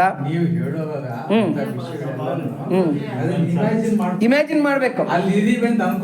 ಅದನ್ನ ನಾವು ಭಾವನೆ ಅಂತ ಕರಿತೀವಿ. ಭಾವಿಸೋದು ಅಂತ ಇಮ್ಯಾಜಿನ್ ಮಾಡ್ಕೊಂತೀವಲ್ಲ, ಅದನ್ನ ಭಾವನೆ ಅಂತ ಕರೀತಾರೆ ನೋಡಿ. ಇದು ಒಂದು ಪೂಜೆ. ಭಾವನಾ ಮಾತ್ರ ಸಂತುಷ್ಟ ಹೃದಯ ಯೈ ನಮೋ ನಮಃ ಅಂತ ಲಲಿತಾದೇವಿ ಕರೆಯೋದು. ಭಾವನಾ ಮಾತ್ರ ಸಂತುಷ್ಟ ಹೃದಯ ಯೈ ನಮೋ ನಮಃ. ನೀನು ಬೆಳ್ಳಿ ಕೊಡಬೇಡ, ಬಂಗಾರ ಕೊಡಬೇಡ, ನೀನು ರಾಶಿ ಹೂವು ಕೊಡಬೇಡ, ರೇಷ್ಮೆ ವಸ್ತ್ರಗಳು ಕೊಡಬೇಡ, ನೀನು ಯಾವ ಸೇವೆಗಳನ್ನು ಮಾಡಬೇಡ. ಒಂದು 10 ನಿಮಿಷ ಕಾಮಾಗಿ ಒಂದು ಕಡೆ ಕೂತ್ಕೊಂಡು ಆ ಭಗವಂತ ಹೆಂಗಿದ್ದ, ಅವನ ಬಾಲ ಹೆಂಗಿತ್ತು, ಅವನು ಹಾರೋದು ಹೆಂಗೆ ಹಾರ್ದ, ಅವನ ಒಂದು ಹಾರಾಟ ಯಾವ ಥರದಲ್ಲಿ ಇತ್ತು, ಅವನ ಮುಖ ಹೆಂಗಿತ್ತು, ಕಣ್ಣು ಹೆಂಗಿತ್ತು, ಈ ವರ್ಣನೆಯನ್ನೆಲ್ಲ ಸುಮ್ಮನೆ ಒಂಚೂರು ಭಾವಿಸ್ಕೊಂಡ್ರೆ ಸಾಕು. ಭಾವನಾ ಮಾತ್ರ ಸಂತುಷ್ಟ ಹೃದಯ ಯೈ ನಮೋ ನಮಃ ಅಂತ ಅವನು ಪರಮಾತ್ಮ ಸಂತುಷ್ಟನಾಗ್ಬಿಡ್ತಾನಂತೆ. ಅದಕ್ಕೆ ನಾವು ಭಾವಿಸ್ಬೇಕು. ಎಷ್ಟು ಭಾವಿಸ್ತೀವೋ ಅದಕ್ಕಿಂತ ಪೂಜೆ ಇಲ್ಲ ನೋಡಿ. ಮಾನಸ ಪೂಜೆಗಿಂತ ದೊಡ್ಡ ಪೂಜೆ ಯಾವುದೂ ಇಲ್ಲ. ಆಲ್ರೆಡಿ ನಾನು ರುದ್ರಭಾಷ್ಯದಲ್ಲಿ ಸಾಕಷ್ಟು ಉದಾಹರಣೆಗಳನ್ನು ಕೊಟ್ಟಿದ್ದೀನಿ. ನಾವು ಎಷ್ಟೇ ಬಾಹ್ಯ ಪೂಜೆಗಳನ್ನು ಮಾಡಿದ್ರೂ ಕೂಡ ಆ ಆಂತರಿಕವಾಗಿರತಕ್ಕಂಥ ಮಾನಸ ಪೂಜೆನೇ ತುಂಬ ದೊಡ್ಡದು. ಇದೆಲ್ಲ ಮಾನಸ ಪೂಜೆ ಅಂದರೆ ನಾವು ಭಾವಿಸ್ಕೊಂತೀವಲ್ಲ, ಅದೆಲ್ಲ ಮಾನಸ ಪೂಜೆ. ಇವಾಗ ನಾನು ವರ್ಣಿಸೋವಾಗೂ ಕೂಡ ನೀವೇನು ಮಾಡಬೇಕು, ಭಾವಿಸ್ಕೋಬೇಕು. ಹನುಮಂತ ಹೀಗಿದ್ದಾನೆ, ಹೀಗೆ ಮಾಡ್ದ ಅಂತ ಭಾವಿಸ್ಕೊತಾ ಇದ್ರೆ ಆವಾಗ ಅದಕ್ಕೆ ಸಿಗೋ ಮಜಾನೇ ಬೇರೆ. ಮನೆಗೆ ಹೋದ್ಮೇಲೂ ಕೂಡ ಒಂದು 10 ನಿಮಿಷ ಎಲ್ಲನ ಕೂತ್ಕೊಂಡು ಕಾಮಾಗಿ ಈ ಘಟನೆಗಳನ್ನೆಲ್ಲ, ಅಂದರೆ ಈ ಲೀಲೆಗಳು ಇದನ್ನೆಲ್ಲ ಕೂಡ ಭಾವಿಸ್ಬೇಕು. ಆವಾಗ ನಮಗೆ ಅದ್ಭುತವಾಗಿರತಕ್ಕಂಥ ಒಂದು ಸಮಾಧಾನ, ಮನಃಶಾಂತಿ, ಆನಂದ ಇವೆಲ್ಲ ಕೂಡ ನಮಗೆ ಸಿಗುತ್ತೆ. ಆಮೇಲೆ ಪರಮಾತ್ಮ ನಮ್ಮ ಹೃದಯದಲ್ಲಿ ನೆಲೆ ನಿಲ್ತಾನೆ, ಶಾಶ್ವತವಾಗಿ ನೆಲೆ ನಿಲ್ತಾನೆ, ನಮ್ಮ ಕಣ್ಮುಚ್ಚಿದಾಗ ಸಿಗ್ತಾನೆ. ಶ್ರೀರಾಮಕೃಷ್ಣರು ಒಂದು ಕಡೆ ಹೇಳ್ತಾರೆ, ಯಾವನೋ ಒಬ್ಬನಿದ್ದಂತೆ, ಗುರುಗಳು ಪಾಠ ಮಾಡ್ತಾ ಇದ್ರಂತೆ. ಏನಂತ ಅಂದರೆ, ಭೂಮಿ ನಗದ್ರೆ ನೀರು ಸಿಗುತ್ತೆ ಅಂತೇಳ್ಬಿಟ್ಟು. ಹೌದು ತಾನೆ, ಭೂಮಿ ನಗರದ್ರೆ ನೀರು ಸಿಗುತ್ತೆ ಅಂತೇಳ್ಬಿಟ್ಟು.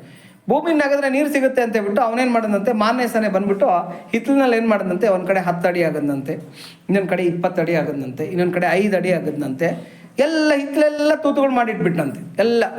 ಮತ್ತೆ ಬಂದು ಗಲಾಟೆ ಮಾಡಿದಂತೆ ಗುರುಗಳ ಹತ್ರ, ಸ್ವಾಮಿ ನೀವು ಭೂಮಿ ನಗದ್ರೆ ನೀರು ಸಿಗುತ್ತೆ ಅಂತ ಹೇಳಿದ್ರೆ, ಆದರೆ ಭೂಮಿ ನಗದ್ರೆ ನಮಗೆ ನೀರು ಸಿಕ್ಕಲಿಲ್ಲ ಅಂತೇಳ್ಬಿಟ್ಟು.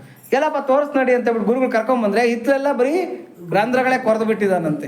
ಅಲ್ಲಪ್ಪ ಹೀಗೆ ಮಾಡಿದ್ರೆ ನಿಂಗೆ ಸಿಗಲ್ಲ, ಒಂದೇ ಒಂದು ಕಡೆಯಲ್ಲಿ ಕ್ಲೀನಾಗಿ ಹಾಕ್ಕೊಂಡು ಹೋಗು, ನಿಂಗೆ ನೀರು ಸಿಗುತ್ತೆ. ಯಾಕೆಂದರೆ ಭೂತಳದಲ್ಲಿ ನೀರಿದೆ ಅನ್ನೋದು ಸತ್ಯ ಅಂತ ಗುರುಗಳು ಹೇಳಿದ್ರಂತೆ. ನಾವೇನು ಮಾಡ್ತೀವಿ, ಆ ದೇವರೇನೋ ಈ ದೇವರೇನೋ ಇಲ್ಲಿ ಒಳ್ಳೇದಾಗತ್ತೇನೋ, ಅಲ್ಲೆಲ್ಲೋ ತಾಯತ್ ಕಟ್ತಾರಂತೆ, ಅಲ್ಲೋಗಿ ತಾಯತ್ ಅವ್ರು ಯಾರೋ ಬಳೆ ಹಾಕ್ತಾರಂತೆ, ಆಮೇಲೆ ಇವ್ರು ಯಾರೋ ಏನೋ ಹೊಟ್ಟೆಗೆ ಹಾಕಿರೋದನ್ನ ವಾಂತಿ ಮಾಡಿ ತೆಗೆಸ್ತಾರಂತೆ. ಇವೇ ನಮ್ಮ ನಂಬಿಕೆಗಳೆಲ್ಲ ಕೂಡ. ಅಲ್ಲೋಗು ಇಲ್ಲೋಗು, ಇಲ್ಲಿ ತಿರುಗು ಅಲ್ಲಿ ತಿರುಗು ಅಂತ ಹೇಳ್ಬಿಟ್ಟು ಅಂತ ಹೀಗೆ ಮಾಡ್ತಾ ಇದ್ರೆ ನಮಗೆ ಭಗವಂತ ಸಿಗಲ್ಲ. ಭಗವಂತ ಸಿಗಬೇಕು ಅಂದರೆ ನಮ್ಮ ಹೃದಯದಲ್ಲಿ ಭಗವಂತ ಇದ್ದಾನೆ ಅನ್ನೋದು ಸತ್ಯ. ಏಕೆಂದರೆ ವೇದಗಳು ಉಪನಿಷತ್ತುಗಳು ಹೇಳ್ತಾ ಇದೆ, ಈ ಒಳಗಡೆ ಇರತಕ್ಕಂಥ ಪರಮಾತ್ಮನನ್ನ ನಾವು ಹುಡುಕಿ ತೆಕ್ಕೋಬೇಕಷ್ಟೆ. ಸಮುದ್ರದಲ್ಲಿ ರತ್ನಗಳಿದೆ, ಕರೆಕ್ಟ್ ತಾನೆ? ಆದರೆ ಸಮುದ್ರ ತೀರಕ್ಕೆ ಹೋಗಿ ನಿಂತ್ಕೊಂಡು ಅವನಿಗೆ ರತ್ನಗಳು ಸಿಗುತ್ತಾ? ಸಿಗಲ್ಲ. ಒಂದು ಡೈ ಹಾಕ್ಬಿಟ್ಟು ಆಚೆ ಕಡೆಗೆ ಬಂದ್ಬಿಟ್ಟು ಎಲ್ಲಿ ಸಮುದ್ರದಲ್ಲಿ ರತ್ನಗಳೇ ಇಲ್ಲ ಅಂತಂದರೆ ಸಿಗುತ್ತಾ? ಸಿಗೋದಿಲ್ಲ.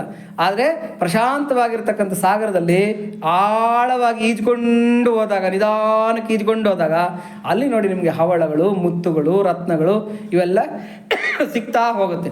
ಹಾಗೇನೆ ವೇದೋಪನಿಷತ್ತುಗಳು ನಮಗೆ ಸಾರಿ ಹೇಳಿಬಿಟ್ಟಿದೆ, ನೀವು ದೇವರನ್ನ ಆಚೆ ಕಡೆ ಹುಡ್ಕೋಕೆ ಹೋಗಬೇಡಿ. ದೇವರೆಲ್ಲಿದ್ದಾನೆ?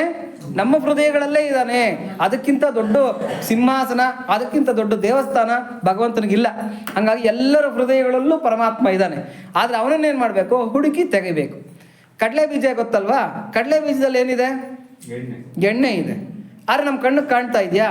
ಇಲ್ಲ. ಆದರೆ ಗಾಣಕ್ಕಾಗಿ ತಿಪ್ಪಿದ್ರೆ ಎಣ್ಣೆ ಸಿಗುತ್ತೆ. ಹಾಲಿನಲ್ಲಿ ಏನಿದೆ? ಬೆಣ್ಣೆ ಇದೆ. ಆದರೆ ಹಾಲಿನಲ್ಲಿ ಬೆಣ್ಣೆ ನಮಗೆ ನೇರವಾಗಿ ಸಿಗ್ತಾ ಇದೆಯಾ? ಇಲ್ಲ. ನಿಧಾನಕ್ಕೆ ಅದಕ್ಕೆ ಹೆಪ್ಪಾಕಿ ಕಡಗೋಲಿಟ್ಟು ಕಡಿದ್ರೆ ಆ ಬೆಣ್ಣೆ ಅಂತಕ್ಕಂಥದ್ದು ನಮಗೆ ಸಿಗ್ತಾ ಇದೆ. ಈ ಅರಣಿ ಮಂಥನ ದಂಡ ಅಂತ ಕರೀತಾರೆ, ಅಂದರೆ ಕೋಲು. ಹಿಂದಿನ ಕಾಲದಲ್ಲಿ ಬೆಂಕಿ ಪಟ್ಟಣಗಳಿರಲಿಲ್ಲ. ಅವ್ರೇನು ಮಾಡಿದ್ರು? ಕಟ್ಟಿಗೆಯನ್ನು ಹಿಂಗೆ ಕಡಿದು ಬೆಂಕಿಯನ್ನು ತೆಗೆಯೋರು. ಈಗಲೂ ಹೋಮಗಳು ಮಾಡಿದ್ರೆ ಆ ಥರ ಮಾಡ್ತಾರೆ, ಅರಣಿ ಮಂಥನ ದಂಡ ಅಂತ ಹೇಳ್ಬಿಟ್ಟು ಅಂತ. ಈ ಅರಣಿ ಅಂದರೆ ಕಟ್ಟಿಗೆನಲ್ಲಿ, ಅರಣಿಯಲ್ಲಿ ಅಗ್ನಿ ಇದೆ ಅಂತಕ್ಕಂಥದ್ದು ಸತ್ಯ. ಸತ್ಯ. ಅದರಲ್ಲಿ ಬೆಂಕಿ ಇದೆ ಅಂತಕ್ಕಂಥದ್ದು ಸತ್ಯ. ಆದರೆ ಎರಡು ಕಟ್ಟಿಗೆ ಇಟ್ಕೊಂಡ್ಬಿಟ್ಟು ಎಲ್ಲಿ ಈ ಕಟ್ಟಿಗೆ ತೊಗೊಂಡಿದ್ದೀನಿ, ಈ ಕಟ್ಟಿಗೆ ತೊಗೊಂಡು ಎಲ್ಲಿ ಬೆಂಕಿ ಕಾಣ್ತಾನೆ ಇಲ್ಲ ಅಂತಂದ್ರೆ ಕಾಣುತ್ತಾ? ಕಾಣೋದಿಲ್ಲ. ಆದರೆ ಉಪಾಯವಾಗಿ ಅದಕ್ಕೆ ಒಂದಕ್ಕೊಂದು ತಿಕ್ಕಿದಾಗ ಆ ಬೆಂಕಿ ಅಂತಕ್ಕಂಥದ್ದು ಹೊರಗೆ ಬರುತ್ತೆ. ಹಾಗೇನೆ ನಮ್ಮ ಹೃದಯದಲ್ಲಿರ್ತಕ್ಕಂಥ ಪರಮಾತ್ಮ ಪ್ರಶಾಂತವಾಗಿರ್ತಕ್ಕಂಥ ಮಾನಸ ಪೂಜೆ, ಈ ಭಾವನಾ ಪೂಜೆ ಇದೆಯಲ್ಲ, ಈ ಭಾವನಾ ಪೂಜೆಯಿಂದ ಪರಮಾತ್ಮ ನಮಗೆ ಹೊರಗೆ ಬಂದ್ಬಿಡ್ತಾನೆ, ಅನುಭವಕ್ಕೆ ಬಂದ್ಬಿಡ್ತಾನೆ. ಇದೇನು ಅಂತಂದರೆ 1-2 ದಿನದಲ್ಲಿ ಆಗಲ್ಲ. ಈಜು ಅಷ್ಟು ಬೇಗ ಕಲಿಯೋದಕ್ಕಾಗತ್ತಾ? ಫಸ್ಟ್ ಬುರ್ರೆ ಕಟ್ಕೋಬೇಕು, ಆಮೇಲೆ ಟ್ಯೂಬ್ ಕಟ್ಕೋಬೇಕು, ಆಮೇಲೆ ಒಂದು ಹಗ್ಗ ಕಟ್ಕೊಂಡು ದೊಬ್ತಾರೆ ಒಳಗಡೆಗೆ ಈಜಬೇಕು, ಆಮೇಲೆ ಯಾರೋ ಒಬ್ಬರು ಹೊಟ್ಟೆ ಕೆಳಗಡೆ ಕೈ ಹಾಕ್ಬಿಟ್ಟು ಆಡಿಸ್ತಾರೆ. ಹಿಂಗೇನೇನೋ ಮಾಡಿ ಕಡೆಗೆ ಈಜು ಅಂತಕ್ಕಂಥದ್ದು ಬರುತ್ತೆ. ಹಾಗೇನೆ ನಾವು ಏನು ಮಾಡಬೇಕು? ಧ್ಯಾನದಲ್ಲಿ ಇವತ್ತು 10 ನಿಮಿಷ, ನಾಳೆ 15 ನಿಮಿಷ, ನಾಳೆ 20 ನಿಮಿಷ ನಿಧಾನಕ್ಕೆ. ಧ್ಯಾನ ಅಂದರೆ ಇನ್ನೇನು ಅಲ್ಲ, ಬರೀ ಭಾವಿಸೋದೆ ಪರಮಾತ್ಮನನ್ನು ಭಾವಿಸೋದೆ. ಟೈಮ್ ಸಿಕ್ಕಿದಾಗಲೆಲ್ಲ ಭಾವಿಸೋದು. ನೀವು ಬಸ್ನಲ್ಲಿ ಹೋಗೋವಾಗ ಭಾವಿಸ್ರಿ, ಕೆಲಸ ಮಾಡೋವಾಗ ಭಾವಿಸ್ರಿ, ಕೂತ್ಕೊಂಡಿರೋವಾಗ ಭಾವಿಸ್ರಿ, ಸ್ನಾನ ಮಾಡೋವಾಗ ಭಾವಿಸ್ರಿ, ಊಟ ಮಾಡೋವಾಗ ಭಾವಿಸ್ರಿ. ಎಷ್ಟು ಟೈಮ್ ಸಿಗುತ್ತೆ ನೋಡಿ ಭಾವಿಸೋದಕ್ಕೆ? ಏನು ನಮ್ಗೆ ಬೇಕಾಗೇ ಇಲ್ಲ. ಧ್ಯಾನ ಮಾಡ್ತಾ ಇರ್ರಿ ಅಂದರೆ ಭಾವಿಸಿ, ಚೆನ್ನಾಗಿ ಭಾವಿಸಿ ಭಗವಂತನನ್ನು. ಆವಾಗ ಏನಾಗುತ್ತೆ? ಪರಮಾತ್ಮ ನಮಗೆ ಅನುಭವಕ್ಕೆ ಬಂದ್ಬಿಡ್ತಾನೆ. ಕೈಗೆ ಅಂದು ಬಂದಿರತಕ್ಕಂಥ ಬೆಣ್ಣೆ ಥರ ಕೈಗೆ ಸಿಕ್ಬಿಡ್ತಾನೆ ಪರಮಾತ್ಮ. ಹಾಗಾಗಿ ಭಾವಿಸ್ಬೇಕು. ಮನೆಗೆ ಹೋದ್ಮೇಲೆ ಒಂದು 10 ನಿಮಿಷ ಕೂತ್ಕೊಂಡು ಈ ಘಟ್ಟಗಳನ್ನೆಲ್ಲ ಭಾವಿಸ್ಬೇಕು. ಆವಾಗ ಪರಮಾತ್ಮ ಸಿಗ್ತಾನೆ. ತಾಮ್ರ ಬಣ್ಣದ ಮೂಗಿನಿಂದ ಕೂಡಿದ್ದ ನೋಡಿ ಆಂಜನೇಯನ ಮೂಗು ಹೆಂಗಿದೆಯಂತೆ? ತಾಮ್ರ ವರ್ಣದ ಮೂಗು, ಅಂದರೆ ಪಿಂಕ್ ಕಲರ್.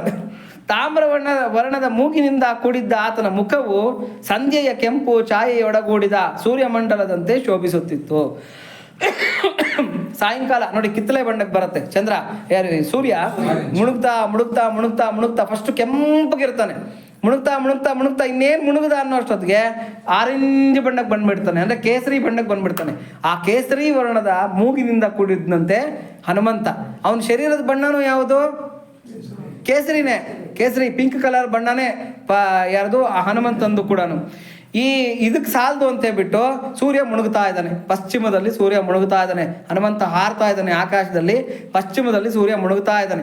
ಆ ಸೂರ್ಯನ ಕಿರಣಗಳ ರಶ್ಮಿ, ಸಂಜೆ ಕಿರಣಗಳು ನೋಡಿರ್ತೀರ, ಗೋಲ್ಡ್ ಕಲರ್ನಲ್ಲಿರುತ್ತೆ. ಈ ಮೋಡಗಳ ಮೇಲೆ ಏನಾರ ಬಿದ್ದರೆ ಗೋಲ್ಡ್ ಮೋಡಗಳ ಥರ ಕಾಣ್ತಾ ಇರುತ್ತೆ ಸಂಜೆ ಹೊತ್ತು ಮೋಡಗಳೆಲ್ಲ ಕೂಡ. ಅದೇ ಥರನೇ ಹನುಮಂತನ ಮೇಲೆ ಈ ಗೋಲ್ಡ್ ಕಲರ್ ಆಗಿರತಕ್ಕಂಥ ಸೂರ್ಯನ ಕಿರಣಗಳು, ಇನ್ನೇನು ಅಸ್ತಮಿಸ್ತಾ ಇರತಕ್ಕಂಥ ಸೂರ್ಯನ ಕಿರಣಗಳು ಆ ಹನುಮಂತನ ಮೇಲೆ ಬೀಳ್ತಾ ಇದ್ದಂತೆ. ಮೊದಲೇ ಹನುಮಂತನ ಬಣ್ಣ ಪಿಂಕು, ಅಂದರೆ ಕೇಸರಿ ಬಣ್ಣ. ಆ ಕೇಸರಿ ಬಣ್ಣದ ಮೇಲೆ ಈ ಹಳದಿ ಬಣ್ಣ ಬಿದ್ದುಬಿಟ್ಟು ಇನ್ನೊಂದು ಸೂರ್ಯ ಆಕಾಶದಲ್ಲಿ ಹಾರ್ತಾ ಇದ್ದಾನೇನೋ ಅನ್ನೋ ಥರದಲ್ಲಿ ಕಾಣ್ತಾ ಇದೆಯಂತೆ. ಅಂತ ಅದ್ಭುತವಾಗಿರ್ತಕ್ಕಂಥ ಒಂದು ದೃಶ್ಯ. ಆಕಾಶದಲ್ಲಿ ಹಾರಿಕೊಂಡು ಹೋಗುತ್ತಿದ್ದ ಮೇಲೆತ್ತಿದ ಆತನ ಬಾಲವು ಎತ್ತಿ ಹಿಡಿದ ಇಂದ್ರನ ಧ್ವಜದಂತೆ ಭಾಸವಾಗುತ್ತಿತ್ತು. ಆದಿಪರಾಶಕ್ತಿ ಈ ಬಾಲನ ಏನು ಮಾಡ್ತಾ ಇದ್ದಾನೆ? ಕೆಲವು ಸಲ ಹಿಂಗೆ ಈ ಬ್ಯಾಲೆನ್ಸ್ ಮಾಡೋದಕ್ಕೆ, ಈ ಗಾಳಿನಲ್ಲಿ ತೇಲ್ಬೇಕಾಗಿದ್ರೆ ಬ್ಯಾಲೆನ್ಸ್ ಮಾಡೋದಕ್ಕೆ ಕೆಲವು ಸಲ ರೈಟ್ಗೆ, ಕೆಲವು ಸಲ ಲೆಫ್ಟ್ಗೆ, ಕೆಲವು ಸಲ ಹಿಂಗೆ ಬಗ್ಗಿಸ್ಕೊಂಡು ಬಾಲನ್ನ ವಿಧವಾಗಿ ತೊಗೊಂಡೋಗ್ತಿದ್ದಾನೆ. ಕೆಲವು ಸಲ ಬಾಲನ್ನ ಹಿಂಗೆ ಮೇಲಕ್ಕೆ ಎತ್ತಾನಂತೆ, ಅಂದರೆ ಆ ಗಾಳಿಗೆ ತಾಡನಕ್ಕೆ ತಕ್ಕಂತೆ. ಆವಾಗ ಹೆಂಗೆ ಕಾಣಿಸ್ತಾ ಇದೆಯಂತೆ ಅಂದರೆ ಈ ಥರ ಇಂದ್ರನ ರಥ ಇದ್ದಂಗೆ ಅದು ಇಂದ್ರನ ಧ್ವಜದ ಥರ ಕಾಣ್ತಾ ಇದೆಯಂತೆ. ಇಂದ್ರನ ಧ್ವಜ ಹೋಗ್ತಾ ಇದೆಯೇನೋ ಹೀಗೆ ಅನ್ನೋ ಥರದಲ್ಲಿ ಆ ಹನುಮಂತನ ಬಾಲ ಅಂತಕ್ಕಂಥದ್ದು ಕಾಣ್ತಾ ಇದೆಯಂತೆ. ಹನುಮಂತನ ಬಾಲ ಧ್ಯಾನಿಸೋದು ಪುಣ್ಯನೇ, ಹನುಮಂತನ ಧ್ಯಾನಿಸ್ತಕ್ಕಂಥದ್ದು ಪುಣ್ಯನೇ. ಅಪಾರವಾಗಿರ್ತಕ್ಕಂಥ ಪುಣ್ಯದ ರಾಶಿ ವಾಲ್ಮೀಕಿ ಮಹರ್ಷಿಗಳು ಒಳ್ಳೆ ರಸದೌತಣದ ಊಟವನ್ನು ನಮಗೆ ಈ ಸುಂದರಕಾಂಡದಲ್ಲಿ ಉಣಬಡಿಸ್ತಾ ಇದ್ದಾರೆ. ನಾವೆಲ್ಲ ಎಷ್ಟು ಭಾಗ್ಯವಂತರು ಅಂತಂದರೆ ಎಷ್ಟು ಅದನ್ನು ನೆನೆಸ್ಕೊಂಡ್ರು ಕೂಡ ಸಾಲದು. ನಮ್ಗೆ ನೋಡಿ, ನಮಗೆ ಇದ್ರ ಬೆಲೆ ಗೊತ್ತಾಗಬೇಕು ಅಂತಂದರೆ ಶ್ರೀರಾಮಕೃಷ್ಣರು ಒಂದು ಕಡೆ ಹೇಳ್ತಾರೆ, ಯಾರೋ ಗುರು ಇದ್ನಂತೆ. ಆ ಗುರು ಹತ್ರಕ್ಕೆ ಹೋಗ್ಬಿಟ್ಟು ಶಿಷ್ಯ ಕೇಳದ್ನಂತೆ, ಸ್ವಾಮಿ ನನಗೆ ಭಗವಂತನ ಸ್ಮರಣೆ ಇದಕ್ಕೆ ಸಂಬಂಧಪಟ್ಟಿರ್ತಕ್ಕಂಥ ಬೆಲೆ ಏನು ಅಂತ ನಮ್ಗೆ ಹೆಂಗೆ ಗೊತ್ತಾಗತ್ತೆ ಅಂತೇಳ್ಬಿಟ್ಟು ಗುರು ಹೇಳದ್ನಂತೆ, ನನ್ನ ಹತ್ರ ಒಂದು ಶಿಲೆ ಇದೆಯಪ್ಪ, ಇಷ್ಟು ಗಾತ್ರದ ಒಂದು ಶಿಲೆ ಕೊಡ್ತೀನಿ, ಇದನ್ನು ತೊಗೊಂಡೋಗಿ ಫಸ್ಟು ತರಕಾರಿ ಮಾರೋರ ಹತ್ರಕ್ಕೆ ಹೋಗ್ಬಿಟ್ಟು ಇದಕ್ಕೆ ಏನು ಬೆಲೆ ಕೊಡ್ತಾನೆ ಅಂತ ಕೇಳ್ಕೊಂಬ ಅಂತ ಹೇಳಿದ್ರು. ತರಕಾರಿ ಮಾರ ಹತ್ರಕ್ಕೆ ಹೋಗ್ಬಿಟ್ಟು ಕೇಳಿದ್ರಂತೆ, ನೋಡಿ ನಮ್ಮ ಗುರುಗಳು ಈ ಶಿಲೆ ಕೊಟ್ಟಿದ್ದಾರೆ, ಈ ಶಿಲೆನ ನಾನು ಕೊಡ್ತೀನಿ, ನಂಗೆ ಎಷ್ಟು ತರಕಾರಿ ಕೊಡ್ತೀರಾ ಅಂತ ಕೇಳಿದ್ರಂತೆ. ಗುರು ಒಂದು ಕಂಡೀಷನ್ ಹಾಕಿರ್ತಾನೆ, ಯಾವುದೇ ಕಾರಣಕ್ಕೂ ಮಾರಬೇಡ, ಸುಮ್ಮನೆ ರೇಟ್ ಕೇಳ್ಕೊಂಬ ಅಂತ. ಅಲ್ಲೋ ಕೇಳೋದಂತೆ, ಆತ ಹೇಳೋದಂತೆ, ಏನಿದೆ ಮಹಾ ತರಕಾರಿ, ನನಗೆ ಯಾವ್ದಾನ ತರಕಾರಿ ತೂಕ ಮಾಡೋದಕ್ಕೆ ಒಂದು ಅರ್ಧ ಕೆಜಿ 1 ಕೆಜಿ ಕಲ್ತಾರ ಕೆಲ್ಸಕ್ಕೆ ಬರುತ್ತೆ ಅಷ್ಟೇ, ಇದು ಮಹಾ ಅಂದರೆ ಒಂದು 3/4 ಕೆಜಿ ಅಥವಾ 1 ಕೆಜಿ ಮೂಲಂಗಿ ಕೊಡ್ತೀನಿ ಅಂತ ಹೇಳೋದು ನಾನು, ಇಷ್ಟೇ ಇದಕ್ಕೆ ಬೆಲೆ ಬಾಳೋದು, ಇದಕ್ಕಿಂತ ಕೊಡೋಕ್ಕಾಗೋದಿಲ್ಲ ಅಂತ ಹೇಳೋದು. ವಾಪಸ್ ಬಂದ್ಬಿಟ್ನಂತೆ ಶಿಷ್ಯ, ಮತ್ತೆ ಗುರುಗಳ ಹತ್ರಕ್ಕೆ ಬಂದಂತೆ. ಗುರುಗಳು ಹೇಳೋದ್ರಂತೆ, ಇವಾಗ ಹೋಗ್ಬಿಟ್ಟು ಬಟ್ಟೆ ಮಾರೋನ ಹತ್ರ ಕೇಳ್ಕೊಂಬಾ ಅಂತ ಹೇಳ್ಬಿಟ್ಟು ಬಟ್ಟೆ ಮಾರೋರ ಹತ್ರಕ್ಕೆ ಹೋಗ್ಬಿಟ್ಟು, ಸ್ವಾಮಿ ಈ ಕಲ್ಲು ಕೊಡ್ತೀವಿ, ಏನು ಕೊಡ್ತೀರಾ ಇದಕ್ಕೆ ರೇಟು ಅಂತ. ಮಹಾ ಅಂದರೆ ಏನಪ್ಪ, ಇದನ್ನು ನಮ್ಗೆ ಏನಕ್ಕೆ ಈ ವೈಟ್, ಈ ಪೇಪರ್ ವೈಟ್ ಥರ ನಾವು ಯೂಸ್ ಮಾಡ್ಕೋಬೋದು ಅಷ್ಟೇ, ಬಟ್ಟೆ ಮೇಲೆ ಇಟ್ಕೊಳೋಕ್ಕೆ, ಅದಕ್ಕೆ ಇದಕ್ಕೆ ನೋಡೋಕ್ಕೇನೋ ಚೆನ್ನಾಗಿದೆ, ಆದರೆ ಇದಕ್ಕೆ ಎಷ್ಟು ಬರುತ್ತೆ ಅಂದರೆ ಒಂದು ತಾನು ಬಟ್ಟೆ ಸಿಗುತ್ತೆ, ಬೇಕು ಅಂದರೆ ಒಂದು ಸ್ವಲ್ಪ ಒಂದು ತಾನು ಅಥವಾ ಒಂದು ಇಷ್ಟೋ ಬಟ್ಟೆ ಸಿಗ್ತೈತೆ ಅಂತ. ಹೀಗೆ ಎಲ್ಲರೂ ಒಬ್ಬೊಬ್ಬರು ಒಂದೊಂದು ಕಡೆ ಹೇಳ್ತಾ ಹೋಗ್ತಾ ಇದ್ದಾರಂತೆ. ಹೇಳಿದ ಕಡೆ ಎಲ್ಲ ಇದಕ್ಕೆ ತಕ್ಕಂಥ ರೇಟು ಎಲ್ಲೂ ಕೂಡ ಸಿಕ್ಕಲಿಲ್ಲ, ಒಬ್ಬೊಬ್ಬರು ಒಂದೊಂದು ಹೇಳ್ತಾ ಇದ್ದಾರಂತೆ. ಕಡೆಗೆಲ್ಲ ವಾಪಸ್ ಬಂದಂತೆ. ಗುರು ಹೇಳದಂತೆ, ಇವಾಗ ಒಬ್ಬ ವಜ್ರದ ವ್ಯಾಪಾರಿ ಇದ್ದಾನೆ ಊರಲ್ಲಿ, ಆ ವಜ್ರದ ವ್ಯಾಪಾರಿ ಹತ್ರಕ್ಕೆ ಹೋಗ್ಬಿಟ್ಟು ಇದ್ರ ಬೆಲೆ ಎಷ್ಟು ಅಂತ ಕೇಳ್ಕೊಂಬ ಅಂತ. ವಜ್ರದ ವ್ಯಾಪಾರಿಗೆ ಕೈಗಲ್ಲಿ ಕೊಟ್ಟನಂತೆ, ನೋಡಿ ಇದಕ್ಕೆ ಬೆಲೆ ಎಷ್ಟು ಬಾಳುತ್ತೆ ಅಂತ ಹೇಳಿ. ಅವ್ರು ಆ ಕಡೆ ಆ ಕಡೆ ಎಲ್ಲ ತಿಪ್ಪಿಬಿಟ್ಟು ಹೇಳಿದ್ರಂತೆ, ಅಪ್ಪ ಇದಕ್ಕೆ ಬೆಲೆ ಕಟ್ಟೋ ಅಷ್ಟು ಶಕ್ತಿ ನನಗಿಲ್ಲ, ಅಷ್ಟು ದುಡ್ಡೂ ಕೂಡ ನನ್ನ ಹತ್ರ ಇಲ್ಲ, ಇದಕ್ಕೆ ಬೆಲೆ ಕಟ್ಟೋ ಶಕ್ತಿನೂ ಇಲ್ಲ, ಅಷ್ಟು ದುಡ್ಡೂ ನನ್ನ ಹತ್ರ ಇಲ್ಲ.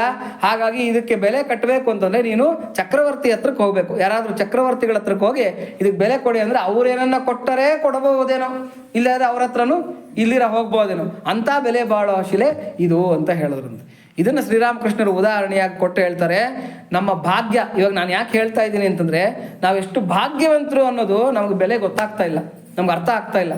ನಾವು ಮಹಾಪುಣ್ಯವಂತರು, ಇಲ್ಲಿ ಬಂದಿದ್ದೀವಿ, ಇಲ್ಲಿ ಸೇರಿದ್ದೀವಿ, ಭಗವಂತನ ವಿಚಾರ ಮಾತಾಡ್ತಾ ಇದ್ದೀವಿ, ಇದನ್ನು ನಾವು ಮನಸ್ಸಿಗೆ ಹಾಕ್ಕೊತಾ ಇದ್ದೀವಿ ಅಂತಾರೆ, ನಿಜವಾಗ್ಲೂ ಪುಣ್ಯವಂತರು. ಭಗವಂತನ ನಾಮ ಅಂತಕ್ಕಂಥದ್ದು ರೆಕ್ಕ ಸಮಗುನಿ ನಾಮಮು ವೆಲ ಸುಲಭಮು ಫಲಮಧಿಕಮು ಅಂತ ಅನ್ನಮಾಚಾರ್ಯರು ಹೇಳ್ತಕ್ಕಂಥದ್ದು. ಅಂದರೆ ಸುಲಭವಾಗಿ ಸಿಗ್ತಕ್ಕಂಥದ್ದು ನಿನ್ನ ನಾಮ, ಆದರೆ ಅದರ ಬೆಲೆ ಅಂತಕ್ಕಂಥದ್ದು ಅಪಾರವಾಗಿರ್ತಕ್ಕಂಥದ್ದು. ಭಗವಂತನ ಸ್ವರೂಪ, ಅವನ ಲೀಲೆ, ಅವನ ವರ್ಣನೆ, ಅವನ ಕೀರ್ತನೆ, ಆಮೇಲೆ ಅವನ ಸ್ಮರಣೆ, ಆಮೇಲೆ ಅವನ ಒಂದು ನಾಮಸ್ಮರಣೆ, ಇವೆಲ್ಲ ಕೂಡ ಈಸಿಯಾಗಿ ಸಿಗ್ತಕ್ಕಂಥದ್ದಲ್ಲ. ನಮಗೆಲ್ಲ ಇದು ಒದಗಿ ಬಂದಿದೆ ಅಂದರೆ ಕೋಟ್ಯಾಂತರ ಜನ್ಮಗಳ ಪುಣ್ಯದ ಫಲ. ಇವತ್ತು ನಮ್ಮನ್ನೆಲ್ಲ ಆ ಪುಣ್ಯದ ಫಲ ಇಲ್ಲಿ ಬಂದು ಸೇರಿಸಿದೆ. ಆದ್ದರಿಂದ ನಾವೆಲ್ಲ ಕೂಡ ಇದನ್ನು ಹೇಳ್ತಕ್ಕಂಥ ಭಾಗ್ಯನ ಪಡ್ಕೊಂಡಿದ್ದೀವಿ. ಇದೆಲ್ಲ ಭಾಗ್ಯನ ಅನುಗ್ರಹಿಸಿರ್ತಕ್ಕಂಥ ನಮ್ಮ ಹನುಮಂತ ಸಾಕ್ಷಾತ್ ಶಂಕರನ ಅವತಾರ, ಶಕ್ತಿ ಮತ್ತು ಶಂಕರನ ಅವತಾರ. ಈ ಹನುಮಂತನ ಕೃಪೆ, ಭಕ್ತಾಗ್ರೇಸರನಾಗಿರ್ತಕ್ಕಂಥ ಈ ಹನುಮಂತನ ಕೃಪೆ ಮತ್ತು ರಾಮ ಸೀತೆಯರ ಆ ಕೃಪೆ ಆಶೀರ್ವಾದ ನಮಗೆ ಒದಗಿ ಬರಲಿ. ಮತ್ತು ಈ ಸರ್ಗಗಳೆಲ್ಲ ಕೇಳೋದ್ರಿಂದ ಏನೇನು ಫಲಗಳನ್ನು ಹೇಳಿದ್ದಾರೆ ಋಷಿಮುನಿಗಳು ಮತ್ತು ಹಿರಿಯರು, ಆ ಎಲ್ಲ ಫಲಗಳನ್ನು ನಾವು ಪಡ್ಕೊಳ್ತಕ್ಕಂಥ ಭಾಗ್ಯ ನಮ್ಮದಾಗಲಿ ಅಂತ ಪ್ರಾರ್ಥನೆಯನ್ನು ಮಾಡ್ತಾ ಇವತ್ತಿನ ಒಂದು ಪ್ರವಚನವನ್ನು ಮುಗಿಸೋಣ. ಎಲ್ಲರೂ ಜೋರಾಗಿ ಹೇಳೋಣ. ಪ್ರಿಯತಾಂ ಪುಂಡರೀಕಾಕ್ಷಃ ಸರ್ವಯಜ್ಞೇಶ್ವರೋ ಹರಿಃ ತಸ್ಮಿನ್ ತುಷ್ಟೇ ಜಗತ್ತುಷ್ಟಂ ಪ್ರೀಣಿತೆ ಪ್ರೀಣಿತಂ ಜಗತ ಹರಿಃ ಓಂ ತತ್ಸತ ಶ್ರೀಕೃಷ್ಣಾರ್ಪಣಮಸ್ತು.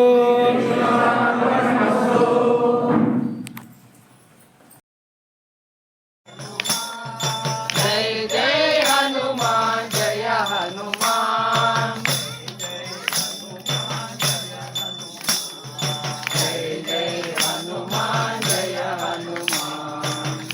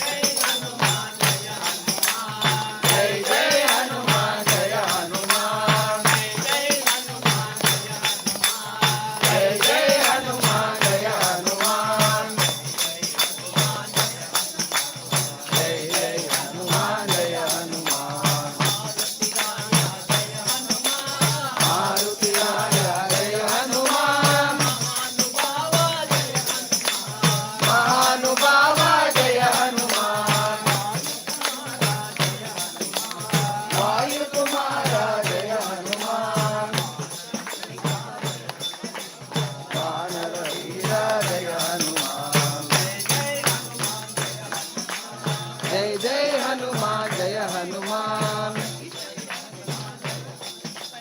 जय जय हनुमान अंजनी पुत्र जय हनुमान